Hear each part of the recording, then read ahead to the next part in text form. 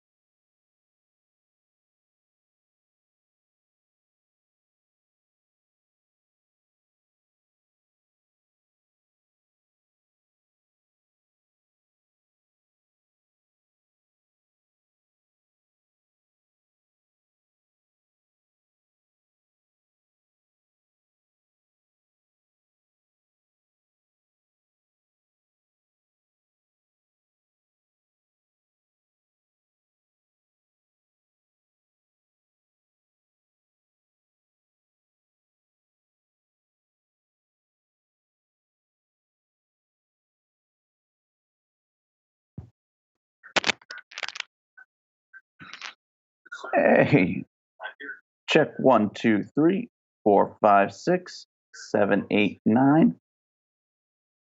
Liz, how do I look? Check 1, 2, 3, 4, 5, 6. Thank you. Check, check, check.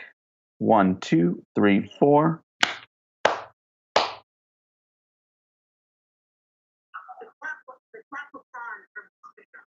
Perfect.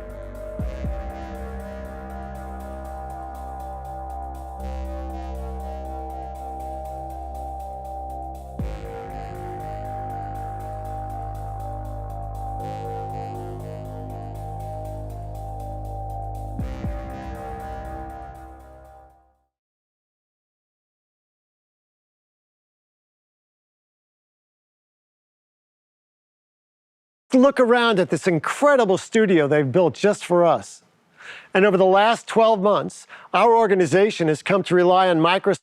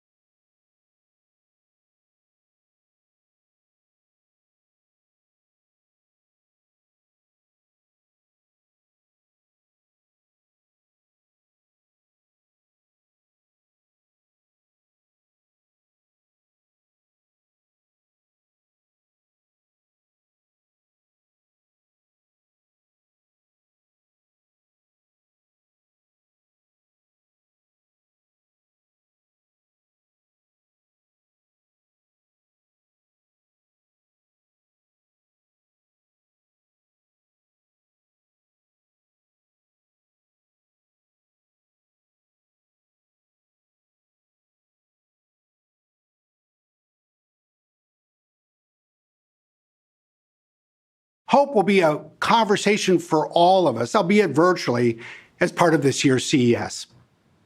For so many years, CES has really played a remarkable role in bringing us all together and showing the world where technology is going, showing people literally the future. Well, this year, I'd like to use my time to have a conversation about where technology is going, but also talk about what it means for all of us in the industry, what it means when we think about the promise of technology and the perils as well, and perhaps most importantly, the responsibilities that it will mean we all need to work together to address. It's amazing to me when I look back at the history of CES. The very first one was in 1967. It was in New York. There were only 14 exhibitors. But last year in Las Vegas, there were more than 4,000 exhibitors. And more remarkably still, there were more than 170,000 people who attended.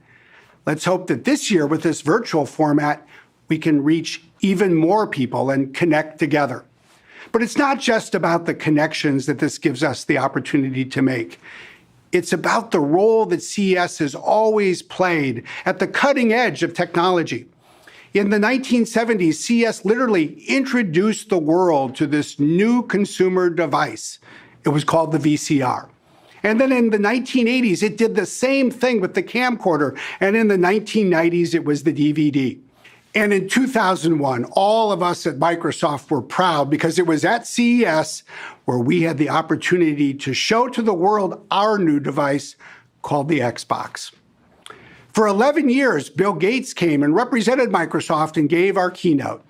And it's interesting when I look back about what Bill spoke about when he was here. In so many ways, it was about technology getting not just more powerful, but smaller as well. Think about the phone that we carry in our pocket today, a phone that couldn't possibly have fit in somebody's pocket when it was first invented. But sometimes technology gets bigger as well. Think about the screens for our TVs on our walls, on our homes today, and think about how much bigger they are than when CES was born. And that, in a way, is what Bill talked about in 2008. Because in his last keynote, he talked about the cloud. The cloud is so big that I couldn't possibly show it to you on a stage, but what I can do is take you to the cloud itself. Because 2 years after Bill's last keynote, we started construction and have built ever since on literally the infrastructure that supports every aspect of consumer electronics and technology. Let me share with you a glimpse inside some of our data centers, in this case, in Quincy, Washington, in the United States.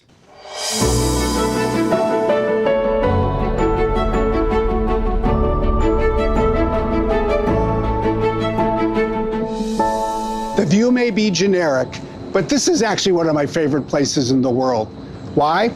Well, I think it represents the most important infrastructure of the 21st century. This is a part of Microsoft's Columbia data center campuses. These house the computers that fuel our lives. There are more than 20 buildings, each large enough to house 2 commercial aircraft. They fill 2 million square feet. They're spread out over 300 acres. But what's really interesting is what's inside. It's something that almost no one ever gets to go see. But come with me. It's COVID times. I need to wear my mask, but I'll show you around.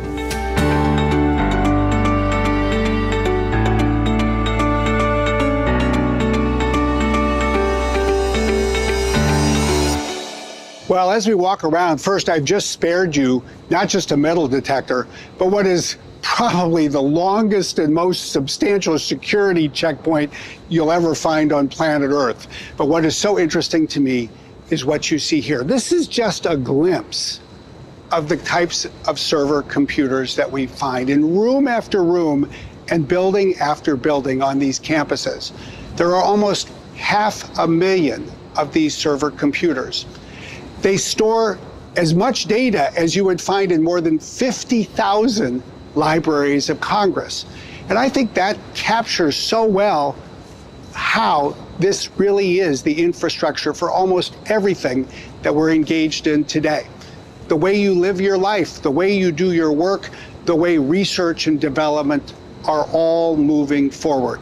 It all relies on this enormous amount of data and this enormous amount of computing power. So you just see here so much innovation all connecting together. But actually, that's not the end of the story. Come back outside and I'll show you one more really interesting piece.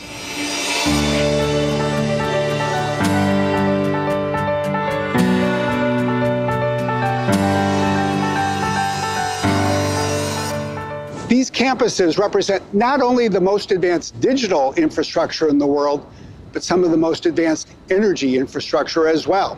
Why? Well, first, if we ever lose power from the electrical grid, we need to keep the computers running. There are more than 19,000 battery cells, each like the battery under the hood of your car, that will do just that. And at the same time that that happens, these big electrical generators will start operating as well. In fact, there's more than 140 of these generators on these campuses. Each of these will power the equivalent of 3,000 homes. The good news is with the latest advances in emissions technology, they actually give out less emission than a typical lawnmower you might use in your backyard. each today runs on diesel fuel. In fact, there are tens of thousands of gallons of diesel fuel stored here, but not 10 years from now. We've said that by the end of this decade, each one of these needs to go. They'll be replaced by either new generators that run on hydrogen power or new advanced fuel cells. And in that, you see this extraordinary intersection between digital technology, energy technology, environmental science, and the need for innovation. This, in so many ways, is the physical embodiment of our mission to empower every person and every organization on the planet to achieve more.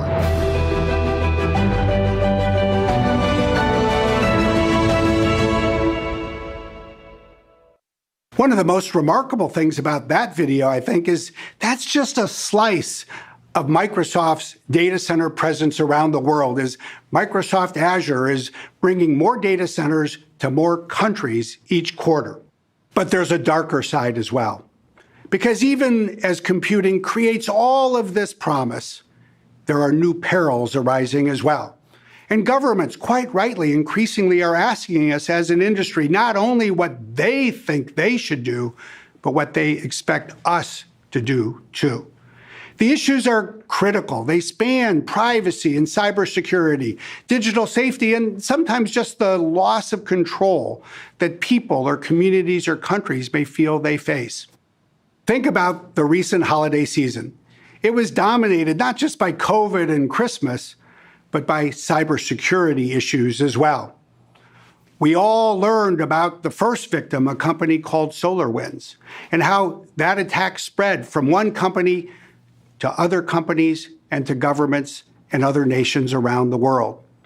And here, too, I think there are some important insights that we can draw from the history of our industry and the issues that have emerged. Because as our industry was maturing initially in the 1980s, cybersecurity first burst onto the scene as well. Interestingly, it was first an issue that people thought about as something likely to involve a teenager in a bedroom, and for good reason. Literally, that was the first image that people saw. Because in the 1980s, the world was asking a question. It was a question that it learned about from the movies. The question was, shall we play a game? But as people were drawn in by this question, it opened their eyes to the breadth of what the future would bring. And among the people who saw the movie and asked that question was the President of the United States. It was on a Friday afternoon in 1983 that President Ronald Reagan helicoptered to Camp David. On his mind, in his briefing book, was a set of issues around international relations and a particular nation state. But little did he expect, as he sat down to watch an evening movie, that the issues would become even bigger than he thought. Take a look.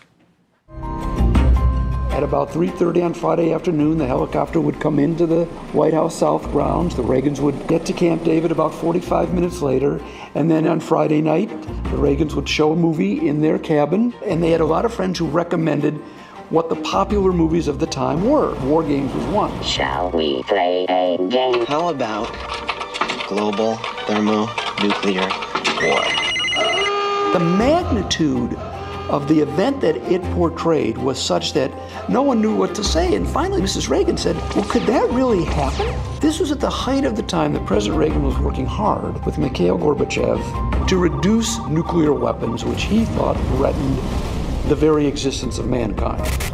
The following Wednesday, there was a big meeting to discuss a new nuclear missile and some arms talks with the Russians. And in the middle, Ronald Reagan puts down his index cards and he says, has anyone seen this movie, War Games? And then he turns to General John Vesey, the chairman of the Joint Chiefs, and says, General, could something like this really happen? Could, just anybody hack into our most secure computer? And he says, Mr. President, the problem is much worse than you think.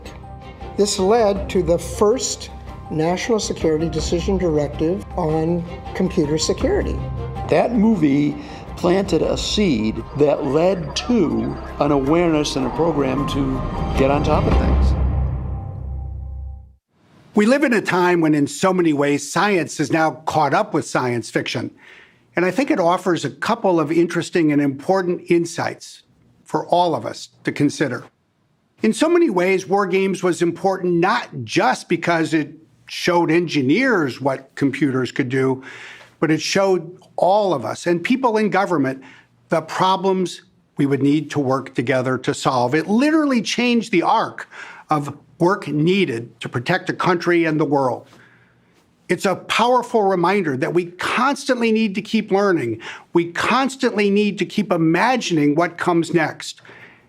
And in this instance, in the year 2021, it's not a movie that we're learning from, it's real life. And the real life of the past month and the attacks that we've had to address, I think, are of critical importance. In some ways, I think it really speaks to us in two very critical ways. First, what are the rules of the road that are going to guide us all as a planet? And second, what does it mean for us as an industry in terms of what we need to do? The issues around the rules of the road, in my view, couldn't be more important. Because let's consider what we've seen with the SolarWinds-based attack. Governments have spied on each other for centuries. It would be naive to think or even ask them to stop. But we've long lived in a world where there were norms and rules that created expectations about what was appropriate and what was not. And what happened with SolarWinds was not. Why? Because this wasn't a case of one nation simply trying to spy on or hack its way into a computer network of another. It was a mass, indiscriminate global assault on the technology supply chain that all of us are responsible for protecting. It represented a vector of attack that first distributed roughly 18,000 packages of malware on organizational networks literally around the world. It is a danger that the world cannot afford. We saw this in Ukraine over the last 4 years. We saw how it was exploited in the NotPetya attack. We witnessed how it disabled more than 10% of a nation's computers in a single day.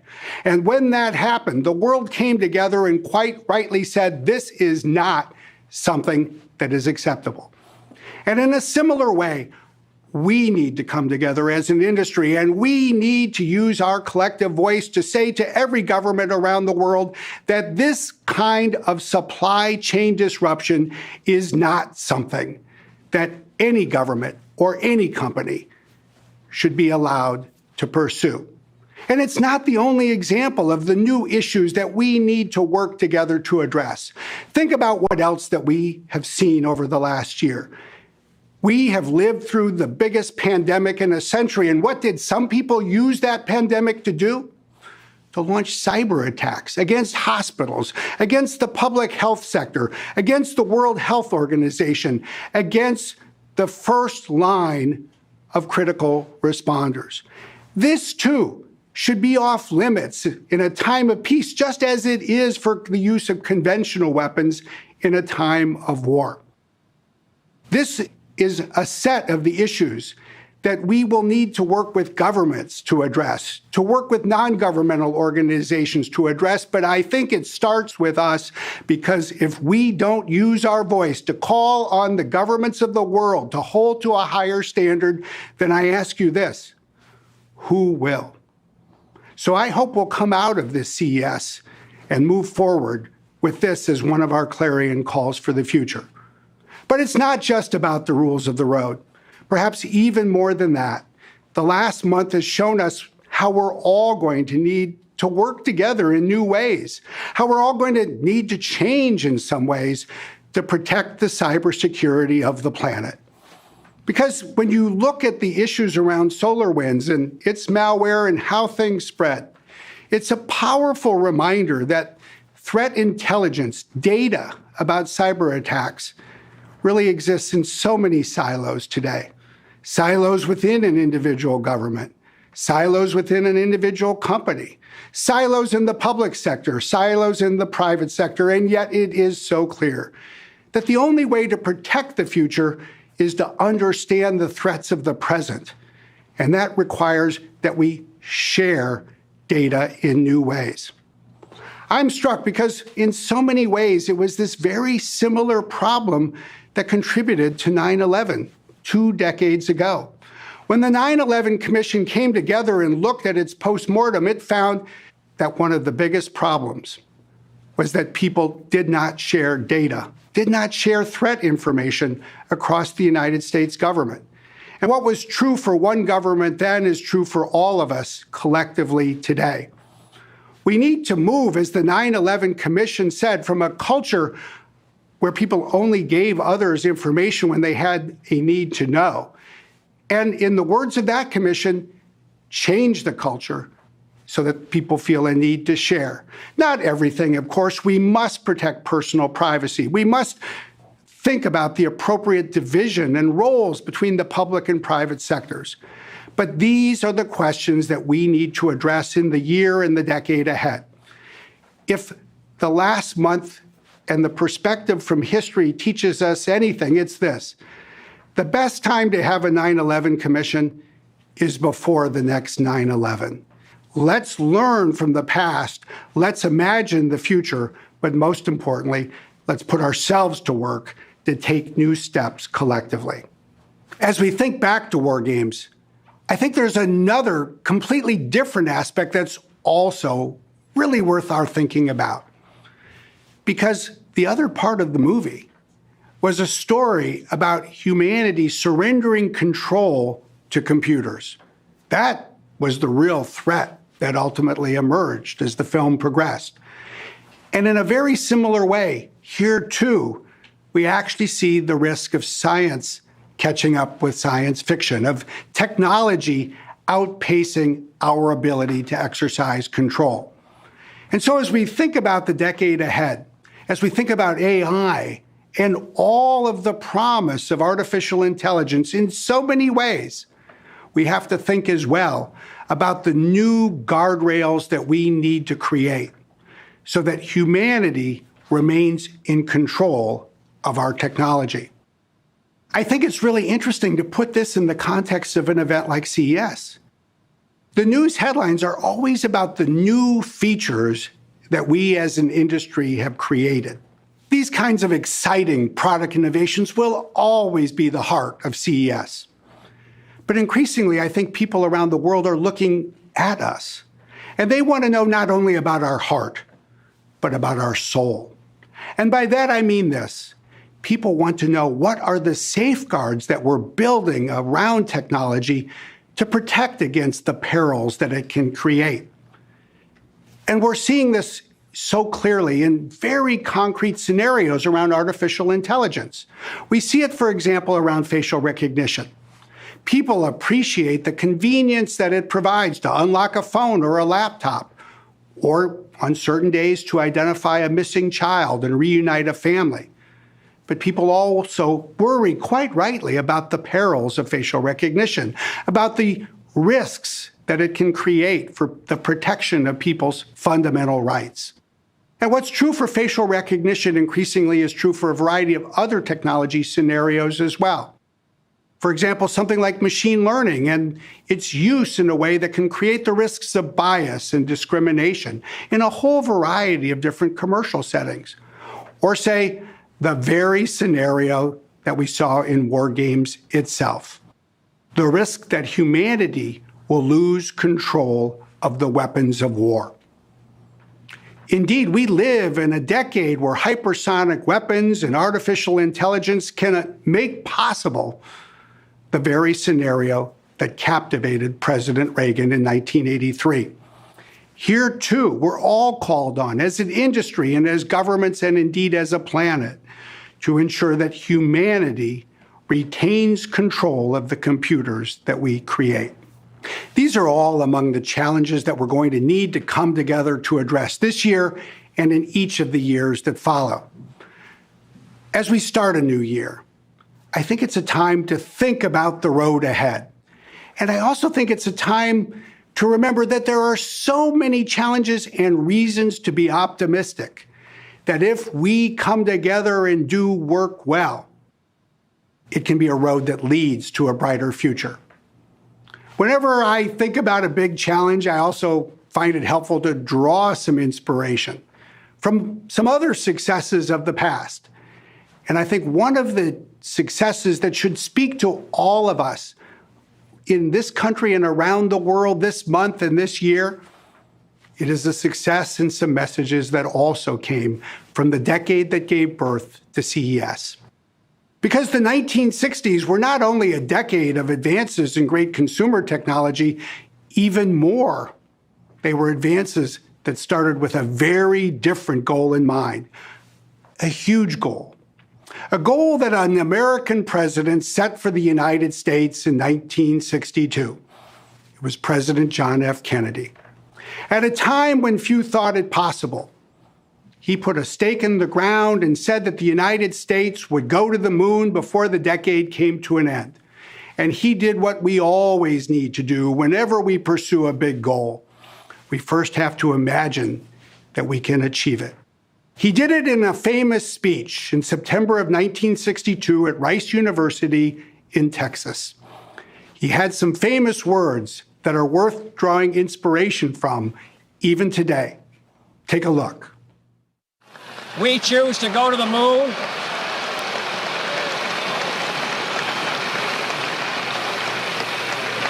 We choose to go to the moon in this decade and do the other things, not because they are easy, but because they are hard. Because that goal will serve to organize and measure the best of our energies and skills. Because that challenge is one that we're willing to accept, one we are unwilling to postpone, and one we intend to win. It's remarkable in hindsight to look back at that speech and just appreciate the sheer scale of ambition that was set by the president and pursued by a nation in a way that served the world. But I think that the lessons that come out of that speech and that journey are greater than just the importance of that ambition. There are two other things that in some ways are even more important as we meet virtually in 2021. The first is this. When humanity finally first orbited the moon in December of 1968, it was a terrible time. It had been a difficult year. It had been a year in the United States that had witnessed not just violence in the street, but the assassination of two of the country's great leaders, Martin Luther King and Robert F. Kennedy. It was a time when the days on planet Earth were dominated by all of the divisions between us. But what did people learn when they got to the moon? What was really important was not the rocks that they would ultimately pick up when a lunar lander landed a year later. It was the ability to look back at Earth itself, to see the planet that the astronauts had come from. And more than anything, to realize this, that despite all of the differences that people discussed every day, there was also a common bond for everyone on planet Earth. That, I think, is a powerful lesson for all of us as we create technology to serve the world in January of 2021. But there was one other aspect that I think in some ways was more prescient still. Because if you go back to John F. Kennedy's speech at Rice University in 1962, there is one slice of it that he could have been providing not just to the people of his time, but to the people of ours. And not just to the world, but to all of us in our industry in particular. We set sail on this new sea because there is new knowledge to be gained and new rights to be won. And they must be won and used for the progress of all people. For space science, like nuclear science and all technology, has no conscience of its own. Whether it will become a force for good or ill depends on man. Almost 5 decades later, there are those 4 words that echo down the ages. Technology has no conscience. It was true then, it is true today, it has been true in every era of technology. Technology has no conscience, but people do. And we do. And as an industry, we must exercise our conscience. For all of us as individuals, in companies and as an industry, every day when we go to work, we will decide whether technology is used for good or for ill. That is our opportunity, that is our challenge, but more than that, that is our responsibility to ensure that the technology that we create serves the world. Thank you.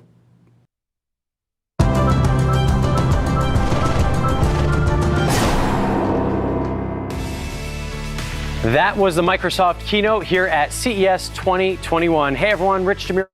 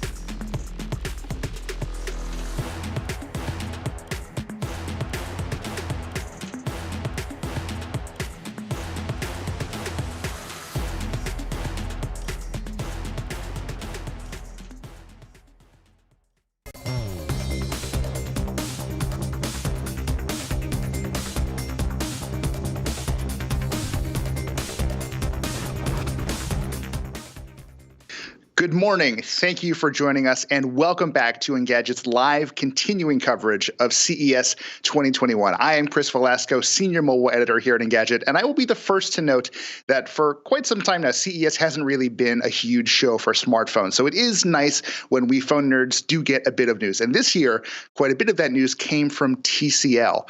Now, if you're familiar with the TCL brand at all, it's probably because of the strength of its TVs. I hear they're actually quite nice, but the company's smartphone chops simply cannot be denied. For years, they made devices under the Alcatel brand, which many of you are aware of. More recently, they were one of the major stewards of the BlackBerry brand, making devices like the BlackBerry Key 1 and Key 2. And after all of that, TCL decided, well, hey, isn't it time we just start making our own smartphones under our own name? Joining me to talk about the process of stepping out of the shadows and charting a path forward in mobile is Stefan Straight, the General Manager of Global Marketing at TCL Communications. Stefan, thanks for being here. It's early for me, but very late for you. We appreciate your time. Thank you, Chris, for having me. It's always a hallmark of CES when you and I get to catch up. And I feel like I tend to ask you many of the same things just because I like to check in and get a sense of where TCL is. So I think it would be nice to just sort of let that process play out in public a little bit. Before we get into the news of 2021, I want to take a few moments to just quickly look back at the year that was for TCL. Give us a sense of how TCL's first smartphone launches in 2020 went. So, yeah, we feel we have our first anniversary, our first birthday, because we launched our first TCL 10 series just 1 year ago at TCL at the CES 2020. And it was a very busy year. We in total have launched 7 smartphones during this year, but also we have added more product categories like tablets, like headphones, like wearable products. And we launched this, of course, across all the different regions across the world. It was, from that perspective, a very busy year, but also it was a very difficult year due to the pandemic, of course. Some of the launches we had to postpone, and we had to be very flexible to adjust, certain go-to-market strategies. But overall, we are very happy with what we could bring to the market, even in these difficult market environments. And the first year is always very special. But this is just the beginning for us. That's why we're also, very proud of that we can now go into the second year and have even more new products to bring to the market. That's right. It is the first anniversary. I remember being in a hotel briefing room or conference room with you talking about the TCL 10 series last year.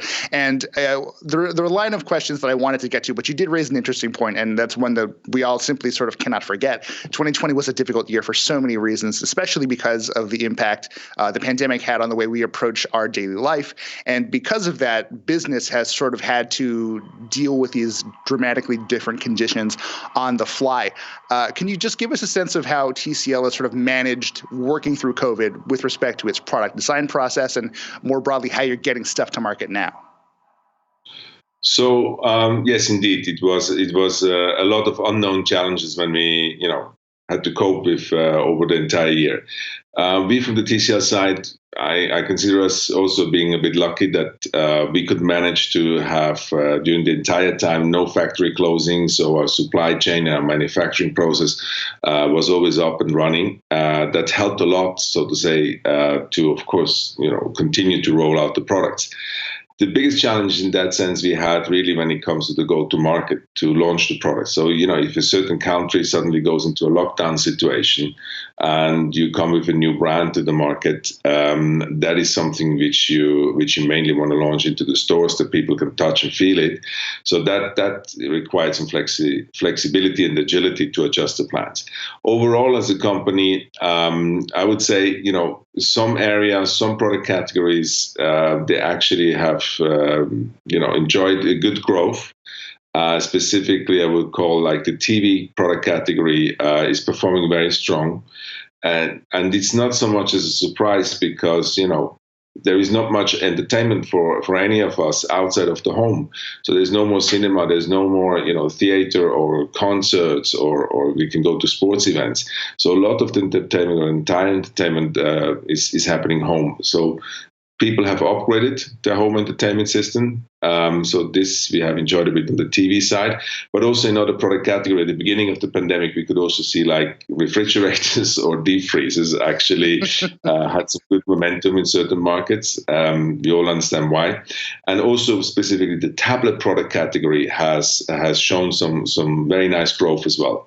Typically what you see is like our lives are happening right now in front of screens. So, this is something that people have upgraded their home when it comes to entertainment, but as well as, our offices are home, but also our school rooms for the kids, they're somehow home now. And they also need to have tools to attend to schools going forward. Yeah, it's not surprising to hear sort of further investments in what seem like very homebound categories. Appliances, televisions, of course, we're spending all of our time at home, and in many cases, our televisions are our primary window to the world, as it were. So it's, again, no surprise to see people sort of investing more heavily in that. I'm sure I can't get you to talk about hard numbers, but I think a sort of a broad overview would suffice. Just in terms of sales, as far as TCL's first wave of smartphones go, is the company satisfied? Could it be doing better? What's the general temperature inside TCL there? We are satisfied overall.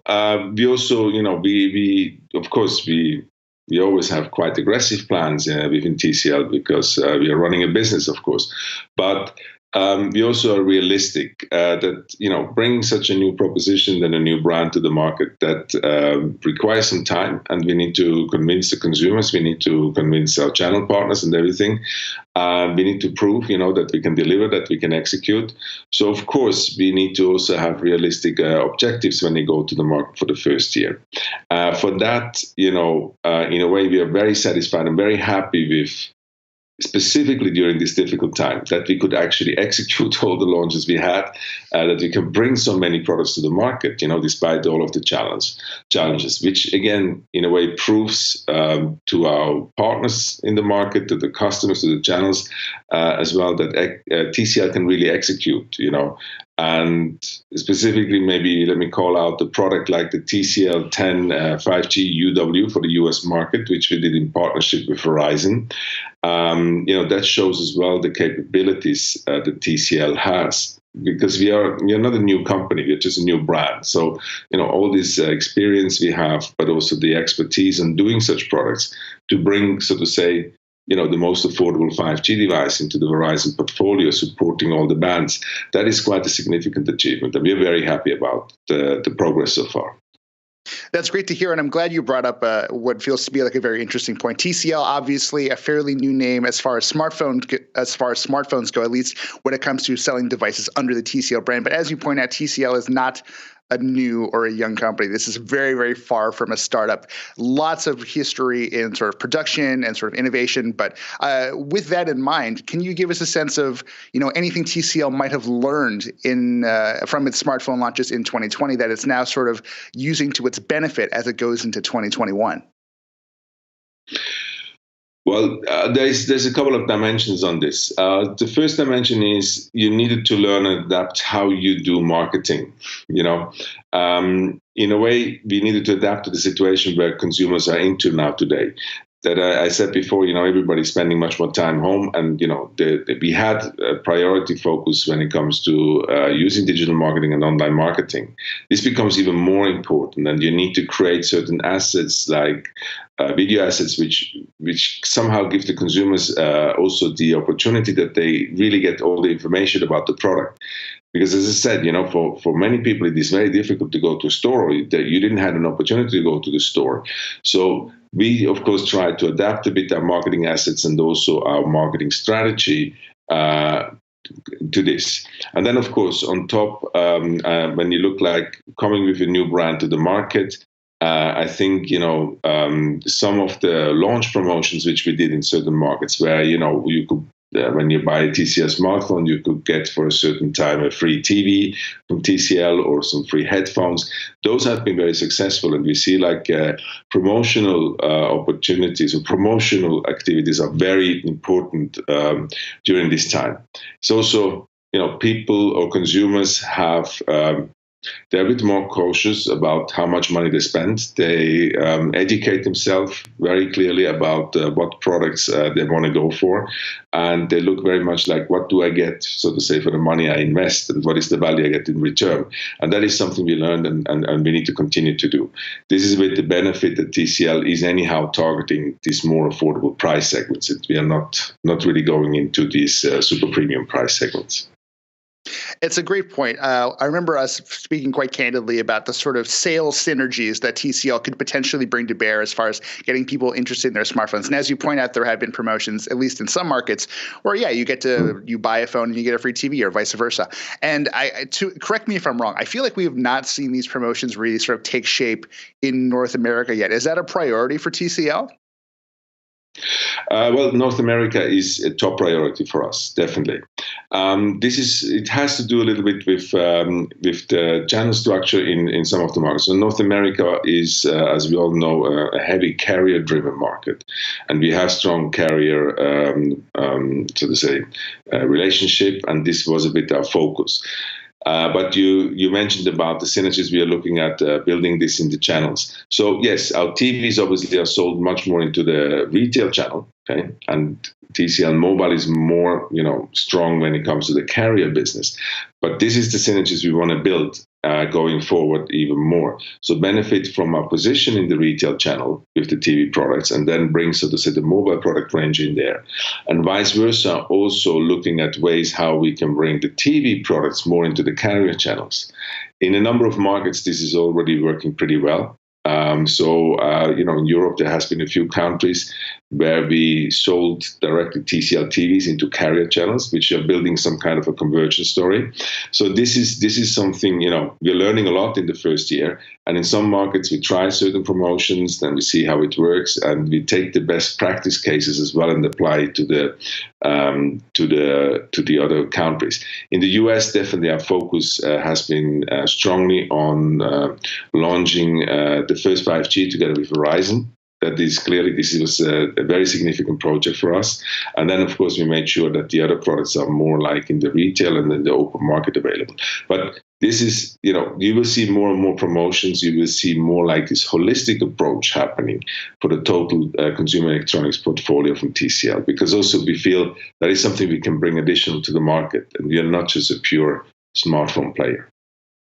That's absolutely true. And just a couple quick things I want to note here. We spent a lot of time sort of building up the background and sort of what TCL brings into 2021. But before we dig into the company's 2021 announcements here at CES 2021, I feel like we've mentioned Verizon a few times. I should point out here that Verizon is Engadget's parent company. They enjoy no editorial control. They have no control over what we say on stream or publish. And that's not why we're having the conversation with TCL. It just sort of happened that way. But yeah, no control over us. And we're going to continue doing what it is that we do here at Engadget. So, Stefan, with that said, moving on into TCL's 2021 announcements, we have, among other things, we're looking at the new TCL 20 SE, the TCL 20 5G. Can you tell us a bit about these devices and sort of how do they fit into the overall strategy for TCL this year? Yeah, so, last year we started with the TCL 10 series, which has been 3 products, so to say, at CES. This year we're going to introduce the TCL 20 series, which is a family of 5 products, which are all coming to the market in the first couple of months this year. But specifically, the first 2 products which are already coming to the market or are on the market today are coming this month in the market is the TCL 20 5G and the TCL 20 SE. The TCL 20 5G is our most affordable 5G device coming to the market now. This brings, so to say, the price, to the next level that even more users can enjoy 5G. So this has started to sell already in Europe. For below €300, it's €299, and we continue to roll it out in a number of markets. And it's very important for us that we can bring 5G to even more consumers across the world. And the second product is our most affordable TCL smartphone so far, which is the TCL 20 SE. And this is kind of a little bit of an entertainment beast, very large screen, dual speakers, and the 5,000 milliamp battery, which really lets you watch videos for 17 hours non-stop if you like. And this product is positioned at a price below €150, and it's coming as well to the market in January. So, the other 3 devices we're going to launch soon, and we're going to disclose more information very soon in a few weeks, and they're still coming at early this year to the market. So we feel like we have a very strong lineup in total, and we're gonna want to really get going from the beginning of the year with new products, with upgraded products, and bring new innovation to the market. We're certainly looking forward to testing both of these new TCL smartphones. I'm actually particularly interested in the TCL 20 SE just because, as you point out, it's a not expensive device, right? This is, I believe you said €179, somewhere in that neighborhood. But you are looking at an enormous screen and what looks to be a pretty sort of impressive list of entertainment specs. Among other things, I believe it has a high-res audio certification, pretty good cameras around back. I'm very interested to see how this stacks up against the many, many devices, especially, there's not a lot of really standout devices in that price range. So maybe this is it. We'll have to see. There's something I do want to clarify, though. So as you and I have been talking about TCL smartphone plans, you've mentioned, I believe a few times now, that the TCL 20 series will be comprised of 5 devices. That's all kind of launching within the first couple months of 2021. But last year you launched 7 smartphones, all towards roughly mid-year and onwards, at least in large part. What happens after the first few months? Is the 20 series just those 5 phones? And if so, where does TCL's trajectory sort of go from there? Well, this is just the beginning, of course. There will be more things to come. We have also said that you can expect the first TCL product this year coming with a foldable, flexible display. We can talk about this a bit later. But there's a number of more products, of course, coming as well towards mid of the year. And then we have some more surprises in the second half this year. We just, for us, it is very important that we are not just showing like, okay, now 2 phones, and then we come back in a few weeks and say like, oh, here's another phone, and then there's another phone.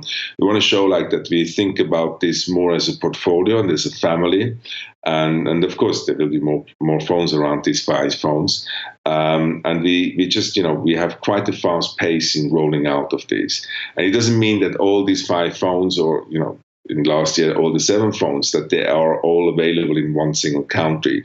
There are some regional variants, and we are looking at addressing certain market segments specifically, but we want to be very flexible. TCL is strong in delivering products, and therefore we want to use this opportunity as well to address certain market segments and also have some regional variants to really capture some market share very fast. So just to put a finer point on it, I mean, just looking at TCL's early momentum going into 2021 versus its entire launch portfolio in 2020, it seems safe to assume that you're going to outpace the number of smartphone launches compared to last year by a significant amount. Are we looking at a really big year in terms of volume from TCL? Well, yes, for us, after the first year, of course, we want to have more volume in the second year. That is also clear. But still, remember that we're going to be very realistic what is possible, and this is something we have still the opportunity. Our Alcatel business is still running and is very, very important for us.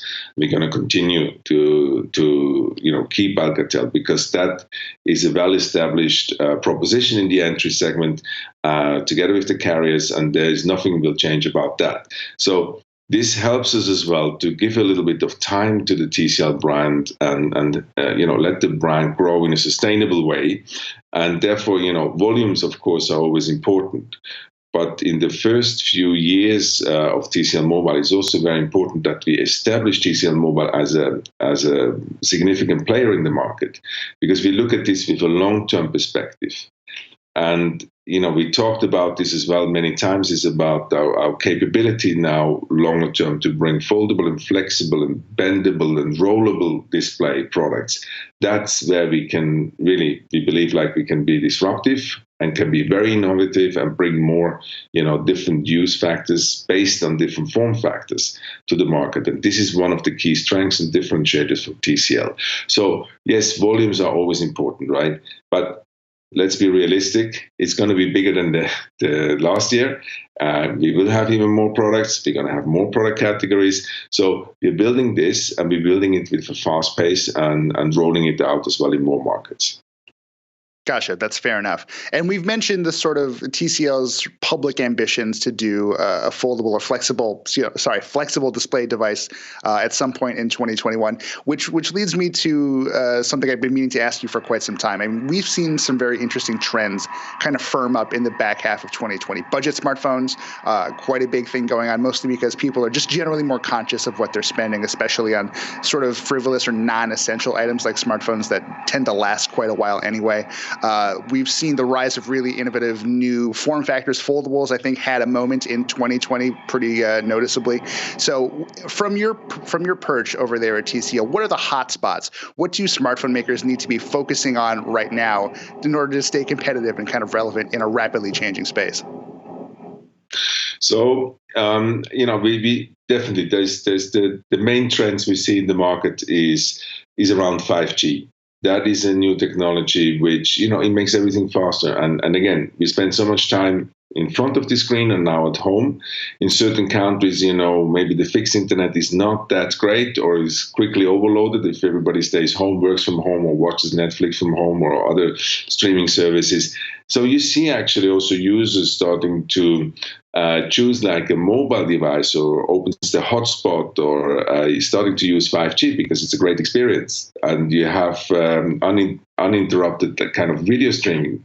So this is, that's why 5G also to bring this next year or this year into the mass market to more consumers. I think you will see a lot of push when it comes from the carrier side, but also you will see from many players in the market that everybody will bring, so to say, their more affordable 5G devices into the market. So 5G definitely one of the key trends.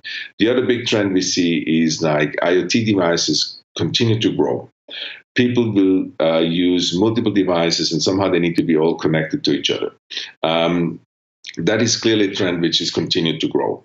And then really for us is about, bringing innovation to the market when it comes about the foldable, flexible, bendable, rollable category.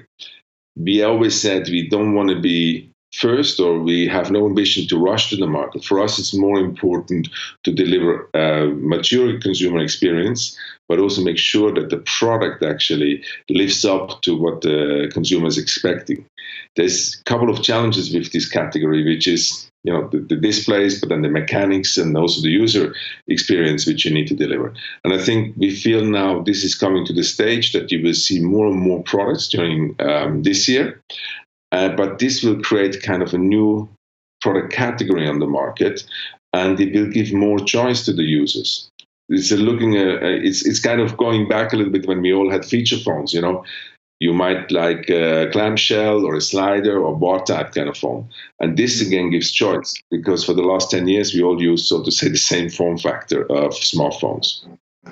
I'm glad you said that. This really, it feels very much like we're in the early days of Android, right? Where you had sort of QWERTY sliders, you had weird sort of swiveling devices.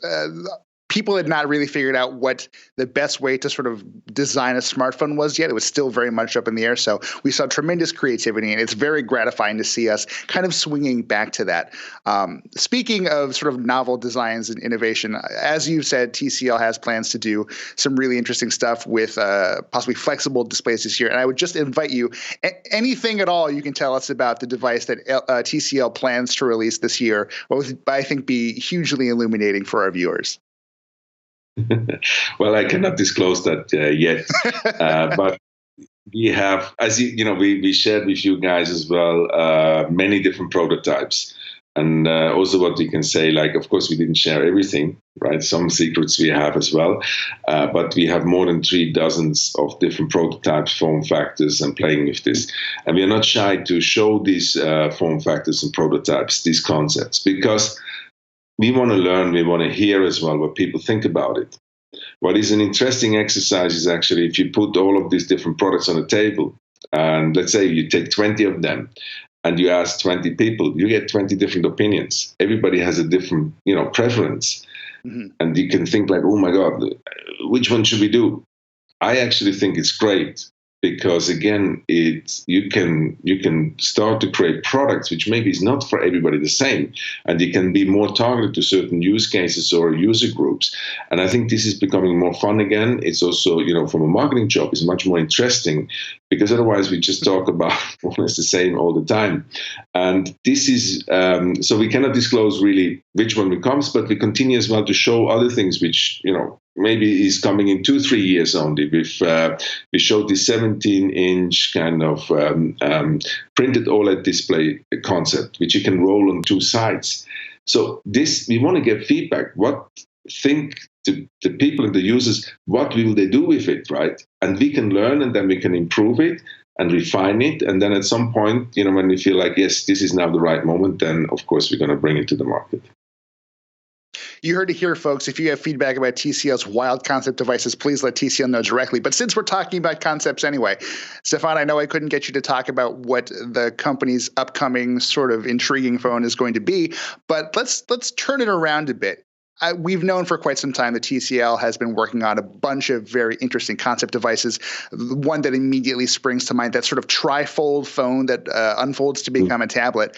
And clearly, TCL has been at this for years. So looking back at sort of what TCL has done so far, are there any concepts, are there any sort of potential designs for these devices that TCL has done and said, no, this actually won't work the way that we want it to?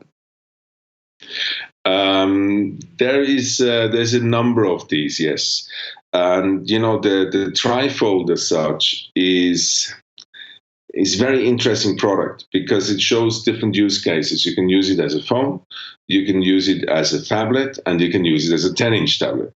But at the end of the day, you need to accept it's like 3 phones thick. Okay, but for us, that concept was very much about understanding how what happens if you combine what we call a butterfly hinge, which is folding inside, and what is happening with a dragon hinge, which is folding outside.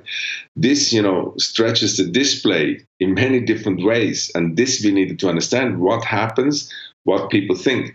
So a lot of people they loved it. But, at the end of the day, if you have like a product which is 3 phones thick and also heavy, then also people get a little bit like, oh, are you sure you want to do this? This is, for example, a product which probably you will not see in a first wave. But something I cannot disclose, we learned a lot from this product, and we actually found some really, really clever solutions for something which might be very similar. So that is maybe something then you will see as a new concept, which is combining other things, but these kind of 3 use cases, bring them together into one product. So this is things, we learn a lot by showing these products and put it in people's hands. That tells us how they think they should use it, and if it's too heavy, too big, or too small, or what they love to do with the products. That gives us a lot of good feedback, and then we can just do a better product when we come to the market with it. That's great insight. Stefan, I'm not going to needle you for more information about this device. You just clearly will not tell me about, and that's fine. We've got about 2 minutes left. I want to pivot to one last question that touches on something you brought up earlier, and that is the importance of 5G to TCL's product strategy. Give us a sense of how popular the 5G phones in your portfolio were compared to the rest of your lineup and how you see that mix changing over time. The 5G technology is becoming more and more popular. Okay, we're still early with 5G. We need to be clear. Okay, but we did also some crazy things where we put 5G into an 8K TV here in China. And people thought, like, well, why do you do that? But of course, in China, it's like this, that most of the people, they don't have any fixed internet or Wi-Fi at home. Their life is completely on mobile internet. And there it makes perfectly sense to do something like this. So yes, we see now more and more, specifically in the Christmas business, we saw that the 5G devices have enjoyed a good growth and a good momentum. That's, now we're just introducing very early in the year the next 5G device on a lower price level. So we are convinced you will see 5G growing very fast during this year to come. Well, Stefan, thank you for the update. We really appreciate your time, especially as, again, we know it's quite late over there. Thank you for putting TCL's launches in perspective. And we're looking forward to testing these new devices. That's it for our conversation with TCL about its path forward in the mobile marketplace. Coming up next on the Engadget CES 2021 live stream, we have Carissa Bell, who is engaging LinkedIn in a conversation about the future of work. It's going to be really interesting. And if you have time later today, be sure to check out our official Best of CES Awards ceremony. That's going to be at 4:30 p.m. Eastern, 1:30 p.m. Pacific.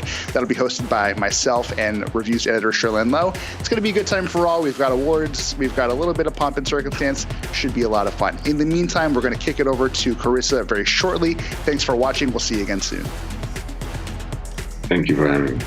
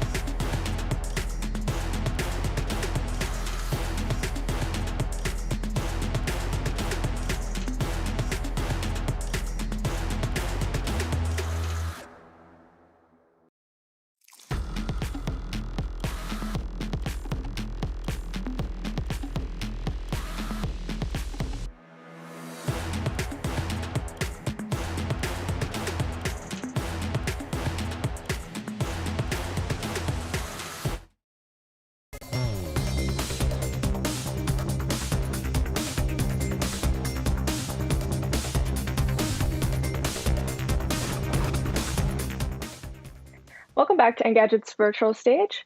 I'm Senior Editor Chrisabel, and today we're going to talk about something that's maybe a little bit different than the conversation we just saw. We're going to be talking about the future of work and how our experiences in 2020 are going to change the way that we work in the future. And to talk more about that with me, we have Sabri Chosen, VP of Engineering at LinkedIn. Good morning, Sabri. Good morning. How are you? Good, doing well. I'm really excited that we're going to be talking about this today because, this is something that's affected so many of us over the last year. Having to adapt to remote work and completely changing our routines in a lot of cases. And I know this transition is something that you've been closely involved with at LinkedIn. Maybe can you just quickly walk us through what your role has been in enabling this and kind of, how this has gone for you over the last year? Sure. My role at LinkedIn is fairly simple. I own a lot of the engineering that drives LinkedIn internally. Our marketing, sales, support platforms all report under me, in addition to our employee experience. And so when the pandemic hit and we started to move people into work from home, it was my team's responsibility to make sure we were keeping LinkedIn productive and that people were able to do their jobs.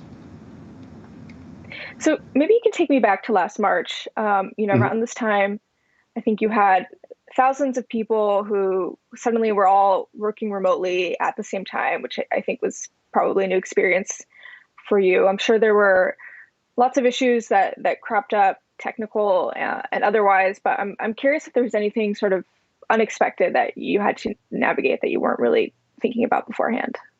Yeah, absolutely. When we moved into work from home, there were sort of the technical issues that we had to deal with at first. A lot of the systems that we had built assumed that people were in the office, and tactically we had to make sure that those systems could sustain all these employees being at home and working remotely and trying to access company resources remotely from all over the globe. And the reality was we had never anticipated a scenario where everybody would be working from home, and the systems had never been built for that. So we weren't even sure whether we could accommodate that. That was sort of one level of thought, right? Initially, is just like, wow, can the systems accommodate this? And then there was a second level of thought, which is like, okay, if we can make that happen, if we at least know that on the technical side of things, we can keep people productive because they can access company resources, how will this actually work? Like, what will it be like? How will people cooperate? How will they be able to collaborate on work and get stuff done? We weren't quite sure how that would work. So we sort of had the tactical stuff we had to think about in terms of our technology and the systems that we had in place. And then we had the deeper thought that we need to keep people productive. We need people to be able to collaborate across the globe, across time zones. They're not going to be able to congregate in office locations and be in conference rooms and work in the way that they were used to working. Like, what's that going to look like? And were we ready for that? And so it was in many ways very scary, but we moved pretty fast and were able to make it happen. So I'm curious to hear kind of what, is there anything, I think we've all kind of had this experience of, using, more video conferencing software than we ever thought we would, and different ways that we've all kind of had to adapt in our own lives. But is there anything that's kind of proved to be really, really essential for your workers, or, anything that's kind of stuck out as being particularly helpful while you've navigated this? Yeah, absolutely. Video was always a big way for us to work. Like, culturally, LinkedIn is a big video user, and that part of it wasn't very different for us. But what we saw in the first couple months of working from home is that our usage jumped. I mean, we were up 20-30% over our usual, video minutes. So people were working a lot more. The other thing that we saw that was a bit weird is that people really didn't know how to adapt to the fact that they weren't in offices anymore. So one of the other things we saw is that we saw more meetings off hours. And it was this funny thing where it took some time for people to adjust to the fact that they had to respect their colleagues' time. And I think a big part of that was that there was no longer a blurring between your life at home and your life in the office, right? So typically people have a commute, and there is a set time at which they leave the office and a set time at which they leave their home, and there's this clear separation. And when we went into work from home, that disappeared. And so as useful as video was, there was also, cultural things people had to do to be able to accommodate to this new way of working. That was one big thing. And on top of VPN and things of that nature that I think are pretty ubiquitous and that people use all over the place, we just had to make sure that we were capturing the signals to know that people could still do their work, and that the experience that they were having was a good one, and that it was frictionless, and that things were not out of reach for them, and that it wasn't too painful to be able to get to certain things, specifically company resources. And so for the most part, video was big. I think the other thing that was very big was the ability to just give people an opportunity to schedule time with one another. One of the things I noticed was that the way we work changed dramatically, right? So typically, people are in one location together, they're side by side, they're able to have conversations throughout the day. And now in this new way of working, every interaction became scheduled. And so on top of just having these tools, there were big cultural shifts that we had to go through, and sort of educating people about how to work in this new world. I think that's a good point, and I think what you just brought up about initially people having to readjust to these new norms and respecting each other's time is something that probably a lot of us have had to deal with. Or maybe in the beginning of kind of moving to this, you think, well, why shouldn't I respond to that email even if it's late? Everybody knows I'm just at home and not really doing anything else, or so I'm curious, kind of, is there anything else that you observed in terms of people's productivity, or kind of how these cultural shifts that you described, kind of affected the way that people were working? Yeah, it's funny you mentioned that, right? Because one of the things we started talking about, we went into work from home around March, and I remember in April we started talking about asynchronous communication, right? This idea that somebody could send you something, but you didn't have to respond right away, and that they were accustomed to the fact that you wouldn't have to answer right away. It's like this, all of a sudden, this novel concept that I think always existed in how humans work and just interact with one another. And so the biggest thing we saw was that in the first few months, productivity actually jumped. So, for a number of reasons. I think the one I mentioned earlier about this difficulty of, discerning between home life and work life, we actually saw in the first 3 months of us working from home, our productivity jumped. People were working longer hours across the board. Our engineering teams, our sales teams, our marketing teams, everybody was working longer. We saw, for example, that even volume of code and the amount of work we were doing from our engineering teams had jumped. And it was interesting because I think on one hand, people are adjusting to the fact that they were at home. They're having a difficult time blurring between when they stop work, when they continue work. But they also realized that now that they were at home, they could just almost work at any time. And trying to do this across the globe and accommodate for time zones was something that, even though we were good about doing this in the office, it wasn't very different from how we had worked before. For whatever reason, in the first 3 months, our productivity jumped. And then after that, what we saw is right after like the third month or so, once we were more into the summer, like I'd say July timeframe or so, and people just started like getting better with this idea that there's a pandemic, I'm going to be at home, I'm going to be working from home. Then we started to see across the board, whether it was in video minutes, whether it was in sales activity or engineering activity, that people had gone back to pre-pandemic levels of how they were working. And it was interesting. I think the big thing for us is that it wasn't so much tooling or the applications and products we were putting in their hands. It was really that people culturally adjusted to this new way of working. Yeah, I think that's really interesting. It's almost like, I wonder if it's, people kind of I heard from I was used to working from home, for example, before all this started, but I know a lot of my friends and family, maybe didn't have that opportunity before.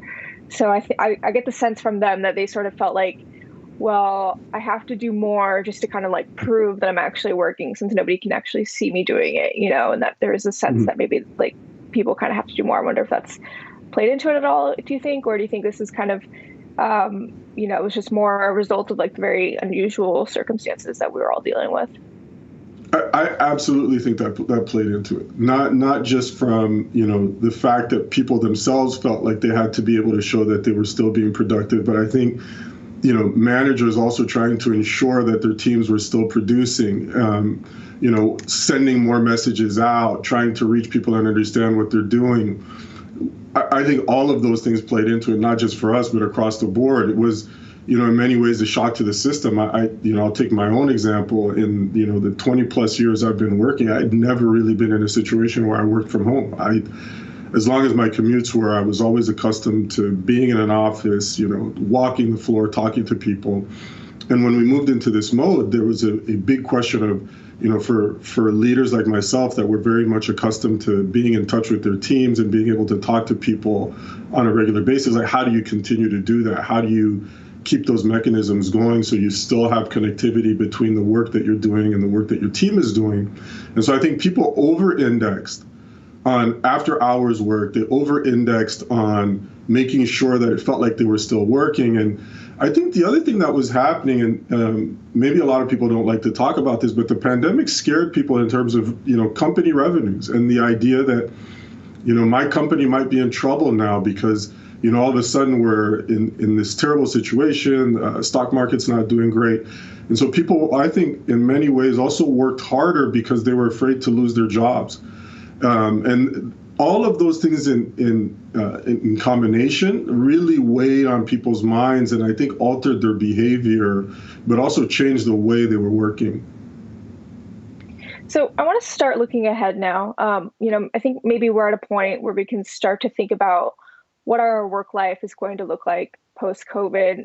Maybe we don't know exactly when that will be, but I think a lot of us are kind of starting to think about, a future where maybe we can go back to the office. I'm curious, what have been your big takeaways in terms of what this will look like, going forward once, we have a little bit more freedom in terms of our setups? How has your thinking about work changed over the last year? Sure. When we surveyed employees at LinkedIn to try to understand how they were thinking about us eventually being back in the office and sort of what they were feeling, I would describe to you sort of a bell curve in the responses, right? So on one extreme, we have a small population saying, please get me back in the office. My work from home situation is not great, maybe because of distance learning with children, or maybe they live alone. This population desperately wants to be back in the office. And then on the other side of that, I think there's another small portion of the population that's saying to you, I love this. I don't have a commute anymore. I can connect with my family. And I've never been as productive as I am right now. I desperately want to work from home. And in fact, I'm never coming back to the office. And then the vast majority of our employees are now saying, listen, I want flexibility. I want to be able to decide when I'll be in the office. I've proven that I can be productive from home. I've proven that I can collaborate with my peers when I'm remote. And so I want the flexibility and I want the freedom to be able to decide when I'll be in the office. And so when I think about the future, I actually think that we have to think about providing flexibility and providing solutions that allow people to be productive from wherever they are. This idea that location independence is key. The experience that I have at home, the experience that I have in a cafe, or the experience I have in an office is a similar experience no matter where I am. That accessing my work and my ability to be productive is not hampered by my physical location, and that everything has been set up for me to be productive and for access to company resources to be frictionless for me wherever I am. This, I think, is going to be a big shift.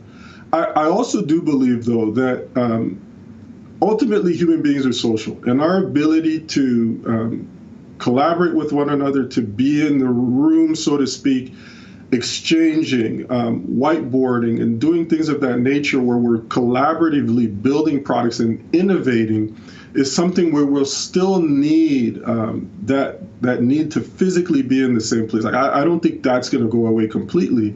And so I think what we have to figure out is how to live in this world where we're moderating between the ability to keep people productive from home and wherever they may be, but also giving them an opportunity to be in the same location and collaborating and actually getting work done.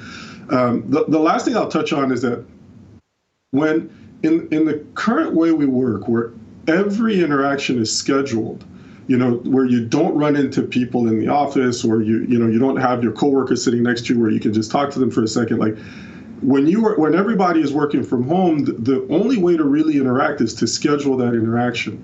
Those scheduled interactions are very fatiguing. They're not sort of natural, so to speak. They're not how we're accustomed to working.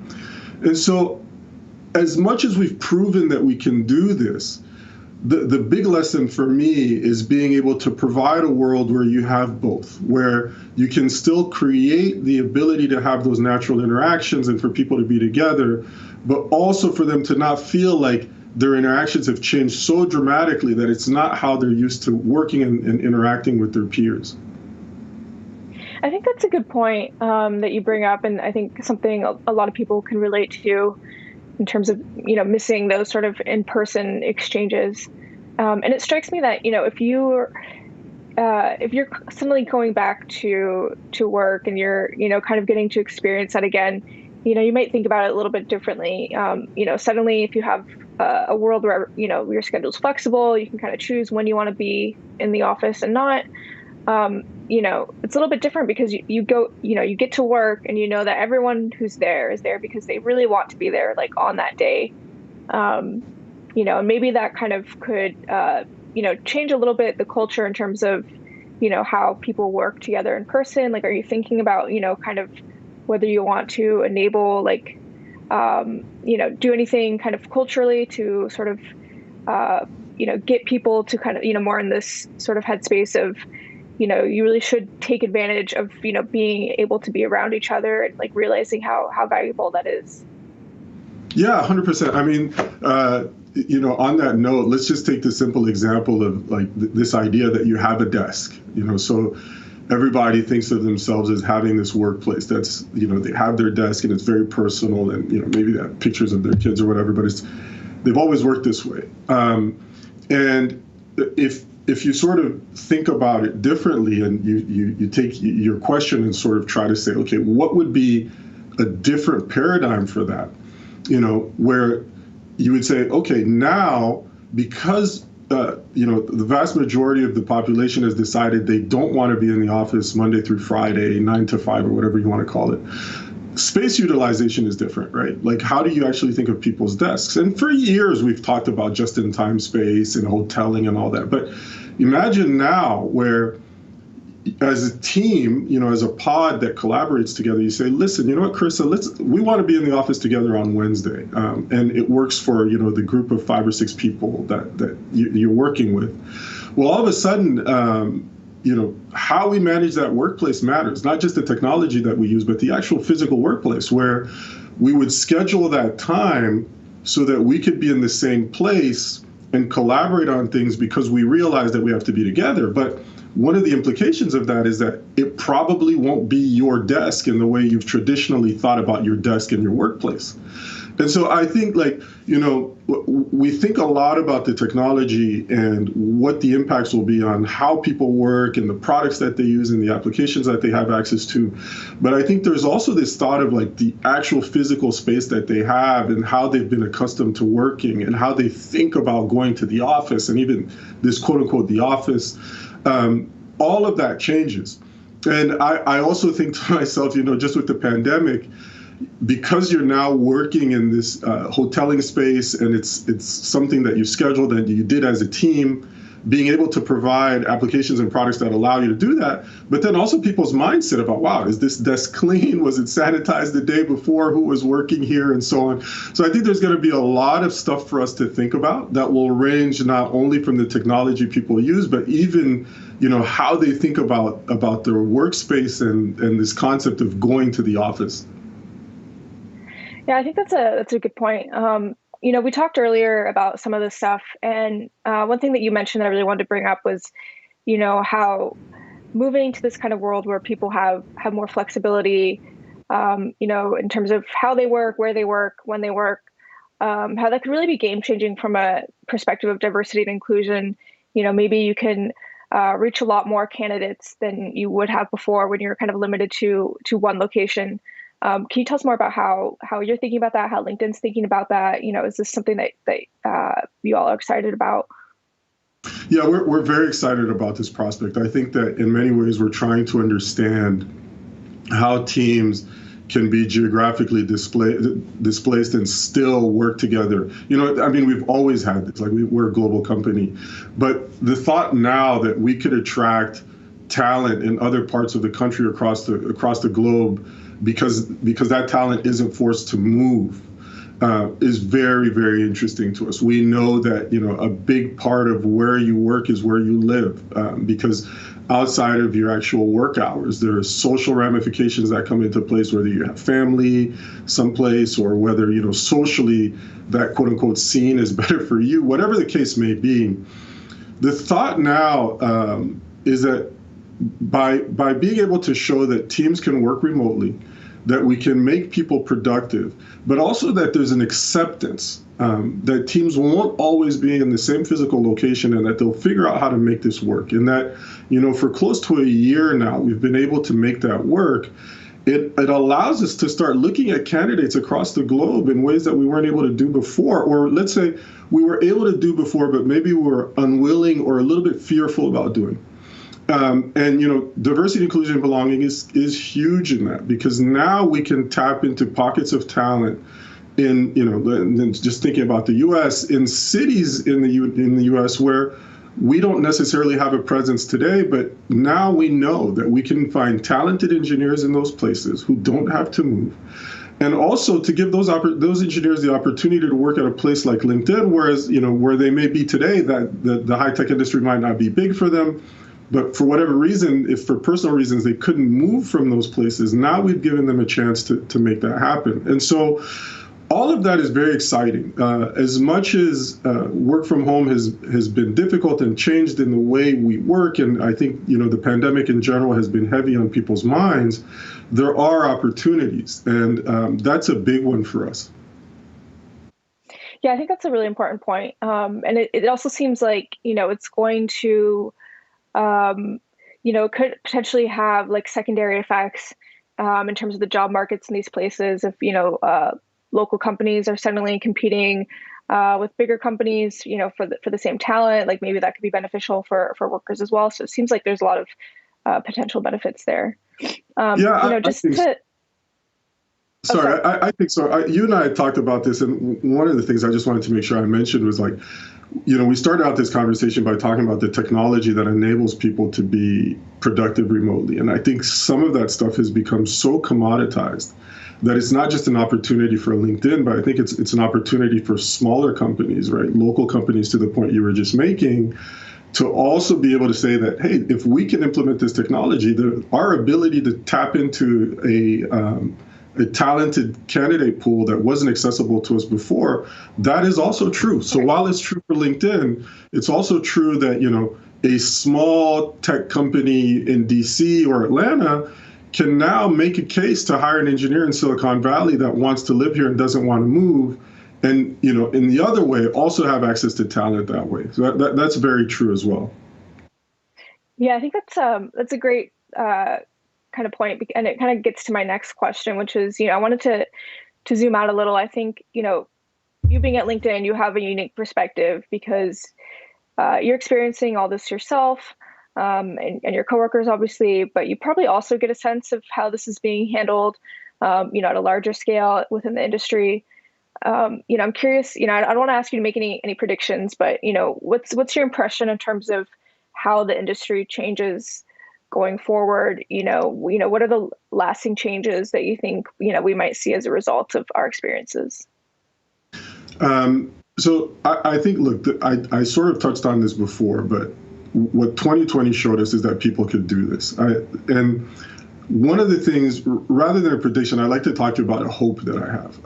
One of the things I hope for is that people start looking at signals. So, and what I mean by that is that teams that are focused on employee productivity and making sure that companies are productive because employees are able to work with applications and products that make sense for them and that the work that they're doing, that teams are better about collecting data to understand how productive people are without inundating them with surveys and trying to get a sense necessarily of their sentiment and, do you like using this and do you like using that?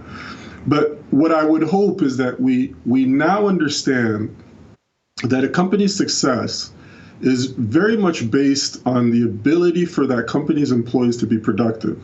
And that as much as we like to look at signals when we talk about consumer behavior for, consumer-facing products or, how are customers reacting to stuff that we're selling, that we start looking at that in terms of how our companies are working inside, and that we're looking at signals and capturing data, and then being very opinionated about building solutions or buying solutions that allow that to happen.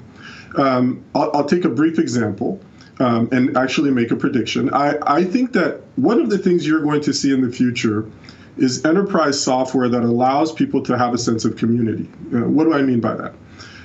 Because teams are dispersed and because we tend to be social, we want to feel a sense of connection. But when you think about the applications that teams are using on a day-to-day basis, they haven't been built with the idea of making people connected. I mean, there are a bunch of consumer products that talk about community and that try to bring people together. But enterprise software really hasn't hit on creating a sense of community. And so I think, if I were to make a prediction, I think you'll see more innovation in terms of that.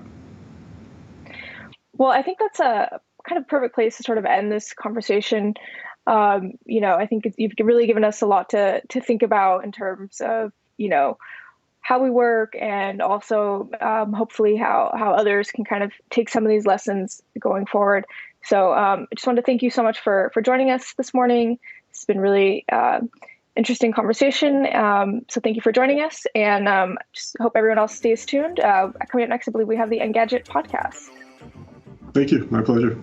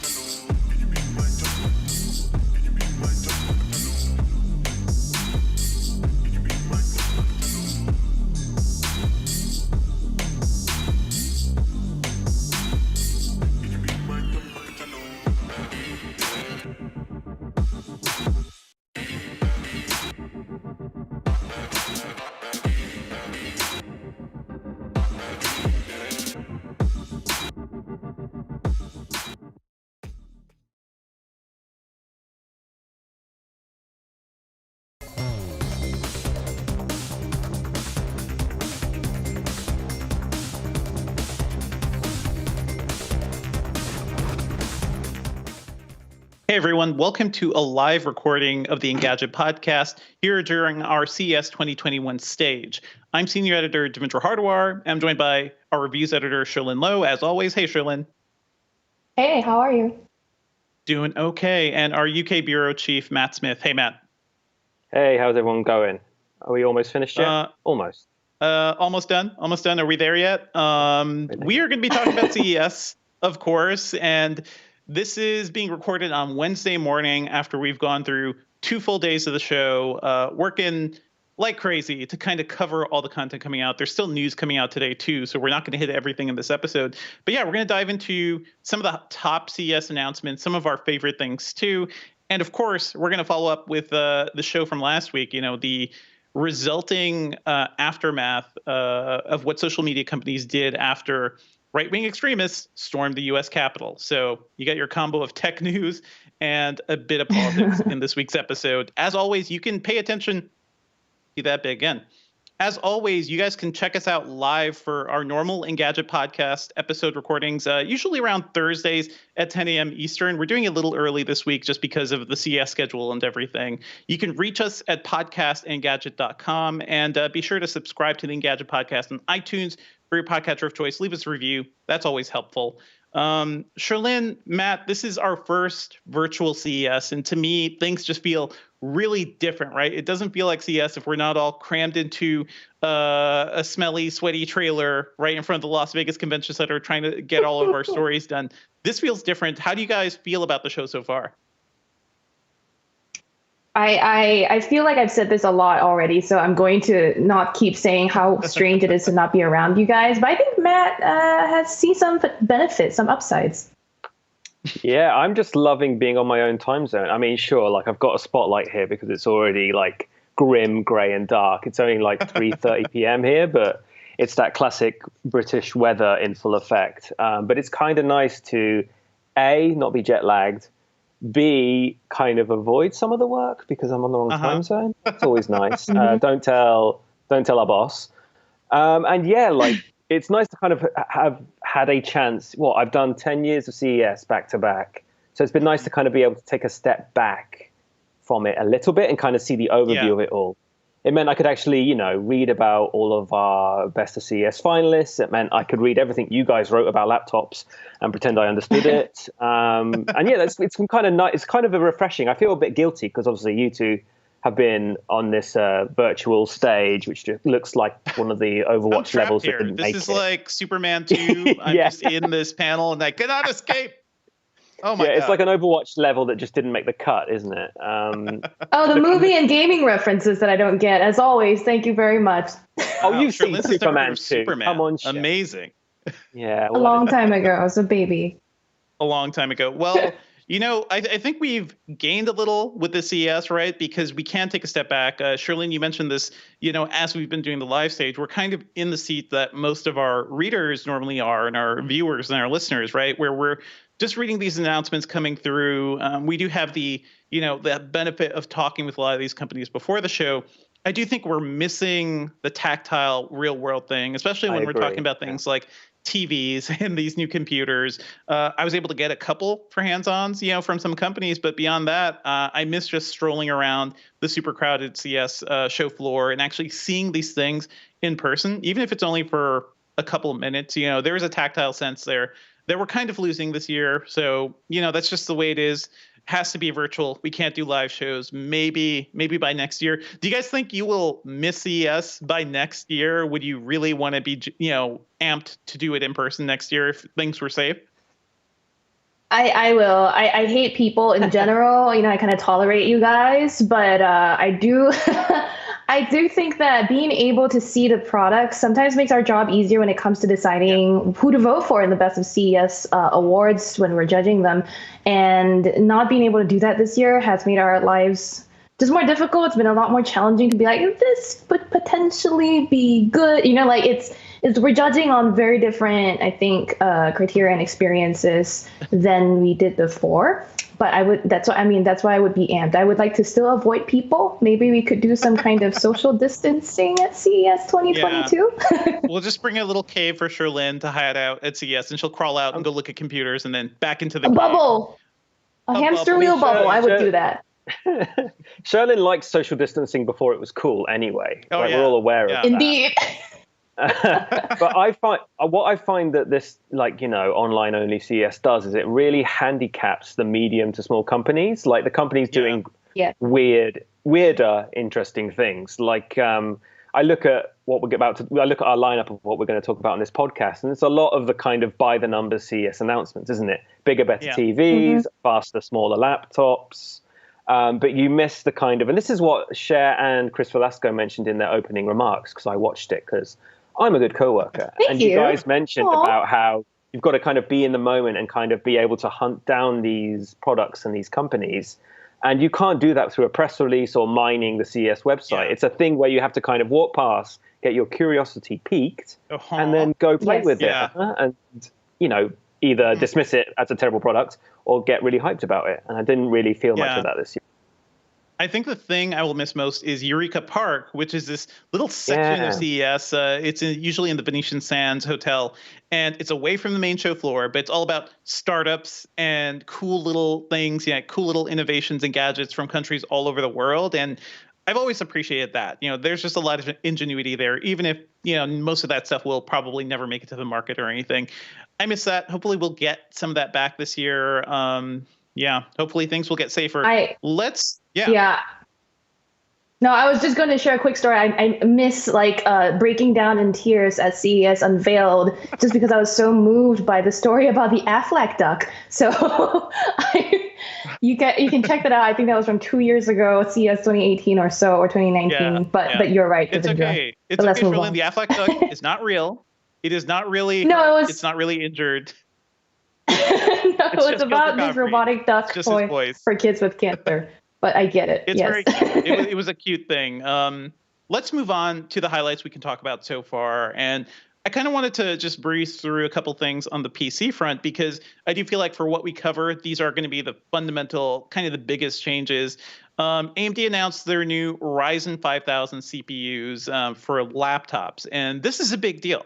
This is a big deal because the Ryzen 4000 CPUs, or I guess APUs as they're calling them, they're systems on a chip, were really transformative last year. They helped AMD really get a foothold in notebooks, and that thing powered some of our favorite notebooks of 2020, including the Zephyrus G14 from Asus. So that's really exciting. Ryzen, this new Ryzen 5000 processor from AMD, they're saying the 5900HX is up to 37% faster than Intel's high-end 10980HK. That's their current highest, most powerful mobile chip. So that's notable. I think AMD has been doing just great work here, both on the desktop and the mobile front, really just gunning for Intel and taking away a lot of limelight from Intel. I'm thinking about upgrading my desktop right now. I have a Intel 8700K desktop chip, so that's 3 years old at this point. And I'm thinking of going AMD, which is something I haven't done since I built my first freaking PC with a Thunderbird processor in 2001. That's how far back I went with AMD. Are you guys feeling any of this news? Are you excited about AMD's potential to kind of be more impactful in the notebook realm? I mean, Matt, you can tell me your thoughts. I just think that Ryzen graphics cards have been so hard to get lately that any kind of news in this space will be interesting for people. I just think they're suddenly so popular. They're the cool kids again. They're pretty cool. I think the Ryzen CPUs have been doing better than the Radeon, graphics cards, and that's just because it's hard to get, but also we're going to talk about this. NVIDIA has just been kind of innovating so much on the graphics front and on graphics, where they had ray tracing available a year before AMD, and they did a lot of work to get partners and software and game makers involved in, kind of producing hardware for that. So I do think Radeons are kind of still lagging behind, but we reviewed the latest Radeon GPUs in the fall, and they're a little cheaper than NVIDIA's stuff. And when it comes to just pure gameplay, they're often faster. I just think we're talking about a lot more stuff when it comes to graphics cards these days, right? So let's move on to NVIDIA. They announced that the RTX 30 series GPUs, the 3060, the 3070, and the 3080, are going to be coming to laptops. No big surprise there. That's what usually happens right after they announce new GPUs for the desktop side. And yeah, better, faster graphics. But I think the key here is better ray tracing performance. And that's going to be important for games like Control and Cyberpunk 2077, where if you had one of the 20 series cards, especially one of the lower power 20 series cards, you would probably see your performance really suffer as you started to enable real-time ray tracing, which delivers that more realistic lighting and everything. So, kind of an expected move from NVIDIA. I don't think we saw any real surprises from them, right? It's just more powerful GPUs, stuff the gamers, Matt and I, we play a lot of games. Sherlyn plays a lot of Overcooked. I'm sure you have opinions too. But is there anything that you're excited about on the NVIDIA front, just in terms of what this could mean for new notebooks? I mean, I like the idea that alongside these notebook, and you're probably going to touch on this afterwards, so I'm just kind of gazumping you, but the RTX 3060 without the TI on the end, the idea of them inventing pretty much the same graphics card but cheaper, and that just means there's going to be another device that people might be able to actually buy for their PC. There's not a huge amount of difference, right, between this one and the 3060 Ti from last year. It's still Ampere. I didn't look at like the exact specs, but we did see it's like a significant amount cheaper, right? So that's something. But the big problem, as you were mentioning, Sherlyn, the big problem with GPUs is that it's been hard to keep these things in stock because scalpers love to buy the new hardware and resell it on eBay or wherever for a lot more. Also, production is down on both AMD and NVIDIA side due to the pandemic and everything. So, things just aren't moving as quickly as they could, but hey, new graphics cards are good. The new RTX 3060 for the desktop side looks pretty solid. I would say though, if you have a gaming rig and you're upgrading that thing, the difference between like a $500 GPU like the 3070 versus the ones are just $100 or $120 less, probably that investment is worth it because it means you'll be able to use that card for an extra year or so, depending on what you're playing. I really like the 3070. That thing delivers a lot of value for the price. Sherlyn, I know you were thinking of things on the gaming front. Are you going to be getting a gaming PC after all this, or are you still looking at the console side of things? So I was going to first admit that I was definitely confused by names when I said Ryzen AMD earlier. I meant RTX was selling out. All the R names are confusing me on gaming cards. Or just cards in general. The other one. Yes. Radeon, Ryzen, RTX, lots of Rs. But to your question, Dev, I'm not a build your own PC kind of person, although that's not, definitely not happening in my future. I might consider that. So I'm not personally so into components, although I am going to be keeping an eye out for when they appear in consumer ready laptops. Obviously these will be the very, very high end laptops, and those aren't really the types of laptops I cover, but maybe I do play some League of Legends. People who listen to this podcast know. And then again, League of Legends doesn't require any power whatsoever, pretty much. So really, I don't think so. Until they get me super hooked on a game that's like really intense and like, cooking in 8K. I don't know. I mean, food that will feed me. They're not bringing ray tracing, are they, to Overcooked anytime soon? Right. If they brought ray tracing, realistic light effects. Sherlyn's been playing a lot of Among Us by herself, apparently, and I am waiting for that Among Us RTX upgrade, just like Minecraft. It's gonna happen. You got to see it all with realistic lighting, folks. Maybe I can catch a glimmer of a knife blade before someone stabs me in the back because ray tracing is that good. Maybe it's just like real life. You will see the reflection of the knife that plunges into your back. Let's move on to TVs. We talked a bit about the new TVs we were expecting at CES last year because actually a lot of things were already announced. So Samsung talked about their stuff. Sony's hardware. There's more mini LED tech we're seeing across the board, across many manufacturers. More of a focus on 8K for larger sets, and with the idea that they're going to be upscaling content because there is no 8K content at all. The first press conference this week, and usually the first at every CES, was LG, which was bright and early at 8 a.m. on Monday morning. And they showed off their new TVs, and as we expected, a next generation of OLED. So that's the C1 line is going to be their mainstream OLED line. They announced something called OLED Evo. That's going to be a brighter new construction of the panels for the G line, and G is kind of their gallery, higher end OLED lineup and basically slightly brighter. I think a lot of people have been saying for years that one slight benefit LCDs have over OLED is just pure brightness, because they can really crank those LEDs to be super bright, whereas OLEDs are self-emitting, pixel point pieces of technology, right? Every pixel on an OLED screen lights up or darkens or turns off on its own. That's why OLEDs can achieve such a great amount of contrast. So that's a big benefit. But yeah, they don't have super powerful backlights.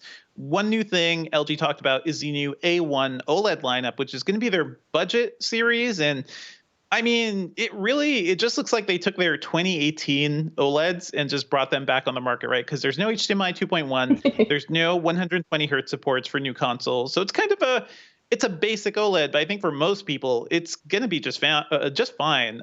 Matt, you were excited by this. Why is that?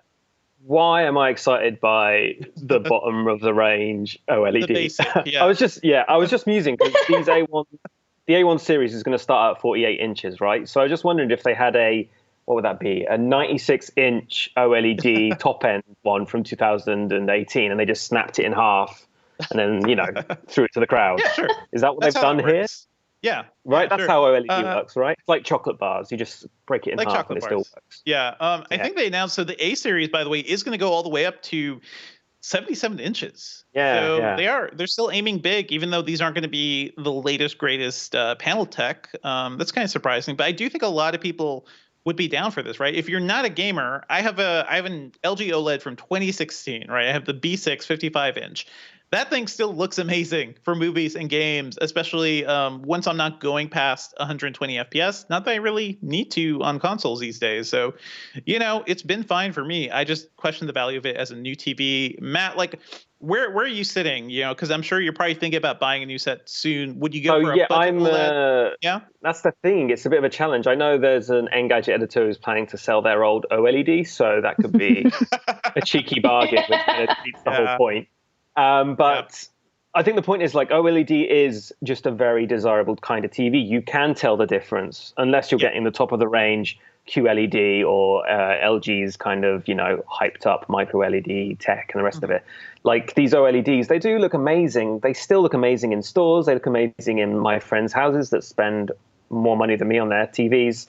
I currently have just an LCD, 4K LCD from LG that doesn't have HDR, doesn't do any kind of high FPS magic or anything. So I am in the market for it, but I'm also probably a lot of listeners and probably a lot of, tech addicts like ourselves. We're also kind of just, squirreling away our money because of the world in 2020 and 2019. Yeah.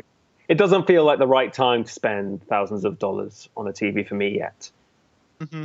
And probably better to have a little capital. You could do the American thing, Matt, and just pay it with a 0% APR loan over time, and just have it whittle away at your wallet until I retire once. Yeah, that's the way to do it. That's the way to do it, right? You never really feel like you're just paying way too much because you're just paying a little bit of money every month. That's always fun. Back to TV news too. We're going to be talking about some TCL stuff later on, but I want to highlight here, they announced that their new 6 series sets, which are usually their kind of mid-range, cheap TVs that deliver high quality panels and a lot of new tech. All their 6 series TVs this year, which are coming at the end of the year, are going to be 8K. And I think that it was just a little piece of news in their press release. And that just feels fundamentally astounding, right? Because this is the first TV manufacturer to kind of make this leap. So, I think that's pretty good too. Anything else around TVs that you guys want to talk about? I know, Sherlyn, you're probably going to be in the market eventually to replace your new old TV. I love how we're just trying to make Sherlyn buy everything new. Sherlyn, what things from CES 2021 will you buy this year? I look in her background and I see a TV that I know Sherlyn was just handed down that is 8 years old at this point. So I knew it. Every time we talk about TVs, we got to get some Devendra digs at my poor baby TV here. It's very dear to my heart. It's a hand-me-down. Sure. I'll be in the market to buy one soon, and I'll most likely get one of these TCL 6 series that you guys have been talking about. You, Dev, I do feel like 8K isn't worth the investment right now. I think similar to 5G in the early days, which we still kind of are. And there's just like not enough of a reason to justify spending any extra money, if at all, on something like that. There's no content, like you said, and then relying on AI-based upscaling just seems a little tricky. I've seen a lot of TVs built in, I guess, like software like that, where it's either trying to upscale its resolution or HDR even effects. And none of them have really looked that great from my experience. And my experience is based solely on my other friends who have actual great new TV sets who've handed me their old TV. So, yeah. I am keeping an eye out on what TCL and maybe some brand like Hisense. I'm definitely in the market for something in the mid-range or more affordable like that than a Samsung or an LG. So yeah, thanks for educating me, Devendra, about TVs. I appreciate it. For sure. I mean, it's kind of right now. If you want a good deal, you kind of go TCL. I think Vizio is still doing good work, and you know, we've kind of have an embarrassment of riches to choose from on the TV front. So I'm excited about this. And also now is a good time to make an investment because there isn't much fundamentally major new technology coming down the line, right? If you get a good TV now that has HDMI 2.1, that is 120 hertz, that will actually future-proof you a bit for gaming, but also for maybe some future content that will take advantage of that extra refresh rate. There have only been a couple high refresh rate movies, but I'm thinking of things like Gemini Man and the Hobbit films. I have the 4K Blu-ray for Gemini Man, which runs up to 60 hertz and looks weird. It doesn't look as good as it does as it did in the theater for me when you can watch it in 120 FPS with 3D glasses and everything. But you get some of that experience, and there is some like good YouTube 60 FPS content out there for nature stuff.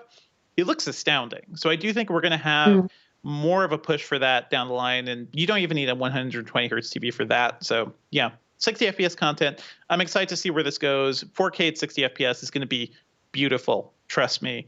Let's move on to laptops, guys. And Cherlynn, this is really your domain. What is really exciting you this year at CES on the laptop front? So I will say this. Every CES, normally we see a new Dell XPS. And this year, I don't believe we have. And that's really been what's shocking to me. Dev, do you want to confirm? There's no new XPS this year. Yeah, we handled Dell's news. They have new, Latitude computers and Alienware models as usual because there's new NVIDIA hardware, but no XPS. And I do wonder if Dell is waiting a month or two to have an event all to itself where it can really show off new hardware, right?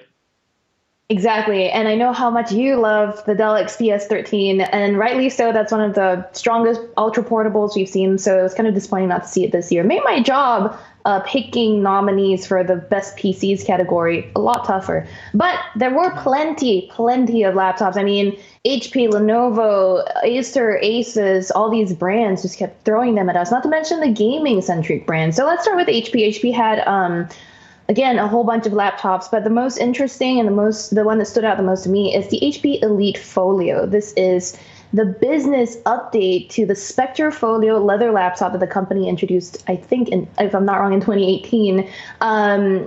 And this is what is really unique, intriguing to me about this, and actually kind of confusing, is the fact that for their business version of this laptop, they decided to go with a Snapdragon 8CX Gen 2 chipset, which, what? I mean, is this kind of a bold statement about, right? I don't know. It's a very questionable decision.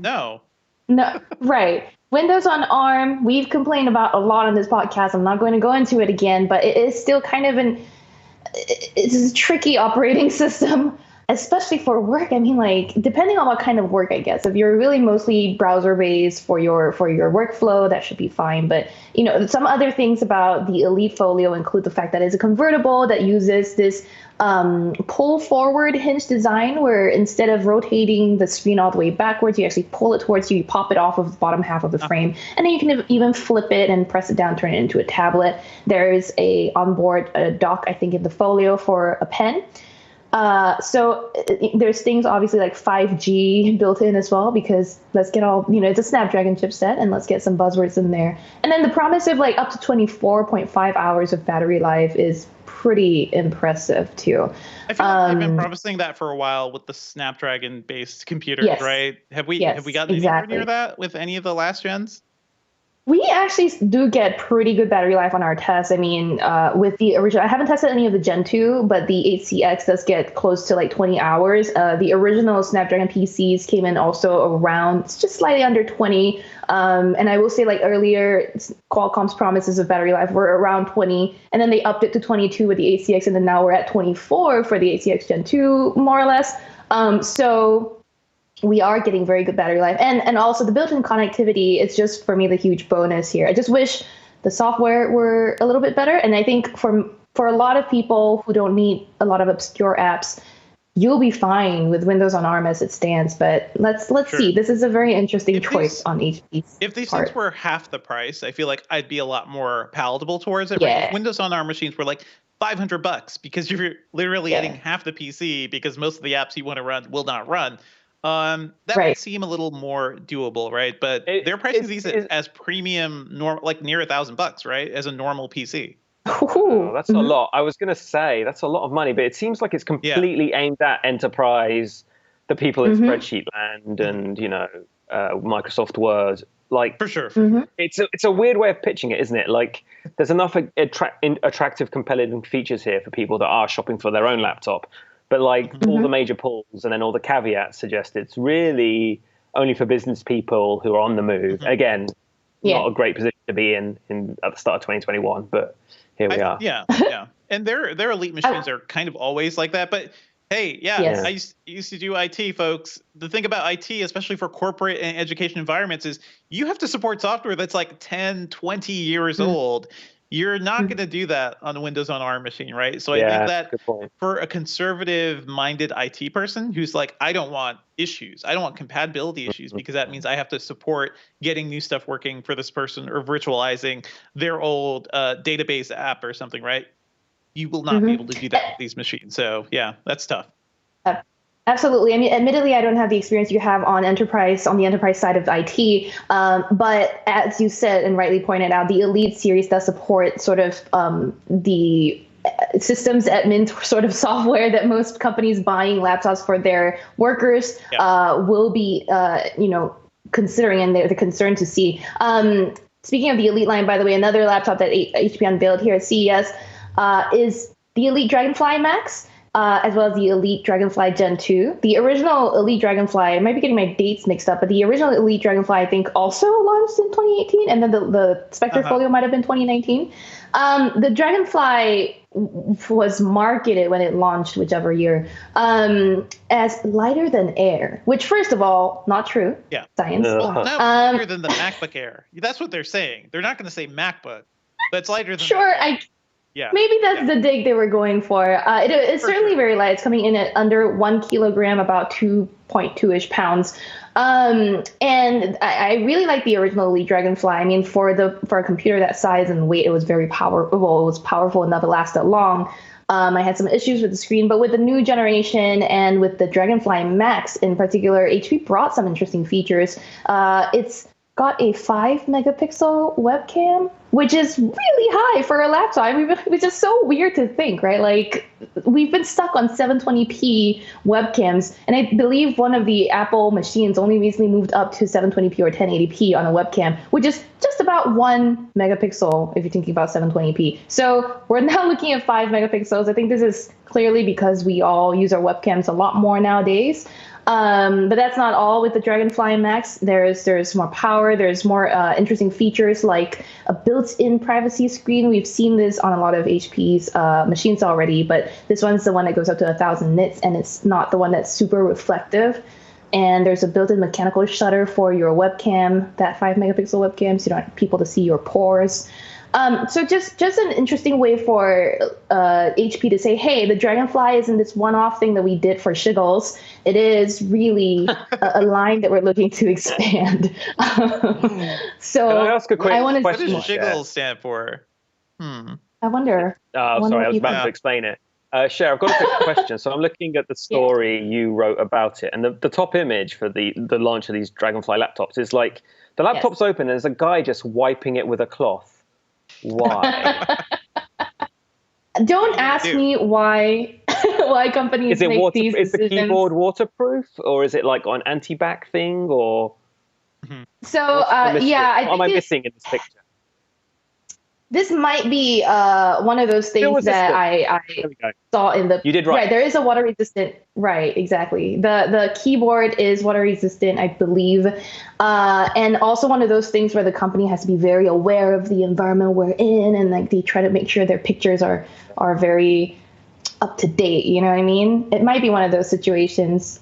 I'm sorry I chose that confusing picture for the lead image in the article, Matt. No, I just scan Reddit because I wanted to kind of, be up to date. But I was like, why is the guy got this white and he's like admiringly wiping it? I did not understand it. You have to wipe it down. Don't you? Use. That's the way it works. Don't you admiringly wipe? I do that. Moving away from HP, though, I think they're, again, another company that honestly, I felt like I was punched in the face several times by this company because just of the bombarding of news from them was Lenovo. Okay, like I love Lenovo. I love their quirkiness. Yeah. I love some of their laptops. A lot of news. A lot of things. And this year, though, the company actually was one of the more surprising companies for me because it announced the La Vie Mini in partnership with this other company, NEC, a Japanese-based NEC. And the La Vie Mini is just this 8-inch, kind of retro-looking 8-inch convertible laptop, very netbook-ish, but a little squarer. And it's convertible, but then when you flip it all the way around, you can slide this adapter type of thing to it to turn it into a giant switch. And it's caught the attention of a lot of our audience as well. I know that one of our regulars, Mark Dell, is really taken with it. It's just so, I Cruz Velasco, and I sent him the press release ahead of time, was like, I want to write this thing up. I was like, okay, you can have at it. Sure. Because he was so interested, he volunteered to write about it. And we've also spoken with Lenovo's executives to talk about the thought process behind this. And apparently, because in Japan, everything is miniaturized, and that's why they went with the 8-inch size for this. Matt, you have some experience with Japan. Do you want to tell us if that's true? And what do you think of the La Vie Mini? Well, I do remember when I was living there both times that, do you remember when Sony owned Vaio, they had this very like slimline, almost looked like a purse, kind of brightly colored. Yeah, cute, adorable mini Windows PC way back then. So yeah, there is definitely a market for it. And you see these very small laptops and netbooks still appearing, like quite old, bedraggled models, to be honest. But having said all that, like, I don't get why everyone is believing the hype on this thing. You're not going to be able to get it. It looks torturous. Like the weird Switch controller thing does not look worth the time of day. I think everyone needs to just have another drink of coffee and behave themselves. Take a chill. Take a big old chill. We kind of have to take a step back too, because there's a lot of things going on here. And the thing I've noticed with Lenovo machines most recently too is like questionable build quality. A lot of like things that make me really worried about like how durable these things are, especially for a machine like this. That's going to be, you're going to be moving around that screen. You're going to be slapping on these game controller things. I question how long it'll actually survive. This thing looks like the rebirth of the T-Mobile Sidekick, basically. So it's like a weird form factor. And I think just so we're also like just beaten down by tons of laptops that look the same. So anything that's vaguely different, we're like, that's interesting. That's entirely possible. I can't judge it until I feel it. Last year at CES, we saw some crazy, we saw like a PC that had gaming controllers on the side. It was like, it had like I think it was an 8-inch screen too. It was like an enormous controller that looked like a horrific Frankenstein monster of a device. And it was a concept. It'll probably never be, released, but it is kind of cool to see these companies experimenting at the very least. Sherlyn, do we know if the La Vie Mini, is it going to hit the US at all? Or is this like a Japan only so far?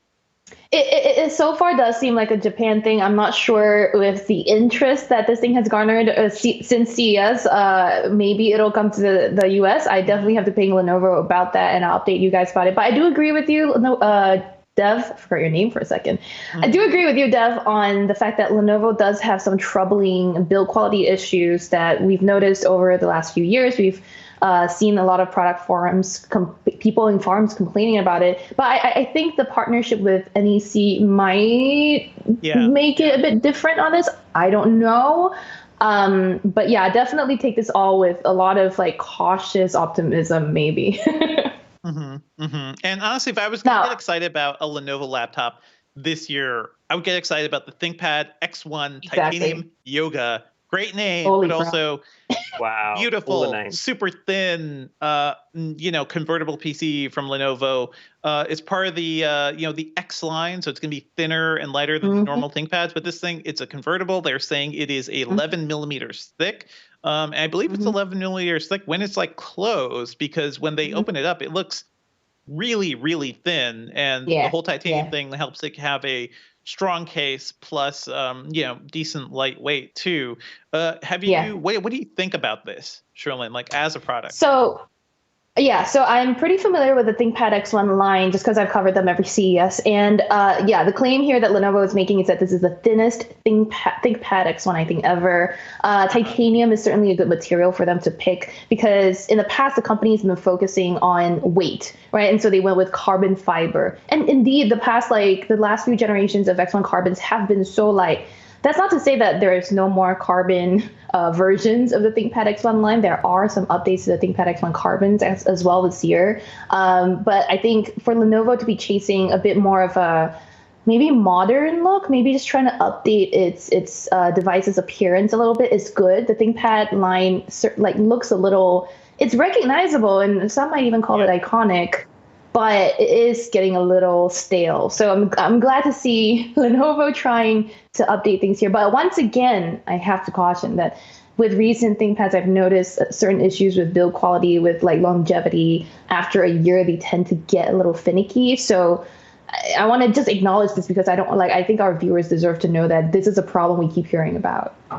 For sure. And our listeners, like it is, by the way. When we think of like PC makers and durability and everything, like they're the ones I really like. And the ones I like so far in the US at least are companies like Dell, which they typically build reliable hardware. I've had some issues with review units, but those are usually earlier things. But the thing about it is if you need support or if you need help, Dell is at least good about, helping you get your devices fixed. And that's a good thing about Apple too. Like, let's be honest, right? The ability to walk into an Apple store, if you're under warranty, get something fixed almost immediately. And if you're not under warranty, like it's usually not that much. And it's a good, like professional job they typically do. So think about support as you guys invest in new hardware, because I think that's an important thing. I look on Amazon, I see a ton of like super cheap PCs, from no-name brands. Walmart sells a ton of these too. Buyer beware, because you're going to save some money here and then have a lot more headaches down the line. Devindra, so you've got to consider that. Devindra or Cher, one of you's got to pick up one of those Walmart laptops and give it the full review, I feel. Do not make my life difficult. Why? We have to do our what are you trying to do? But yeah, I feel like I should just give you both more work. So I really feel you should review these. I should just do more work. I hate you. Yeah. Let's play Hate on Matt Smith, please. I want to talk about something real quick because we have, as usual, there's more gaming laptops at CES. We got that NVIDIA hardware. We have more AMD hardware coming out, especially those Ryzen chips. And one thing that kind of stood out for me is the Asus ROG, and that's Republic of Gamer, their gaming line, the Flow X13 Ultra Portable.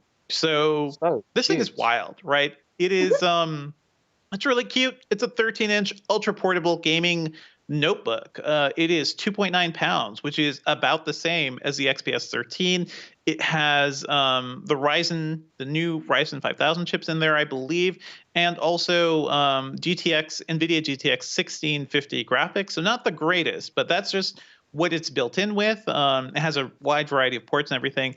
The kicker, though, is that this machine has a proprietary connection that plugs into an external GPU, which is kind of wild. And they're saying it gets you I believe 68 gigabits per second, over that connection, which is more than Thunderbolt 4 or Thunderbolt 3.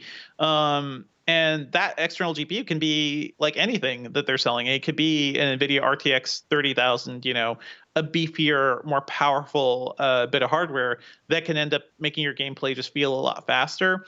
So this thing is cool. I think it's very cute. They're basically, I feel like Asus is going a step further than they did last year with the Zephyrus G14, because this is even smaller, also based on AMD hardware. But I feel like that machine was it was kind of a more approachable thing, right? Because you could get that equipped with the RTX 2060, actually do decent gameplay without attaching this whole other thing to it. Once you bring in external GPUs into the equation, I feel like it hurts portability. It hurts a lot of things too. That's another piece of hardware that could potentially break. That cable, it looks like I saw them demoing it over a video conference. The cable itself looks super thick. It looks like they basically glued together a SATA connection and a whole bunch of different hardware. It's not as streamlined as like a single USB-C connection. If that cable breaks, you're screwed. You got to go back to Asus. If anything happens, the actual port on the side of the computer looks like a large SATA connection. Untested port, unproven port on a really thin, light machine. If a pin bends in that, what does that mean for your future performance? Who knows? So I think like there are a lot of caveats here, but as an idea, it's cool. We've seen external GPUs being sold over the past couple of years, and especially with Thunderbolt equipped machines, it is a nice way to get better performance into an ultra portable. But I do feel like a lot of people are better off served getting a cheap external GPU case or something. Get a GPU when you can. Use that as a device that you can move between multiple computers, because I know people who in their home may have something like a MacBook Pro or a Dell XPS 13. And if you had a single GPU that could just move around to different people's computers, that's pretty useful as well. So a couple issues here. I think as a creation, it's really cool. Matt, Sherlyn, any thoughts on this weird thing? I like that we're at the stage of CES where the thing that stands out about a laptop is one of its ports. So that's what my main takeaway is that like here we are at CES 2021, and the big news is that is astounding. Yeah. Yeah, exactly. It's hard to innovate in laptops. I totally get that. And I had a whole panel with HP and Lenovo about that you can watch on Engadget's YouTube channel or Engadget.com.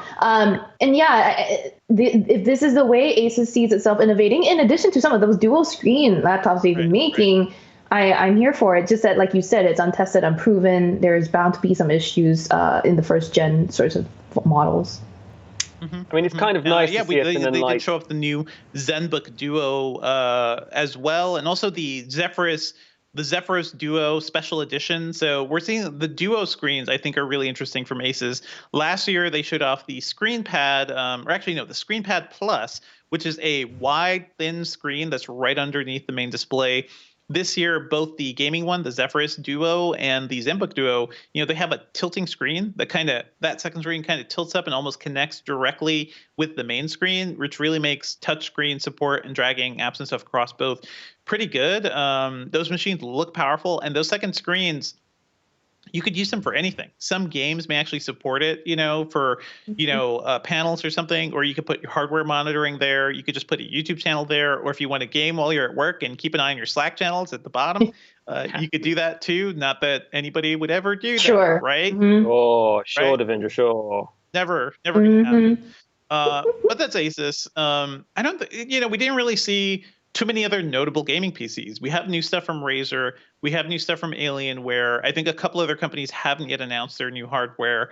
One interesting thing that I haven't really touched on yet is Intel's new H-series chips, which are going to be in some gaming PCs as well. And they're positioning these things as ultra-portable gaming chips. And they've never really done that with the H-series before. Normally, the H-series chips are just like, hey, this is a big, beefy chip. This is going to be in a thicker, more demanding laptop that can do serious work. Now they have this first batch of H-series processors are going to be topping out at quad cores, which is very low compared to what AMD is doing these days. But they're saying the single-threaded performance, which is what matters more for a lot of games, is as high as like last year's more powerful, higher end H series chip. So we're going to see a couple machines coming soon from that. And, you know, it remains to be seen like how effective that's going to be. I also wonder if a lot of people are just going to wait for the full powered 8-core H series chips, which are going to be coming in a couple months to gaming laptops too. So it's an interesting new category. Intel's trying to pretend as if ultra portable gaming PCs are a new thing. Except no, not really. AMD actually kind of did that last year with the Ryzen 4000, and that's why I love the Zephyrus G14 so much. That thing was 3.5 pounds, had RTX 2060, had a really fast CPU. The only thing it didn't have was a webcam, which was kind of unfortunate as we entered the pandemic era. Timing is everything. Ouch. Yeah, so maybe that'll get fixed down the line. There's a new G14. There's a new G15 now, which is 15 inches and looks a lot like the G14 did. So, you know, Asus is still trucking along. They're doing their thing. But I think as far as any company goes, they're doing the best job when it comes to dual screen support. Hopefully we'll see more companies kind of explore this. What are your thoughts on dual screens at this point, Sherlyn and Matt? I'll start. I think dual screens, the way that Asus has used it, might be the best way I've seen it so far. And I think, Devendra, you agree with me there. Yes, you get less space for a keyboard and trackpad if you know you use the configuration that Asus does with that top half of the lower deck kind of devoted to screen space. But that is so much more useful than trying to figure out how to make the software work across like two entirely covered in screen halves. And it's just, you still get a real keyboard at the very least and a trackpad, even though it's not always where you expect it would be. So, so far, that's what I'm thinking is the best configuration. How about you, Matt? I disagree with both of you. I think it's a waste of battery, a waste of cost for your PC. I feel like you're better served with another screen. I mean, I'd normally always use my laptop as my laptop. Yes, I don't even have a second screen. I kind of am a bit rogue as an Engadget editor for just only working from one machine, whatever I do. I don't understand why you'd pay a fair whack more money and have less battery life. And just, I love my trackpad. Like, don't reduce my trackpad, make it bigger. Like, I would have a laptop where the entire bottom part was like a toddler's trackpad. Like, that's what I want. I just want all the trackpad I can have at my fingertips. And like this, I mean, it looks really cool and impressive at the first, at first blush, but I can't see me ever really it seems so. But at least, Matt, this is better than like other forms of dual screen devices we've seen, no? Yeah, it's the best application of a poor idea. What a hater. Hater Smith, that's your new name. I feel like someone has to punctuate the air.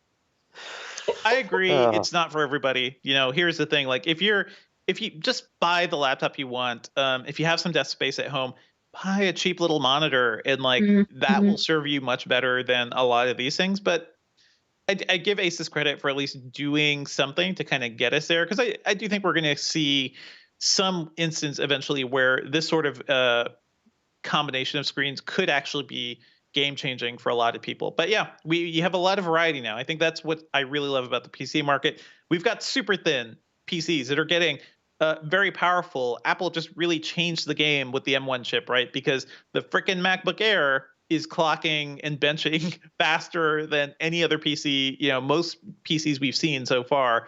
So I think the industry is really interesting. It is, there's just a lot happening. There's more competition between Intel, AMD, and now Apple's into the fray. So competition is good. It should mean better machines for everybody else. Any thoughts, guys? Yeah, competition's good. I agree with that. Yes, competition. Anything else you want to highlight? Because I know, Sherlyn, you want to talk about TCL products because you love TCL so much. I don't love TCL so much. Come on. I will say I am usually taken with companies that do stuff that's not the typical iterative upgrade. And that's what TCL managed to do this year, was bring technology that it announced earlier in 2020, actually, called Next Paper. I think that's the thing that so far stood out to me. Next Paper is display technology that creates sort of a paper-like experience, sort of like e-ink, but it is based on LCD. And there's no backlighting. say that, yes, and there's no backlighting at all. What it does is try to reflect light into your eyes and help you, see things on your screen better. So yes, you might not be able to read it as well in dark situations, like, if you're in a plane again and they dim all the lights, but TCL includes a reading lamp in the box, so I guess that makes up for it. Weird. Such a weird. This is it's so like it's like they should. Right, they were like, here's a lamp we know you're gonna need. Yeah. This might be a bit too much of an old reference for you, Cher, but like when Game Boys came out, they didn't come with any backlighting, so you would get I know kind of chintzy arm that you just like articulate over the screen, and that's my god. Yes, it just seems. I know. I think that's the same chintzy arm we're talking, but I'm not sure. I do remember Game Boys. I love my original Game Boy. So but the technology to me is what stood out, right? Like I haven't been interested in an Android tablet since a long time at CES anyway, and this was nice to see. I think the other thing that stood out to me is that because this is LCD-based technology, not e-ink, it is capable of playing videos or animations at up to 30 frames per second, which is something that e-ink struggles with. Refresh rate isn't a great e-ink thing. And the company can't commit to this, but says it's possible to go up to like 60 frames per second, which is even better. Basically, this is a full Android tablet, right? You like everything you expect to work will work the way it does, except the screen will look a little more paper-like and might be a little dim when you're in a dark environment. So that was cool. Yeah. Go ahead. They're saying none of the blue light issues you would kind of get with a lot of other screens, right? Because there's no backlight. Exactly. So it is a tablet you and can sleep reduce and flicker, use by before the way. bed, and it wouldn't like harm your sleep. That's kind of nice. Right, exactly. And then with a little lamp, if you want to read in bed and you sleep with a partner, you can read without bothering the person next to you, which is nice. And like to your point too, the eye safety issues here, no blue light and also like no flicker. According to the company, I haven't seen this. Mm-hmm. I saw it over a Zoom call, which is how we're taking all these hands-on type things now. And it's hard for me to tell over Zoom, right? Whether or not it's actually good for your eyes. So we'll see when we finally get to check this out in person, hopefully. But this does seem like an intriguing product. The rest of TCL stuff, they had the TCL 20 series phones. These are good, like mid-rangey, more affordable phones than the flagships and pack plenty of great specs. And then also a wearable display that the company's been working on for years, and we've seen prototypes off for years. I don't want to go too much into that. It's just a nice, lightweight heads-up display that's an extendable screen for your phone or your laptop. But do check out the articles we've written on Engadget.com to get all of the details there. I just wanted to make sure our audience knows what's up, because this is some of the other news at CES that we don't usually get to go into. Can I extend this TCL section a little bit more? Is that allowed? Yeah, go for it. Arguably, I would like to unfurl it like a scroll, just like a 17-inch. Thank you for bringing that up.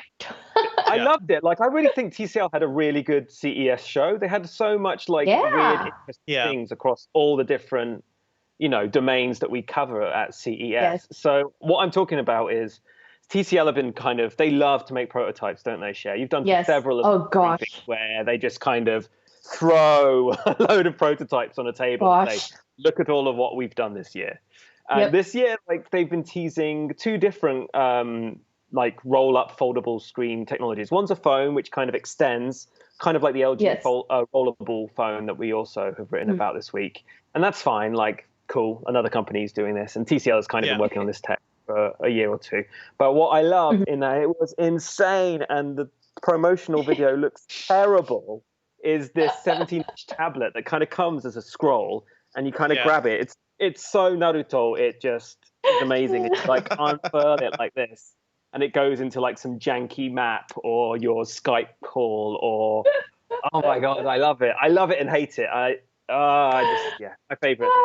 That's what I love about TCL is that they know exactly how to grab our attention, right? They're like, okay, if we're just gonna do the phones, no one's gonna care about us, so let's do something weird as well. Let's get all these journalists excited about these wacky concepts that may not make it to market, but to the company's credit, this year it did commit to saying that one of our, in a vague way still, but they were one of our concepts will make it to market this year. I can't say which one, but one of them will. That's kind of that's what we were told. Yeah.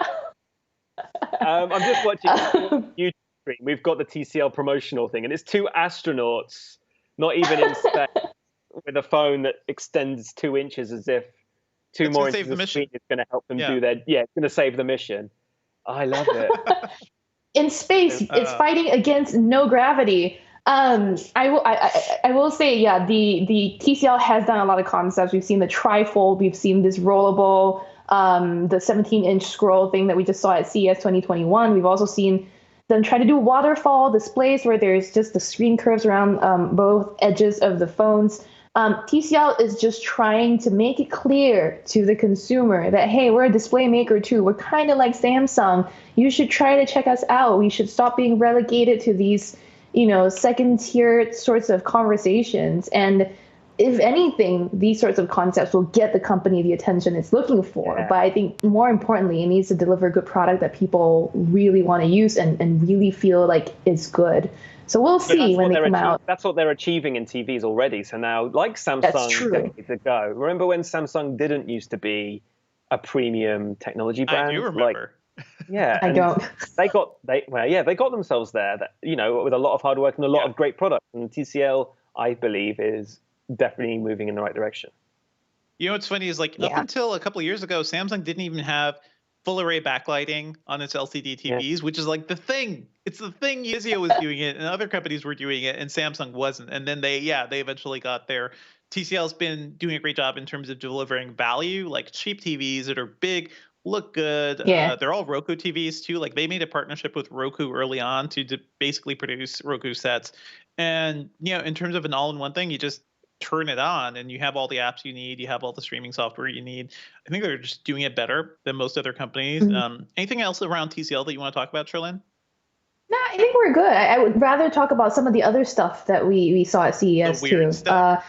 Oh man, let's get to the weird, because first of all, Matt, usually at every CES, I see you as a person who does a lot of legwork to cover a lot of the stuff that I might not get to see because I focus a lot on the big name, big ticket items. Matt, you do a lot of comprehensive checking out. I look at the cheap ugly stuff. No, I'm saying you pay attention to everything. I'm trying to be nice here, dang. But what has stood out to you so far for CES 2021? I was surprised at the kind of things that I would be really dismissive of if I saw them in real life, the kind of things that grabbed me this year. So weird thing number one for me is that weird old gerbil robot. I can't remember the name off the top of my head. Vanguard Mothling. I was going to talk about that. So the Mothling it's a tribble with a different name. Come on, let's not beat around the bush. I think James True, who wrote it up, willfully did not use the word tribble because he just has issues. But it's like this wobbly, squiggly, furry little AI robot companion that kind of learns from your behavior. It kind of has an emotional capacity to kind of, move between modes. It can be relaxed. It can be high tension. It can be, I don't know, chill, I hope. And the best thing is when it charges, it goes into this little eggshell nap basket to charge. And that's really quite adorable.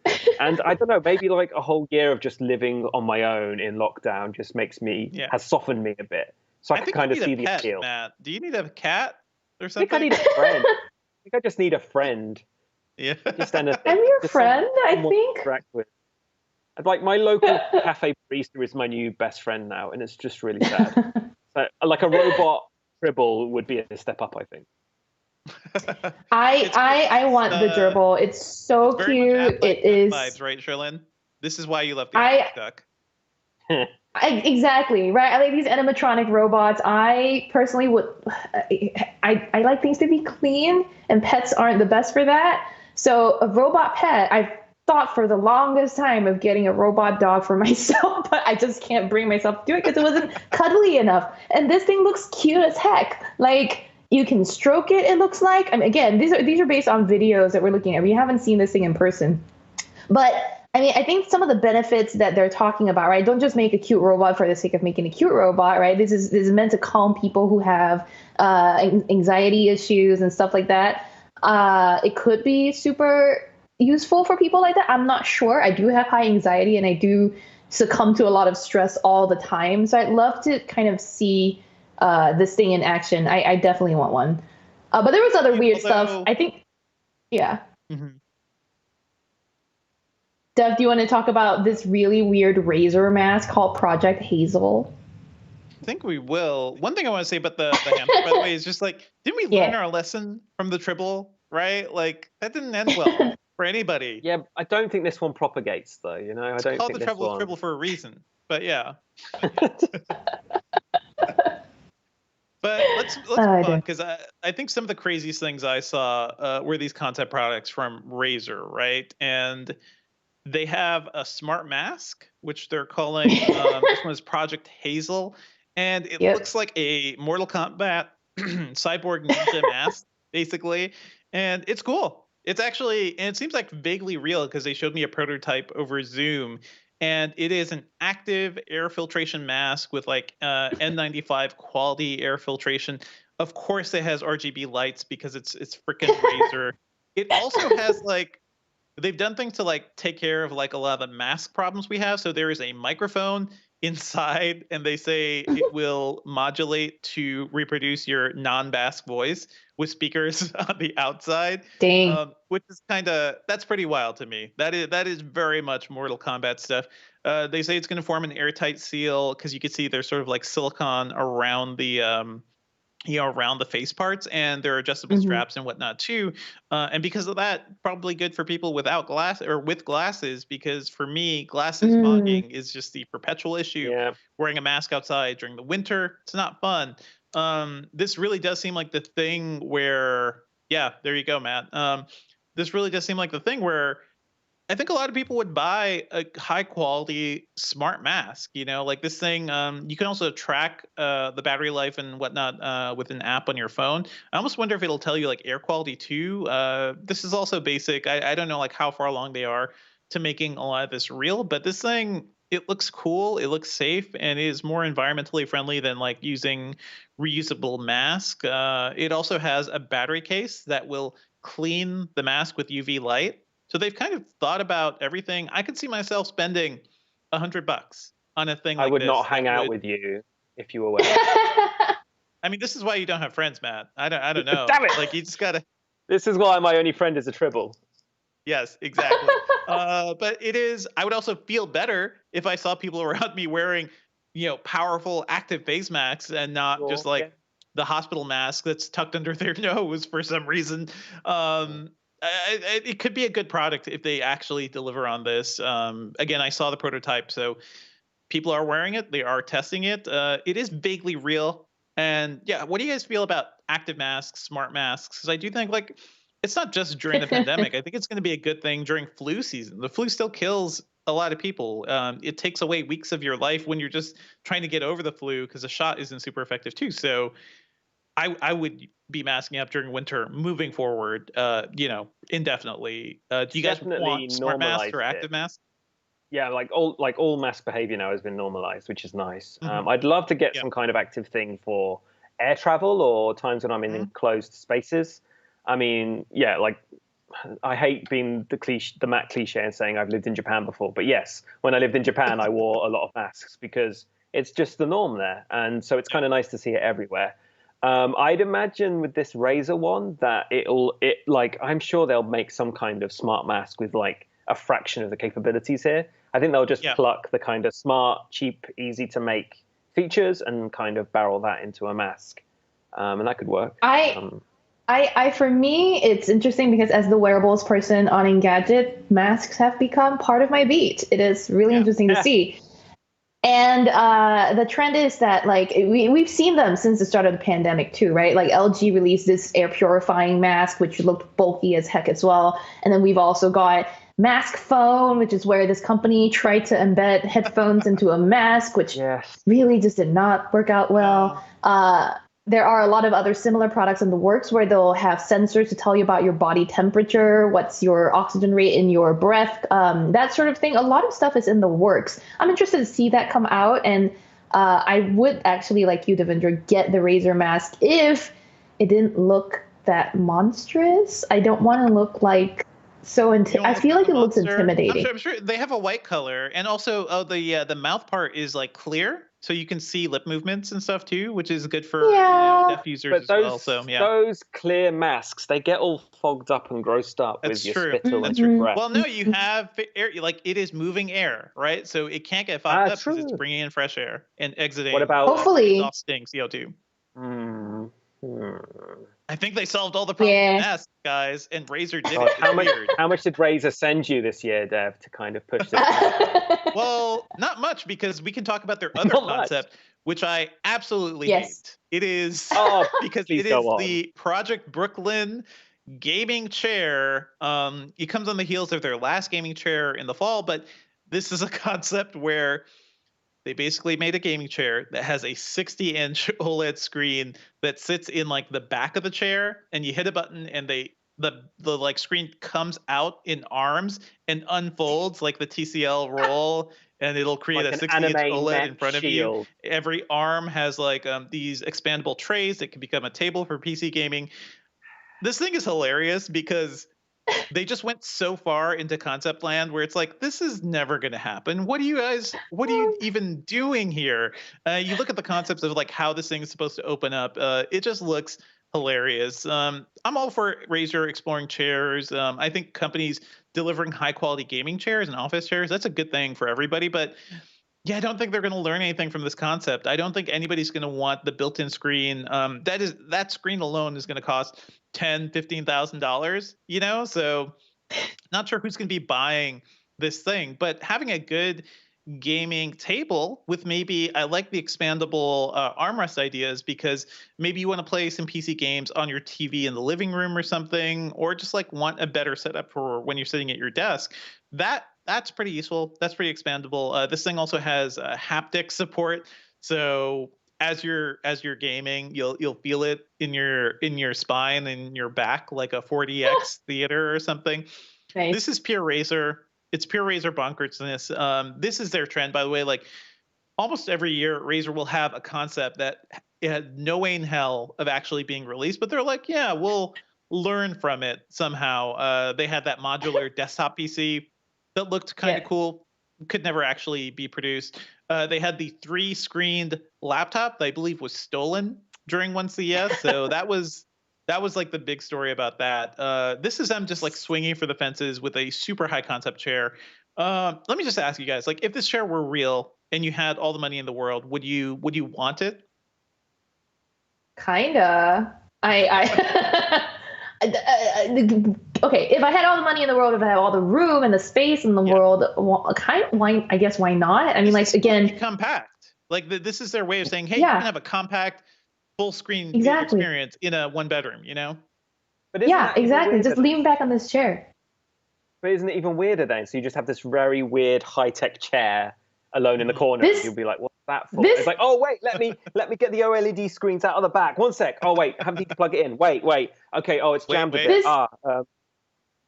Okay, this is the ultimate, I'm going to ignore you, you're sleeping on the couch today chair, right? Because no friends, no whatsoever, you live with no one. This is such a solo experience. I don't need a couch because I'm never going to have people over in my whole life kind of a chair. I mean, maybe not, right? I'm taking this to the extreme here, but this is such a solo experience type of chair, it seems like. You're just going to block out the world. I mean, given what we've talked about my life at the moment, you're kind of really, I'm feeling very much seen and being abused by share right now for my lifestyle. Yes, just considering your needs, Matt. But don't forget, by the way, Razer was also the company that made the Pringles Hunger Hammer, which is a gaming headset with the feeder on the side that would feed you with this motorized arm, just deliver chips right to your mouth.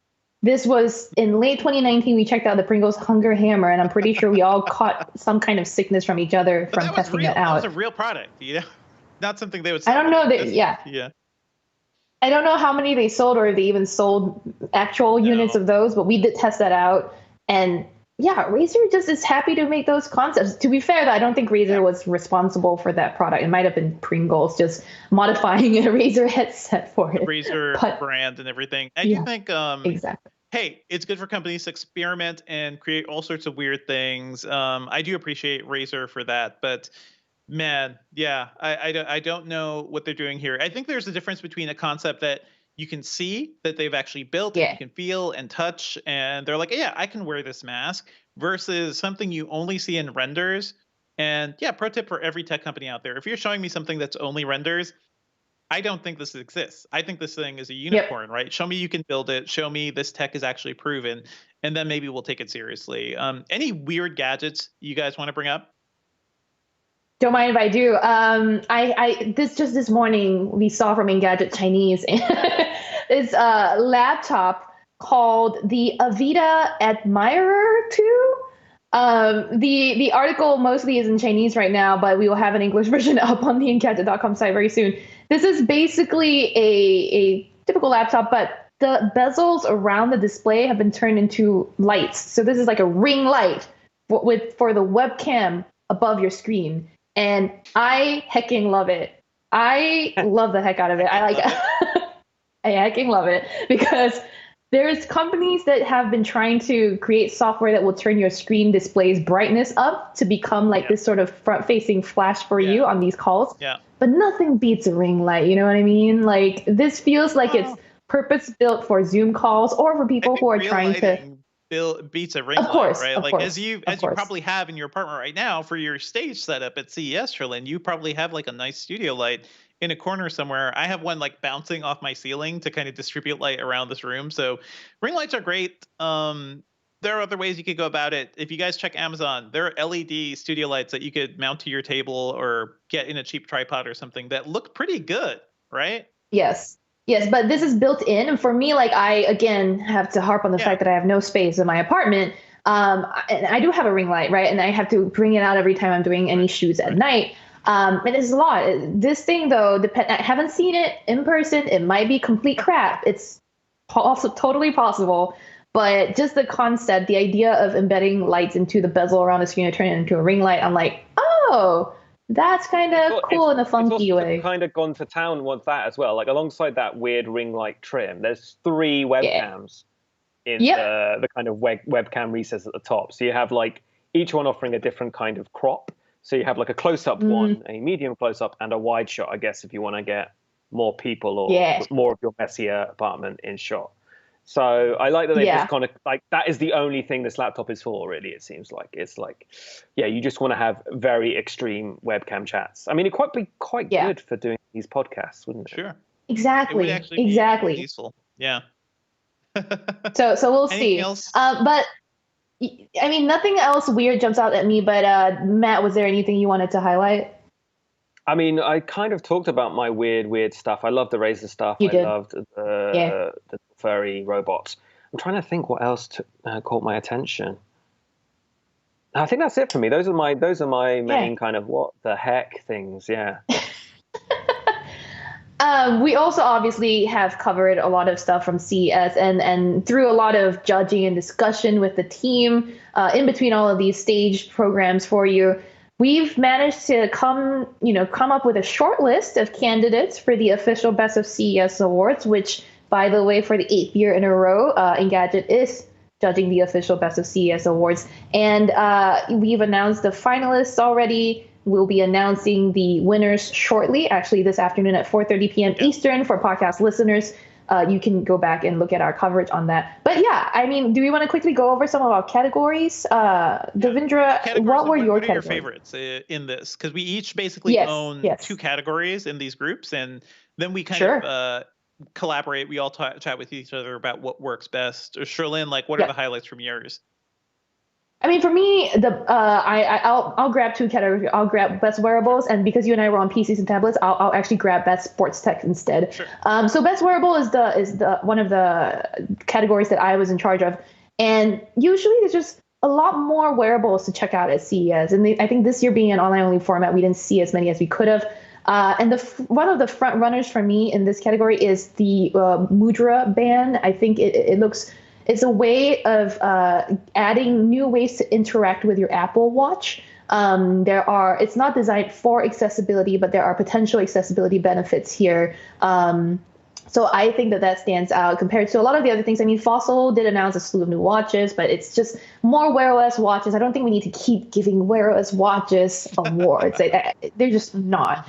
And then there's headphones in this category as well. So compared to previous years, I don't think that there's been as much to look at, but I do think that we have a good front runner in the mix. As for best sports tech, again, another thing that suffered from not having a full show, a proper in-person show. And we have 2 nominees in this category. One is Samsung's Samsung Health Smart Trainer that I've talked about on this show before, which basically allows you to use a third-party camera to analyze your form and count your reps for you when you're working out with compatible content on Samsung's TVs.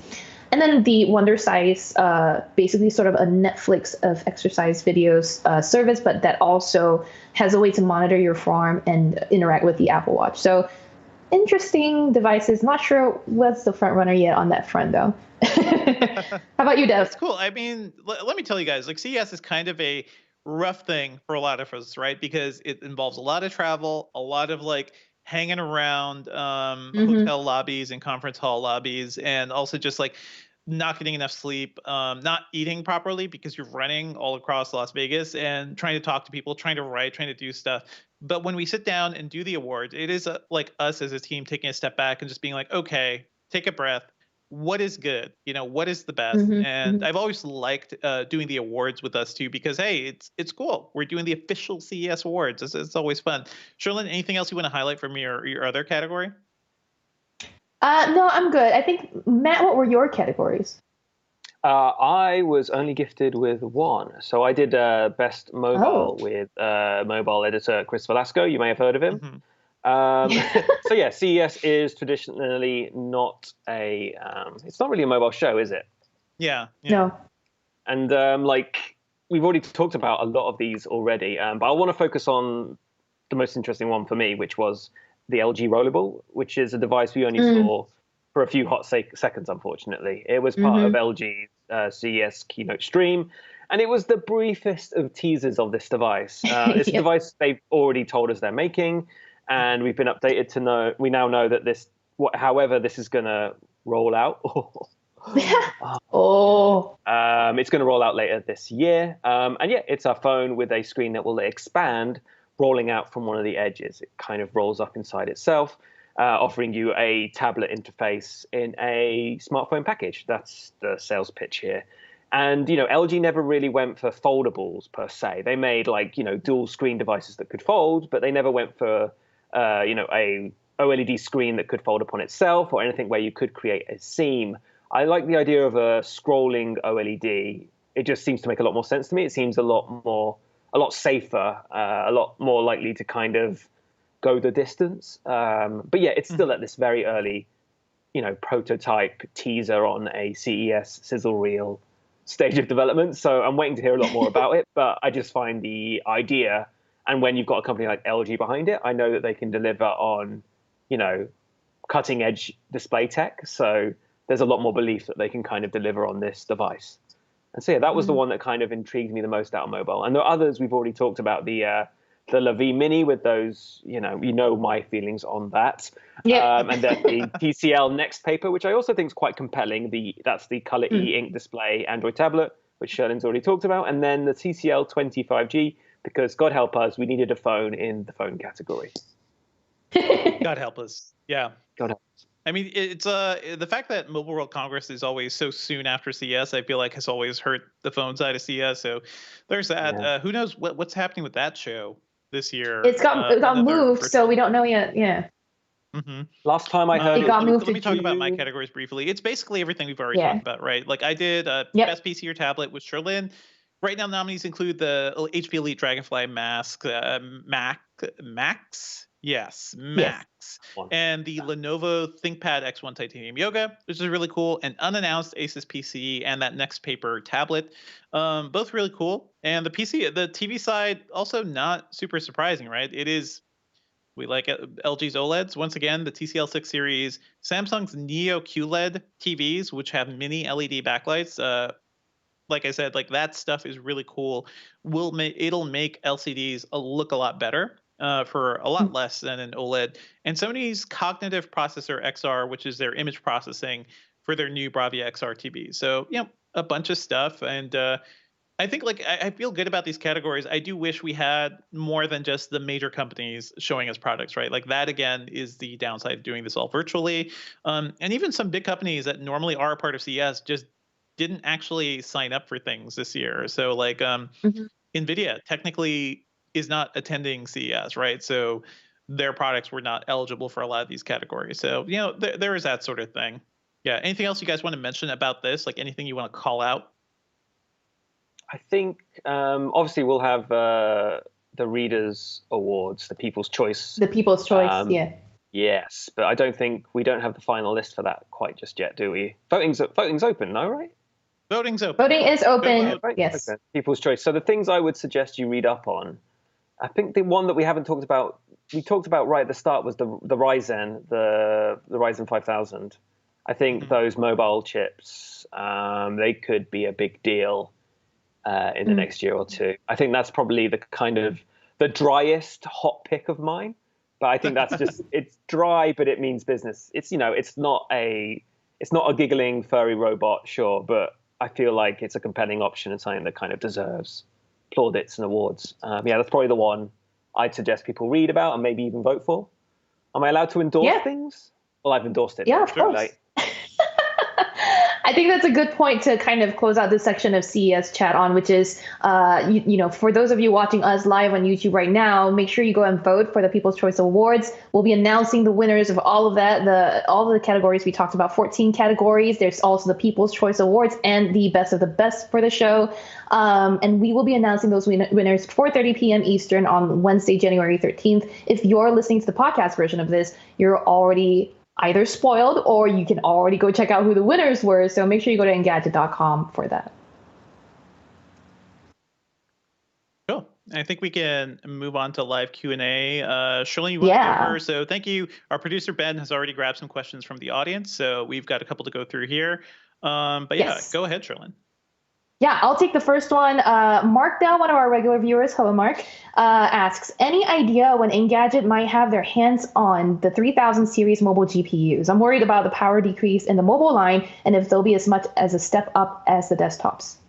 Dev, this is fully a you question. I don't know. I think most of them are shipping like by the end of this month. So we'll probably start seeing them in for review end of this month, early February. Yeah, and I think even if there may be some power decreases, I do think it's going to be a notable upgrade over the 20 series RTX chips. All right, thanks, Mark, for your question. I'll just take all the questions because I feel like until I get one that's directed at me, I'm gonna not be able to answer most of these. The young one asks, I'd like to hear some discussion on Apple M1X versus Intel hybrid Alder Lake CPU. Dev, sounds like you again.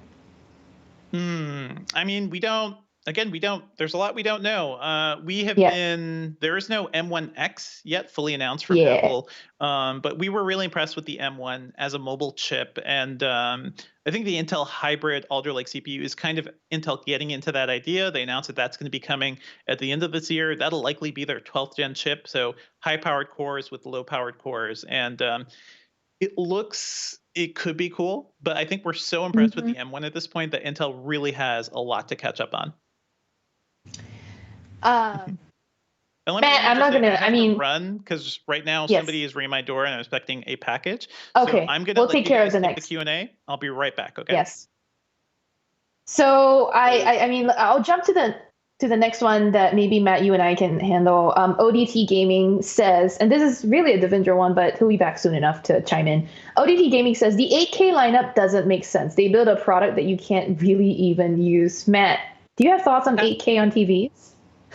Yeah, like we kind of already touched on this. I think we kind of agree with ODT Gaming. Like there just isn't much to utilize all those pixels with.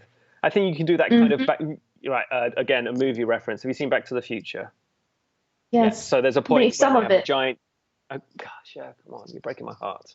So there's a point where they have a giant TV in the living room, and the kid is watching like multiple channels all at once and kind of watching everything at once. So that's something you can do with 8K. You have enough pixels to have several different streams of content at once, if that's what you want to do. But yeah, ODT Gaming, I think we agree. The products are very early, but this was true of 4K. This was true of full HD and HD way back when. It's a matter of time. And Cher, do you wear contacts? I forgot your glasses lifestyle choice. I had LASIK done more than 10 years ago, so Congratulations on your robot eye. So I haven't. I wear glasses. But my eyesight isn't great. So even I can just about tangibly see a difference with 4K. So with 8K, yeah, like just by the limitations of my meat sack of a face, I'm not going to see major improvements with 8K just until I can afford my LASIK. Please go to my Patreon. You can provide some funding just to get me the eyes I deserve. Thank you. All right, Matt. All right. This is on your crowdfunding platform. But okay, I want to shout out to Alex Cutler is asking in the stream, how about the S21? Any new features or the same old camera upgrades? That's a good point for me to shout out that the Samsung Galaxy Unpacked keynote is happening tomorrow at 10 a.m. Eastern, and we will be live streaming here on the Engadget YouTube channel. So make sure you come back for that, and we will have a post-show recap. Me and Chris Velasco, our senior mobile editor, whom everyone seems to really love, we'll be here to talk you through some of these updates and maybe fill you in on some details that Samsung might not go into at its keynote. So come back for the answer to your question, Alex, tomorrow at 10 a.m. There is something we can talk about with the S21, though. It's the chip. So Samsung announced. Oh yeah. I don't think it was technically a CES announcement, but they had a live stream revealing their latest flagship high-end mobile chip, the Exynos 2100. Is that how you say it in America? I'd say 2100. Yeah. 2100. We say 2100. Yeah. So weird. So yeah, this is another milestone. This is a properly, an important chip for Samsung because they've kind of given up on their nonsensical mongoose cores and they're going to an ARM, a more typical build of a chip, right? Cher, Yeah. So a lot of people complain, and rightly so, that people outside the US are shortchanged on the Galaxy flagships because Samsung insists on using the Exynos outside of the US and uses the Snapdragon, latest high-end Snapdragon for the main flagship in the US. And it's nice to see this move. I don't know if I have faith yet in the performance because some of the issues that are plaguing people were like high temperatures and, battery, therefore running out way faster than their Snapdragon counterparts. So I'd love to see everyone in the world get the same and equal access to the same model of a phone or at least similar performance. So we'll get to that later. There's so many good questions in the chat that I want to just quickly shout out. Devinder's also back to answer some of the questions from earlier. But let me just quickly shout out Nick Summers, Engadget's senior editor, is also on the stream and asking what we would name our Vanguard Mothlins, our emotional gerbils. Such a good question. Such a good question. I don't think I would. Fuzzbutt. There you go. Ooh, Fuzzbutt. I would just call it because I like Stephen King. This is why you don't have Petrolin. Wow. Yeah, I'd call mine Marcus. I'm going with Marcus. Oh, beautiful name. Beautiful name. Okay, so now that Devinder's back, let's go through one more question. Dead Pianist asked, how long do Ryzen GPUs last? I'm not really sure the context around that question, but Dev, do you have an answer? I mean, I think they mean the Ryzen CPUs and how long it lasts. Yeah. Let me say this. I think like in terms of longevity, from what we're seeing from the latest Intel and AMD chips, you're probably getting more life out of your Ryzen just because they're doing more with multi-threading and more cores and the power that you can get from that. So I do think like investing in AMD hardware now is better than Intel because right now Intel's like, we are racing to catch up to 7 nanometers and everything and all the tech AMD has already done. So yeah, it is probably the better investment to go AMD at this point. Again, I want to rebuild my desktop a bit, and I want an AMD chip, So I feel like that's where a lot of us are leaning. One question also, I think for you, Dev, from Joffins. Joffin says, I've had to replace via soldering iron multiple power jacks from Asus laptop motherboards after they fail over time. Asus is awful in my extensive experience for laptops. Yuck. This isn't a question. I think they just wanted to let you know that this new port. Hey, Asus was originally known as like they were an OEM that basically built computers for I think HP and a lot of other companies, right? So they were a white label OEM company.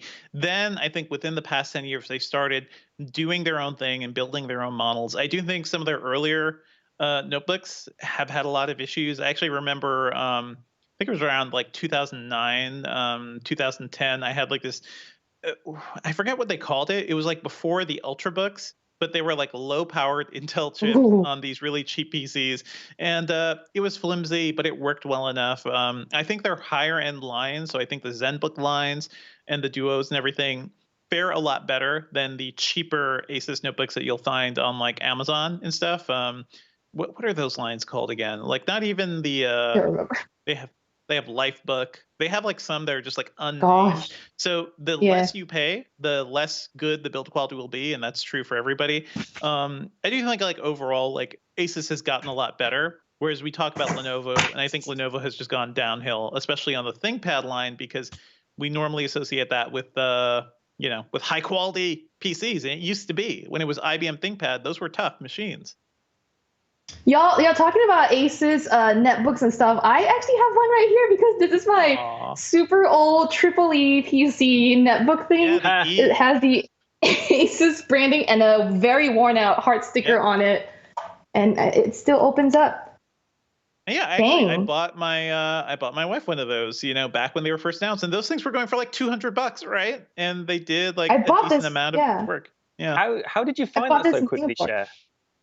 It's lying on my shelf right there. I have a like little shrine to old technology behind me. I do that. Yeah. Look at, your TV's part of that. Look at this detachable battery. Holy wow. Oh my gosh. Look at that. Wow. Cool. I even paid to upgrade the RAM on this way back when I bought this in Singapore so many years ago. But anyway, I think we might have more questions. Do we have more questions? Do we want to move on with the show? Our producer, Ben, is kind of chatting with us via a platform that you can't see right now. I'm so sorry. I'm sure many of you missed seeing Ben. We have half an hour left. We got to go, folks, because we have one last question. One last question, and then we're going to get to the rest of the show. So Jack82 asks, what are your thoughts on a potential new Galaxy Fold, and maybe with S Pen support? I haven't heard anything, but I'm sure it's coming. I actually believe that Samsung will be making it, based on no information from the company. But the fact that they're talking about S Pen support for some of their other flagships, I'm pretty sure, especially in a form factor like the Galaxy Fold, they're going to bring S Pen support. So, yes. Let's move on to the rest of the show. But thank you guys so much for the live chat. We'll take more questions hopefully near the end. I don't even know if we'll have time because we got a lot. If we have time, that's what I'm saying. Let's keep moving. Okay, let's shift gears from CES fun time to the end of democracy in the U.S. Oh. How about that? Sure. Last week we talked about the crazy event that happened the day before we recorded the last podcast, right? In which a bunch of right-wing extremists and Trump supporters and neo-Nazis invaded the U.S. Capitol for reasons unknown. And since then, we've just been living the aftermath of that.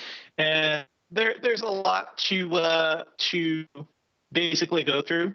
But I think the things that are really relevant to us is how the technology companies have reacted to this. And I think in a really fascinating way, because we've given Twitter and Facebook and every social media platform a lot of crap for what they have not policed on their platforms.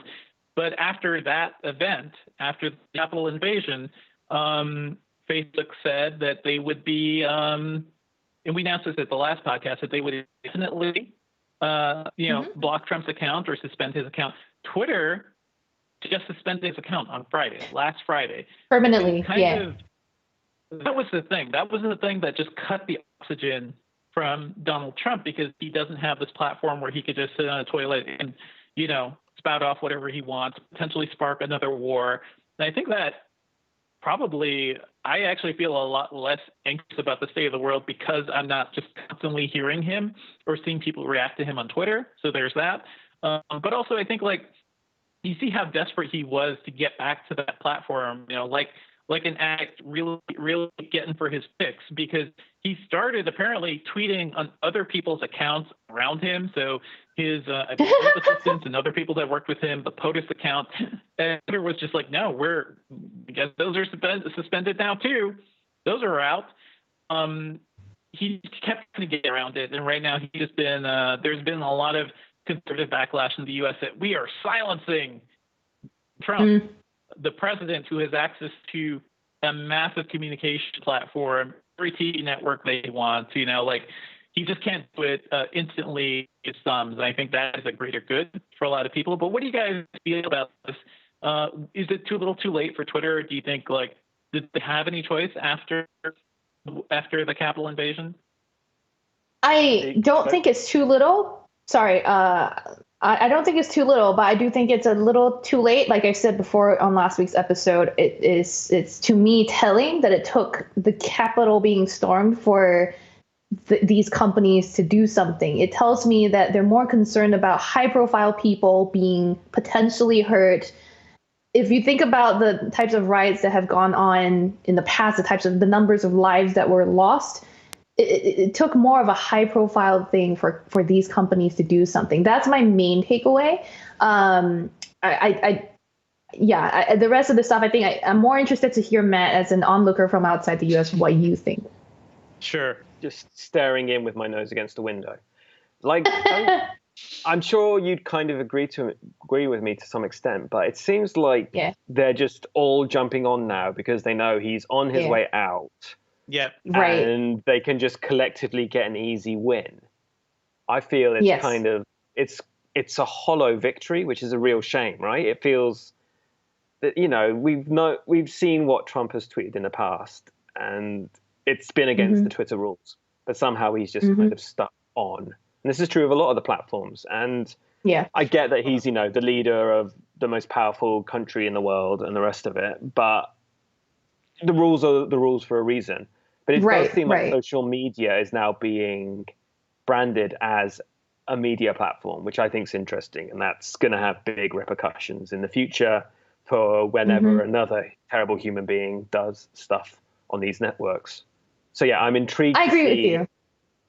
how that's going to go about in legal matters and, all kinds of things just as a business. Is Facebook, is Twitter more like CNN or Fox than Skype? I don't know. I can't think of a good analogy. But you know what I mean? It's less technical. I know what you mean. More media company. I do want to say too that some of the moves that Twitter had done in the past, right? Labeling posts as misleading, possibly, and Facebook also did similar with different, different triggers for Facebook. Some of those moves, Matt, they seemed the sort of thing that avid Trump supporters would have ignored anyway, right? And if you're looking at what they've done now, permanently suspending him, I think I'm kind of concerned that instead of really just silencing, I don't think we're just so-called silencing him. This is one of the accusations that's happening. I do think that his supporters are still going to be angry, still going to be riled up. These are the people that we need to kind of, hear what they're saying just to know what's going on, if anything, in their heads. And see, now apparently there's another outlet that people have been considering, and then that's been kicked off basically every app store. Parler, I hear, is dying. Devendra, what do you think about Parler? Good. Like the way the tech industry has just kind of leapt into action, because I think the thing is, now that they've seen what can happen just because of Donald Trump's speech, and he had a speech to his followers basically in front of the Capitol, and encouraged them to go on, and basically encouraged them to go. Did he say march on the Capitol? And he said he'd be right there with them, and that's the power of his speech. And I think a lot of these companies realize, oh no, even though Donald Trump is good for our platforms, his engagement is good for Twitter, even if it's people hating on him, and Facebook, same thing. If his speech can all of a sudden start a civil war, that's bad for us. And as much as I give them credit for finally acting now, it does seem like they're just doing this again because of self-interest, and because they don't want to be tied to potentially a major, even worse attack on the U.S. government. We've seen follow-up news that's there were bombs there. There were more weapons there from a lot of the extremists, and things could have gotten a lot worse. It wasn't as bad. I was going to say that as well. It could have been a lot more. Yes, the people that marched on that building, they could have been a very different type of person and do very different things. Is one concern for sure. I mean, Parler. Let's talk about Parler, because Yes. Sure. Or parlay. Almost. I think let's parlay. The parlays are like the messages in Parler, apparently, or some dumb thing. But yes, please go on.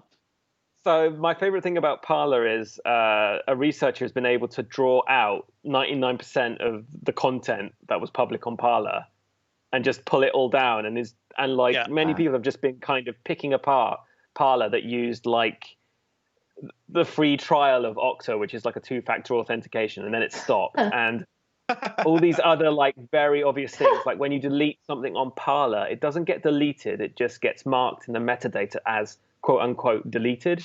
So then when someone downloaded all of it, anything that was deleted was still obviously available to download. The laziest programming job. Yeah. It's like a social network that I made and I wouldn't know what I was doing. And I'd still think it's a better name than Parler. There are social security numbers in that data. Why does Parler have people's social security numbers? I thought you guys didn't like social security. I thought that was too communist. Oh, I don't know. It's just funny because Parler was billed as the sort of like right-wing haven for free speech and free thought. And they're like, please give us your government ID. And people willingly just gave it up to this company. Parler is dying in many ways because Google was the first to kick it out of its app store because there was a lot of reporting saying like, yeah, the attack on the Capitol was planned in Parler and a lot of other sites, but there's a lot of discussion in Parler. Parler ended up just being, imagine that, kind of a platform for hate and extremism. And Google's like, no more. We don't want this. Also because Parler didn't have any moderation, right? And they couldn't really implement actual moderation in time. So Google said they weren't allowed anymore. Apple, I believe, gave them a warning that they had to add moderation, and then they just banned them entirely too from the App Store. Parler is freaking out. And I think the coup de grace for this whole story, right, is Amazon Web Services, AWS, dropping Parler as a customer. So that's the cloud service that all of Parler is being run on. Without that, you have no app. They give up on that. So now Parler is suing AWS. I think I don't have much of an issue with the App Store saying this app is bad. You are worse for society and democracy, and you don't meet our standards, and we're gonna kick you out. Right? That seems fine. The AWS thing, I think, gets us more into trickier territory because we don't really have net neutrality in America, right? So a service provider can just say, I don't like this content, you're out. And we can't do much about it. In this case, I think it's a net positive for the world and everything. But this is one of those cases where I'm like, oh, is this too much censorship for the internet? Do you guys have any thoughts on that?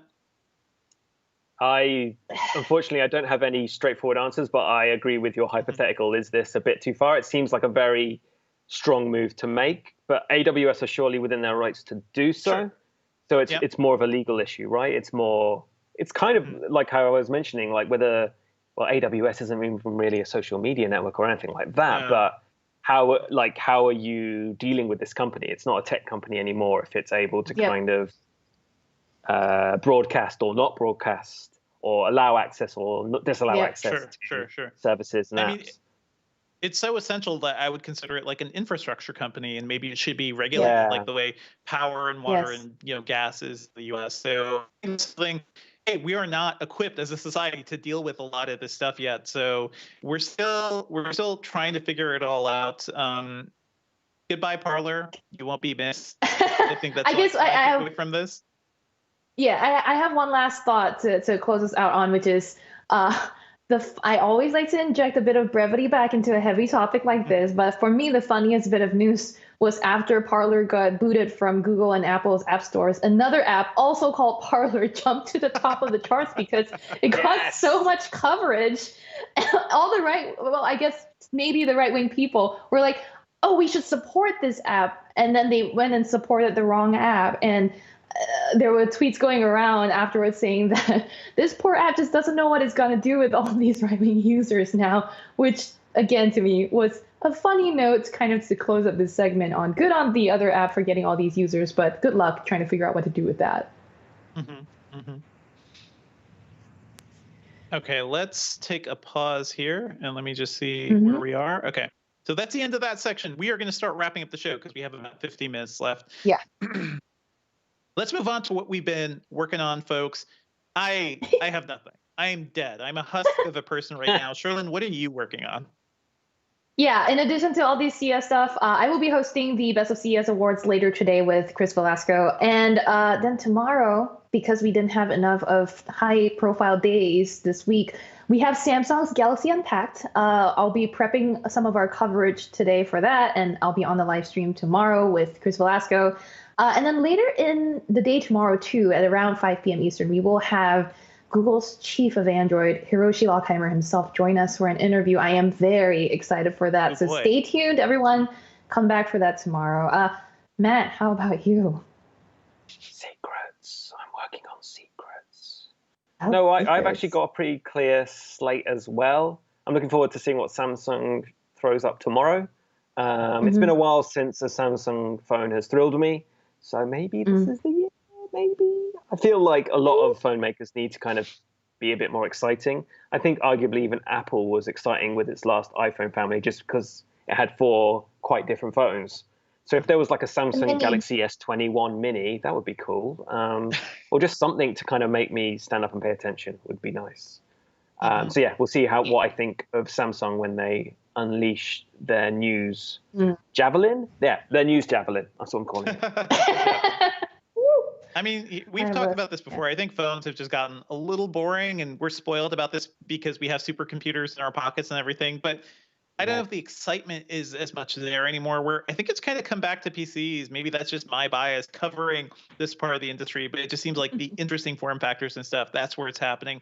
But hey, maybe when folding phones and things like that are more useful and more affordable and everything, like, yeah, maybe we'll get back into phone tech being cool. But yeah, thank you so much, guys. Let's move on to our pop culture picks. Sherlyn, what is your surprise this week for us? My surprise is I have this list of picks, so I've been watching literally nothing but my own CES videos lately. But so my pick is go watch my CES videos. The most honest you've ever been on this podcast. Yeah, not surprised. Yeah, just on a loop, like in the bathroom. Engadget exactly. Sherlyn watches Sherlyn. No, but maybe a reaction video of me watching my video. Anyway, but I do have a real pick, and I don't know if you've heard of this one before, Devendra, which is a little show that is on Netflix right now called Song Exploder. It's a documentary series on how certain songs are made. There have been, there's a new volume. Yeah, it was based on the podcast, and it's now a video. And I like the video component of it. I think seeing the studios that these singers and artists work in is really interesting.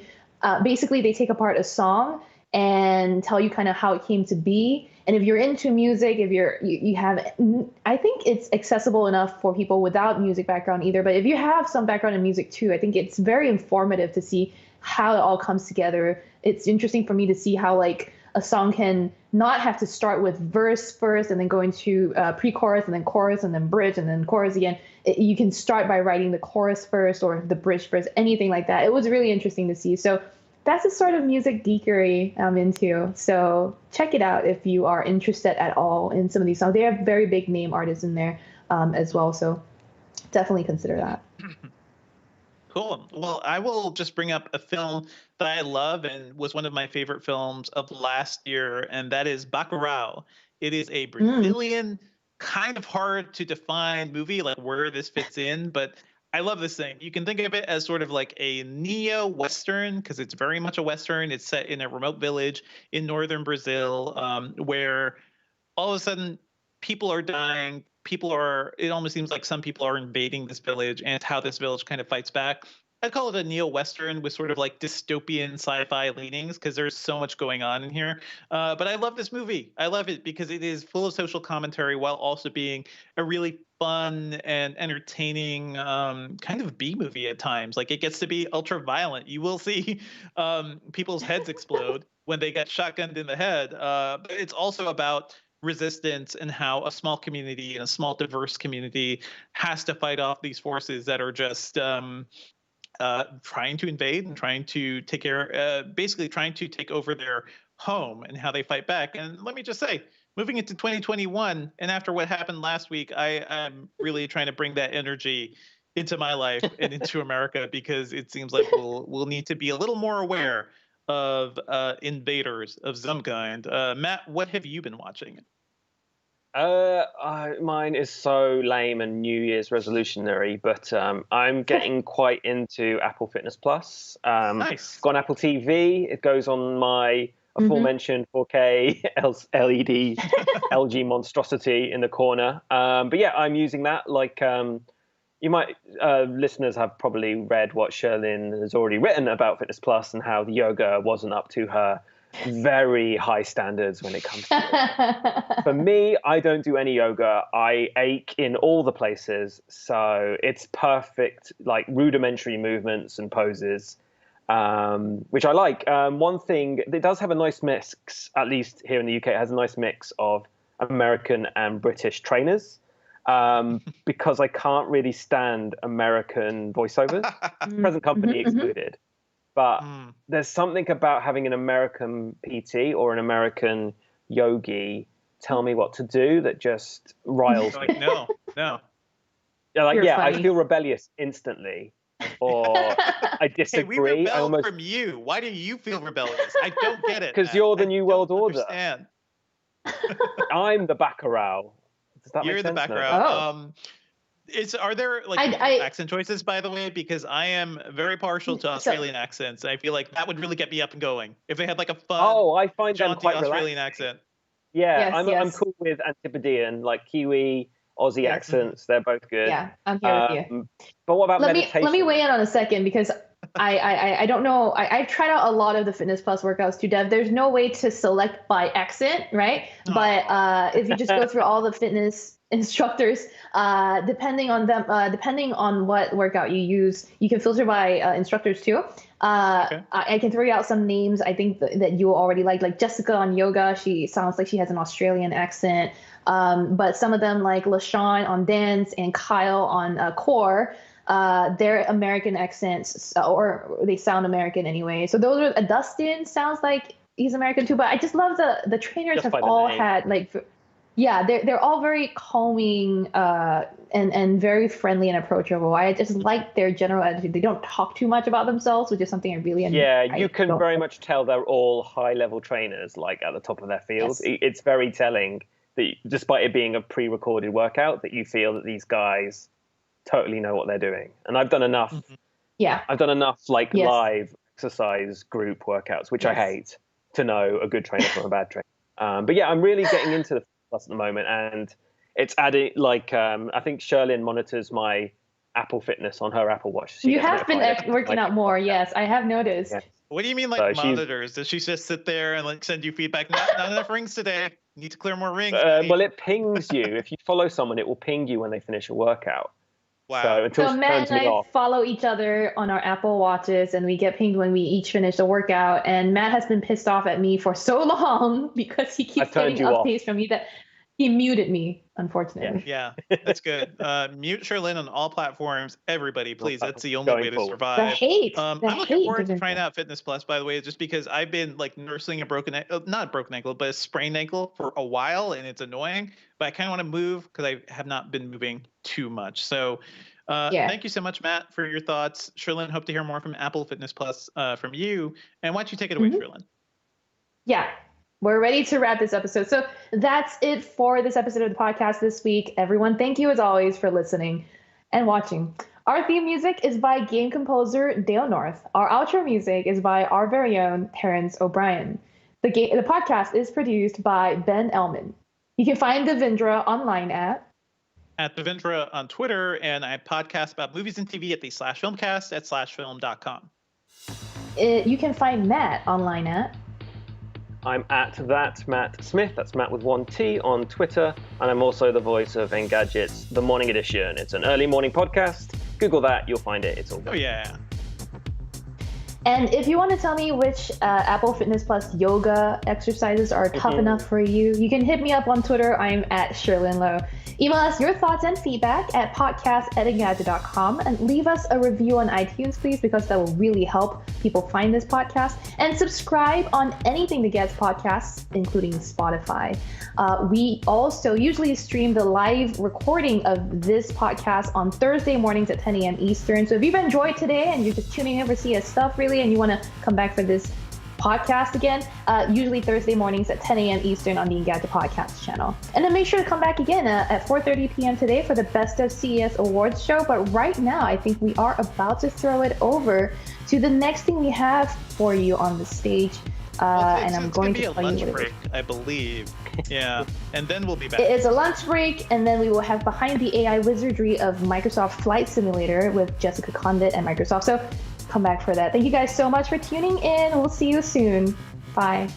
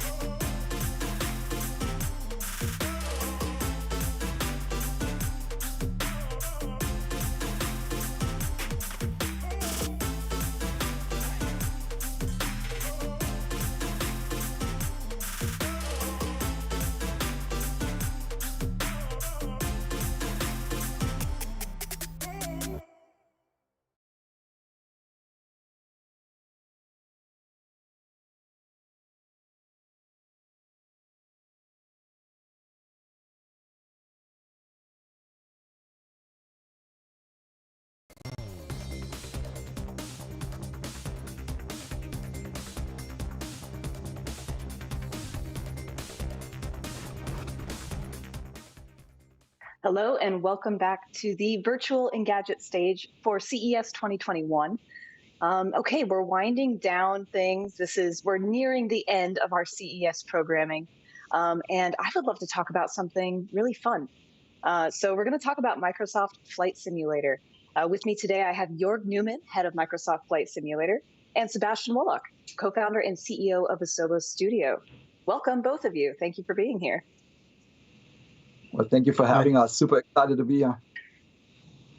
So I don't know if you guys know this, but I sat in on a handful, probably 3 or 4 preview and review sessions for the media leading up to the launch of Microsoft Flight Simulator. So I know how passionate you guys are about this franchise. You guys are very invested. So just to start things off, I'd love to hear your personal history with the franchise and then describe the sim in your own words. Let's start with Jörg. Yeah, I was a player back in the day. I always look behind me. I think I started with this one, so back in 1995 on my Pentium 60. That's how I started. It was always a fascinating piece of software. It started in '82, and even before that, there were some releases, and it's always stood for something. It was always about realism and accuracy and pushing the power of what a PC could do at its time.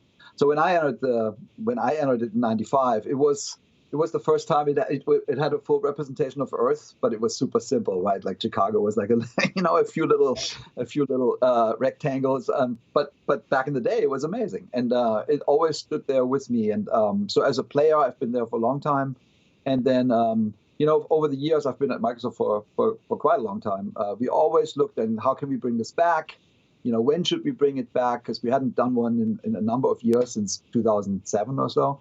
And it was always like, we need to take it forward with meaningful innovations. And I think the time had come. So that's when we started back in 2015, 16, when we started talking about this.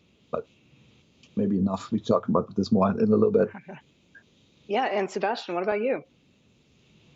I think Flight Simulator was the very first thing I ever saw on 3D on a PC when I was a kid. And it was a very important part of what brought me into actually programming and software development, etc. So it was very important to me. Awesome. All right. So Flight Simulator, like you mentioned, Jörg, you said it's the whole world. At one point in '95, you guys Flight Simulator had rendered the whole world, but it wasn't really the whole world, not in the way where you could really explore specific cities and recognize those cities necessarily. This franchise has been around for 38 years. I gotta say, that's older than me, so good job. But this is the first time, the new version is the first time the whole planet is now explorable, in real time with live weather and these really impressive things. So I wonder if you could talk about the technological advancements that have brought us to this point where real-time weather and Earth simulation is possible. Yeah, I think it's a few things that came together, really. It was one of the things that's happening all the time is that the planet is getting scanned, and it's not like we have cameras everywhere. I always joke that we have cameras in our cars and our front doors, certainly on our phones. But more importantly for this topic, there's satellites. There's over 2,000 satellites circling the Earth, and there's tons of planes, often with special cameras that are basically photographing the Earth in 3D. So that's a fairly recent thing. It's a gigantic amount of data. In our case, it's over 2 petabytes, now actually creeping up to 2.5 petabytes. And it's just a massive amount of work, so amount of data. So the first thing you have is the scanning in it by itself, but it's also you need to store that. And so at Microsoft, we have a tech stack that is really perfectly suited for this. We have Azure, where we can store massive amounts of data. We have Bing Maps, which is essentially a globe in it by itself. They use all the satellite imagery and orthographic data that we get, and basically already created a kind of a 2D model of the Earth, if you will. And then ultimately you need to get it to the end consumer, which means you need to stream it, because it's so much. When you think about 2.5 petabyte, it's something like 2 million DVDs or something crazy. So you could never put this in a box or anything like that. So I think the advent of the cloud Azure with storage out of the Azure data centers across the planet that allows us to get it at low latency to end consumers. That was sort of the beginning point where we said, maybe this is the time where it's possible, because the dream actually to fly around the planet and to look outside and it looks exactly like Earth, that dream has been with the franchise since the beginning. It was just technically not possible. And I think this convergence of technologies now made this possible. Mm-hmm. Sebastian, anything to add? How Asobo helped kind of make this possible? What kind of technology you guys were really interested in?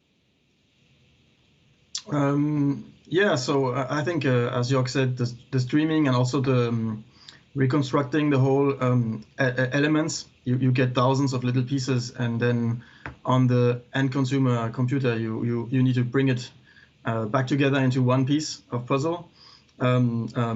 It's what we contributed a lot with, and also optimizing the whole process, because the user is always moving forward, and basically you need to erase what is behind you and load in what is in front of you, constantly streaming environments. It's like computer games have done this in the past when you stream pieces of levels in front of you and unload stuff behind you. But this is just the entire planet, and you can go any direction, up, down, closer to the ground. And so there is a lot of stuff happening in parallel, and modern computers have really helped allow this by having multiple CPUs and even graphics cards which can do work in the background. And that gives us, just to jump in, that gives us what I call sort of the static world. The static world is basically the photography, the imagery. Then Bing also has something that's called photogrammetry. Basically, it's 400 cities that are in full 3D. Basically, it's a plane flying overhead at pretty low altitude, taking a picture every second. You construct a point cloud, and it gives you essentially a 3D picture of cities that are highly, highly accurate, down to like 7 centimeters or something like that. Incredible. But that only gives you, frankly, 2% or so, like not even of the planet's surface. So we had like 98% that we had no 3D data for. And that basically, but the other thing that essentially now becomes more and more available is creating procedural worlds with machine learning. It was a whole nother thread. So we started with what I call the static world that I just said, but then we wanted to fill in all the other places, all the other cities that we didn't have photogrammetry for. And then you basically need to start become clever. You start to look at the imagery that we have stored in Azure and run machine learning algorithms on them, essentially to find things like building outlines, which you train up the algorithm. It finds the outline. It basically predicts how tall the building is, and then we procedurally construct these buildings. And in Flight Sim, we always say we build the world every 72 hours. We actually plant about 2 trillion trees and create over almost like 2 billion buildings procedurally. It's just a fascinating process, and it gets better all the time, right? Machine learning is such that it always gets smarter. You always learn more. So it's an evolution. Even since launch, we launched in August. It's better now, and it will continue to get better as we get better, newer data, and we run better and more smarter algorithms. The world representation becomes more and more accurate, and so I call that sort of the procedural world. And then on top of that, as you said at the intro, the world's not static, right? The world has 365 days. Right now, where I live, it's winter. There's weather, there's seasons, and we partnered with another company of experts, in this case, Media Blue in Switzerland. They have a 3D prediction model of weather across the entire planet. They take in a bunch of data stations from all over the place, and on top of that, have a prediction model, and they feed that into our simulation. So that's when you get real-time weather. Just recently, we introduced real-time snow and real-time, frozen lakes and ice and those types of things. And that's also an evolution that will keep going. As we get more and more data stations, we're going to feed that into the sim, and the atmospheric simulation will get better. And there's more beyond that, as you can imagine, right? The world is, complex. We're currently looking at some things with water, like just how can we get that more accurate? So we're on this journey really to get the planet as accurate as you can possibly make it, sort of as a digital twin. Mm-hmm. Yeah, and I mean, there's like 117 million lakes on the planet. They're also in this game. Facts like that, those numbers are staggering. This is something it feels like would not be possible to program by hand, right? Like it feels like machine learning, AI is doing a lot of heavy lifting here. Would you say that's fair? Oh, it's totally fair. Seb, do you want to talk a little bit more? Yeah, machine learning and also modern GPUs. Like, I mean, we just looked into the lakes today, right? There is just so many that there is thousands of bitmaps which have like they call it distance fields. So you don't even basically it's a description in a bitmap where you have the borders and depths of the lakes and rivers, and this allows you to achieve extreme complexity. You can have thousands of lakes in one little area.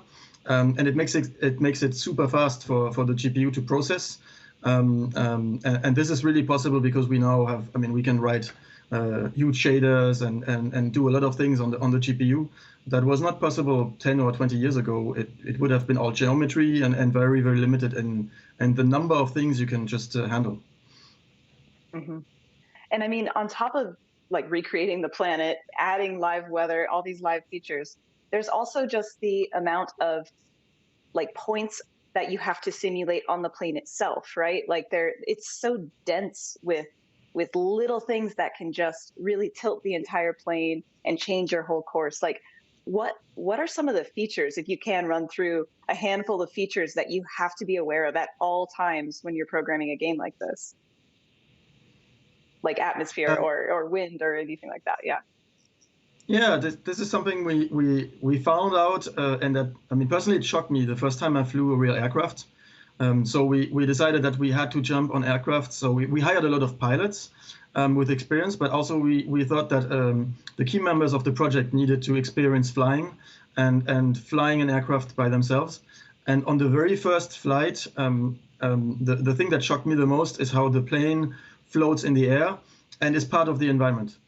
You feel, especially on hot summer days, and the first time I flew was I think it was in June, so it was very hot, and you feel the updrafts, you feel the forest, you could close your eyes and feel what is below you, because the ground, because it catches temperature from the sun and blocks or doesn't block wind, it changes the atmosphere, and the plane is extremely connected to that atmosphere. And that's something we implemented in the simulation by simulating the airflow in the world very accurately.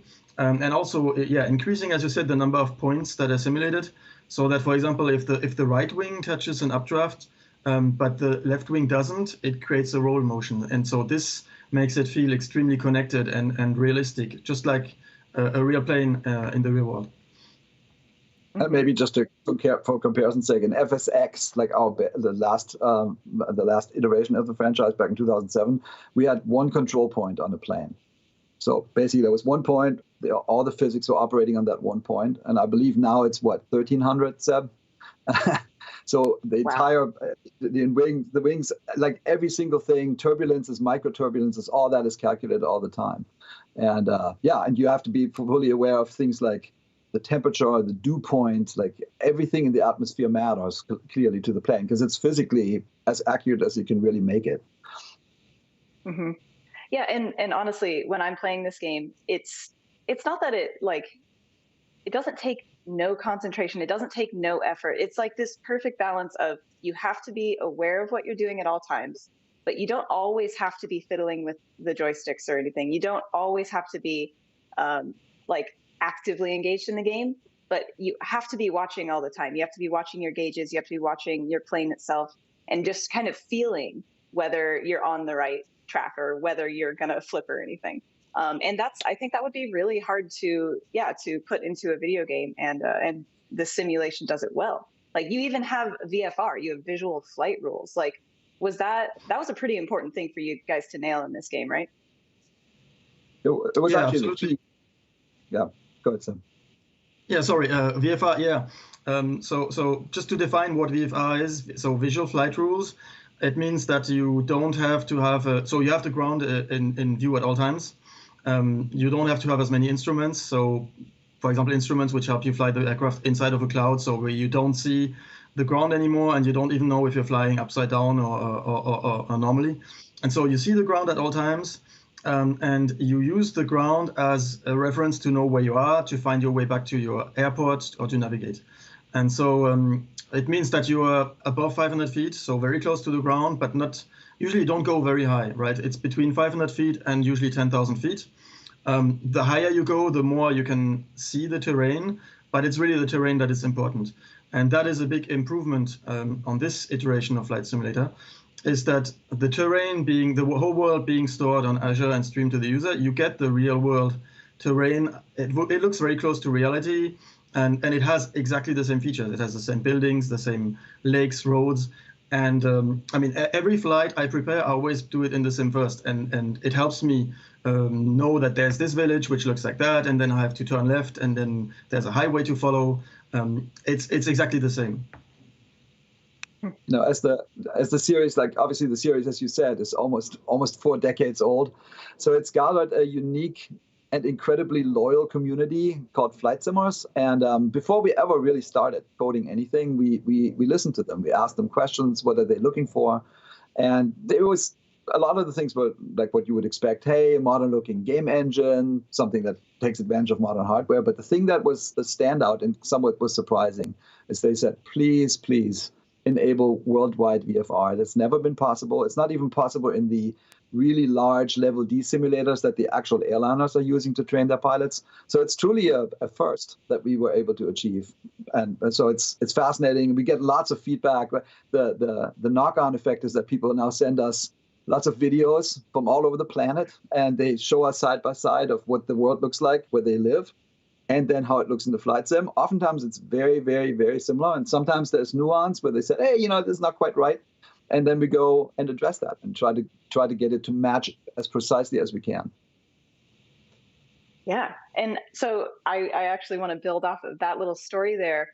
I wonder if you've seen like any really cool or just kind of surprising things that players have been doing with the sim. Like I saw a game developer I follow, Rami Ismail. He was tracking his own flight in real time on the plane and then playing in flight sim. And it was like perfect. It was honestly a few seconds off or something. Maybe his flight landed like a few seconds before the flight sim flight. But like, what have you seen other stuff like that? Just cool stories. Yeah, I mean, honestly, there's quite a few videos like this where people fly. I get them every day. There's videos of somebody saying, hey, I just flew over Vancouver and the weather, like the clouds were perfect. And then there's like a tower that has a red light and it's not blinking. And so they basically give me a bug report of the real world towards our sim. Sometimes people send us images and said, I think the sim looks better than the real world. So, and what's fascinating is, we actually calculated this at some point. If we really wanted to look at every place on Earth, like we said, if we're in a Cessna and we fly 5,000 feet or something and look outside, I think it would take 40 years. So we can't really see every place. And it is this, the community that we have and the passion that they have to get this right helps us a lot. So people in different areas are now engaging really to make the sim better, airports better, or just the overall terrain via these videos. So I think it's been an amazing journey with the community together. Mm-hmm. And anything else? Yeah, I really love when people share like the world map, and then they have some people are doing a round the world tour, going down South America, back up over Alaska, and that's really, really awesome. Like it takes them several weeks to do a around the world tour. I think this is particularly interesting. We had some bugs. I don't know if you saw that. There was a bug early on in Melbourne. So it was a typo. Basically, somebody had made a skyscraper and just basically and entered the wrong number. So the thing was like endlessly tall. And then people actually landed on that. Crazy. So we actually ended up watching all these videos. And just recently I saw a video of somebody took a 787 and landed it in Lukla, which is like in the Himalayas. It's not meant for this flight, but they somehow managed it. And that it's so fun. People are really trying things that in the real world might be just a little scary, and they're trying it in the flight sim because it is so accurate. And we see things that we thought we'd never see, like that runway. It's this steep. It's really short, but they managed it despite the physics being accurate. So it's super cool. I love that. I know we've covered a few of the bugs that have popped up. We've covered the actual updates to the game as well, but we also covered a few of the bugs just because they're fun. Like it kind of speaks to the heart of the game where you just get to treat the planet as a playground. And so seeing like a really tall skyscraper where there's not supposed to be one, it's pretty funny. It's just kind of joyful. Did you see the gigantic hole in Brazil? No, I didn't see the hole. It was literally going down to the center of the earth. It was some out of the data provider we have for our airports. There was a bug, like the number was at 0. So it literally went down to the 0 point of the planet. And people found that. It's literally in the middle of Brazil somewhere. I don't know exactly where it was, but it was amazing. I actually flew into it. Oh my God. But it's a different type of discovery, but it was cool. Exactly. Yeah. And actually, earlier you mentioned that like actual training programs for pilots don't even have the level of detail that Flight Sim does. Do you think there's an application where this will maybe replace or help pilots in training scenarios actually learn how to fly? There's quite a bit going on. I mean, honestly, we work very closely with the aircraft manufacturers simply because we're trying to get the planes as accurate as possible. It's a very fruitful relationship. And they look at our software and they see something that's new for them. And there's quite a few discussions about these things. Nothing firm yet, but how about this? I wouldn't be surprised if there were something.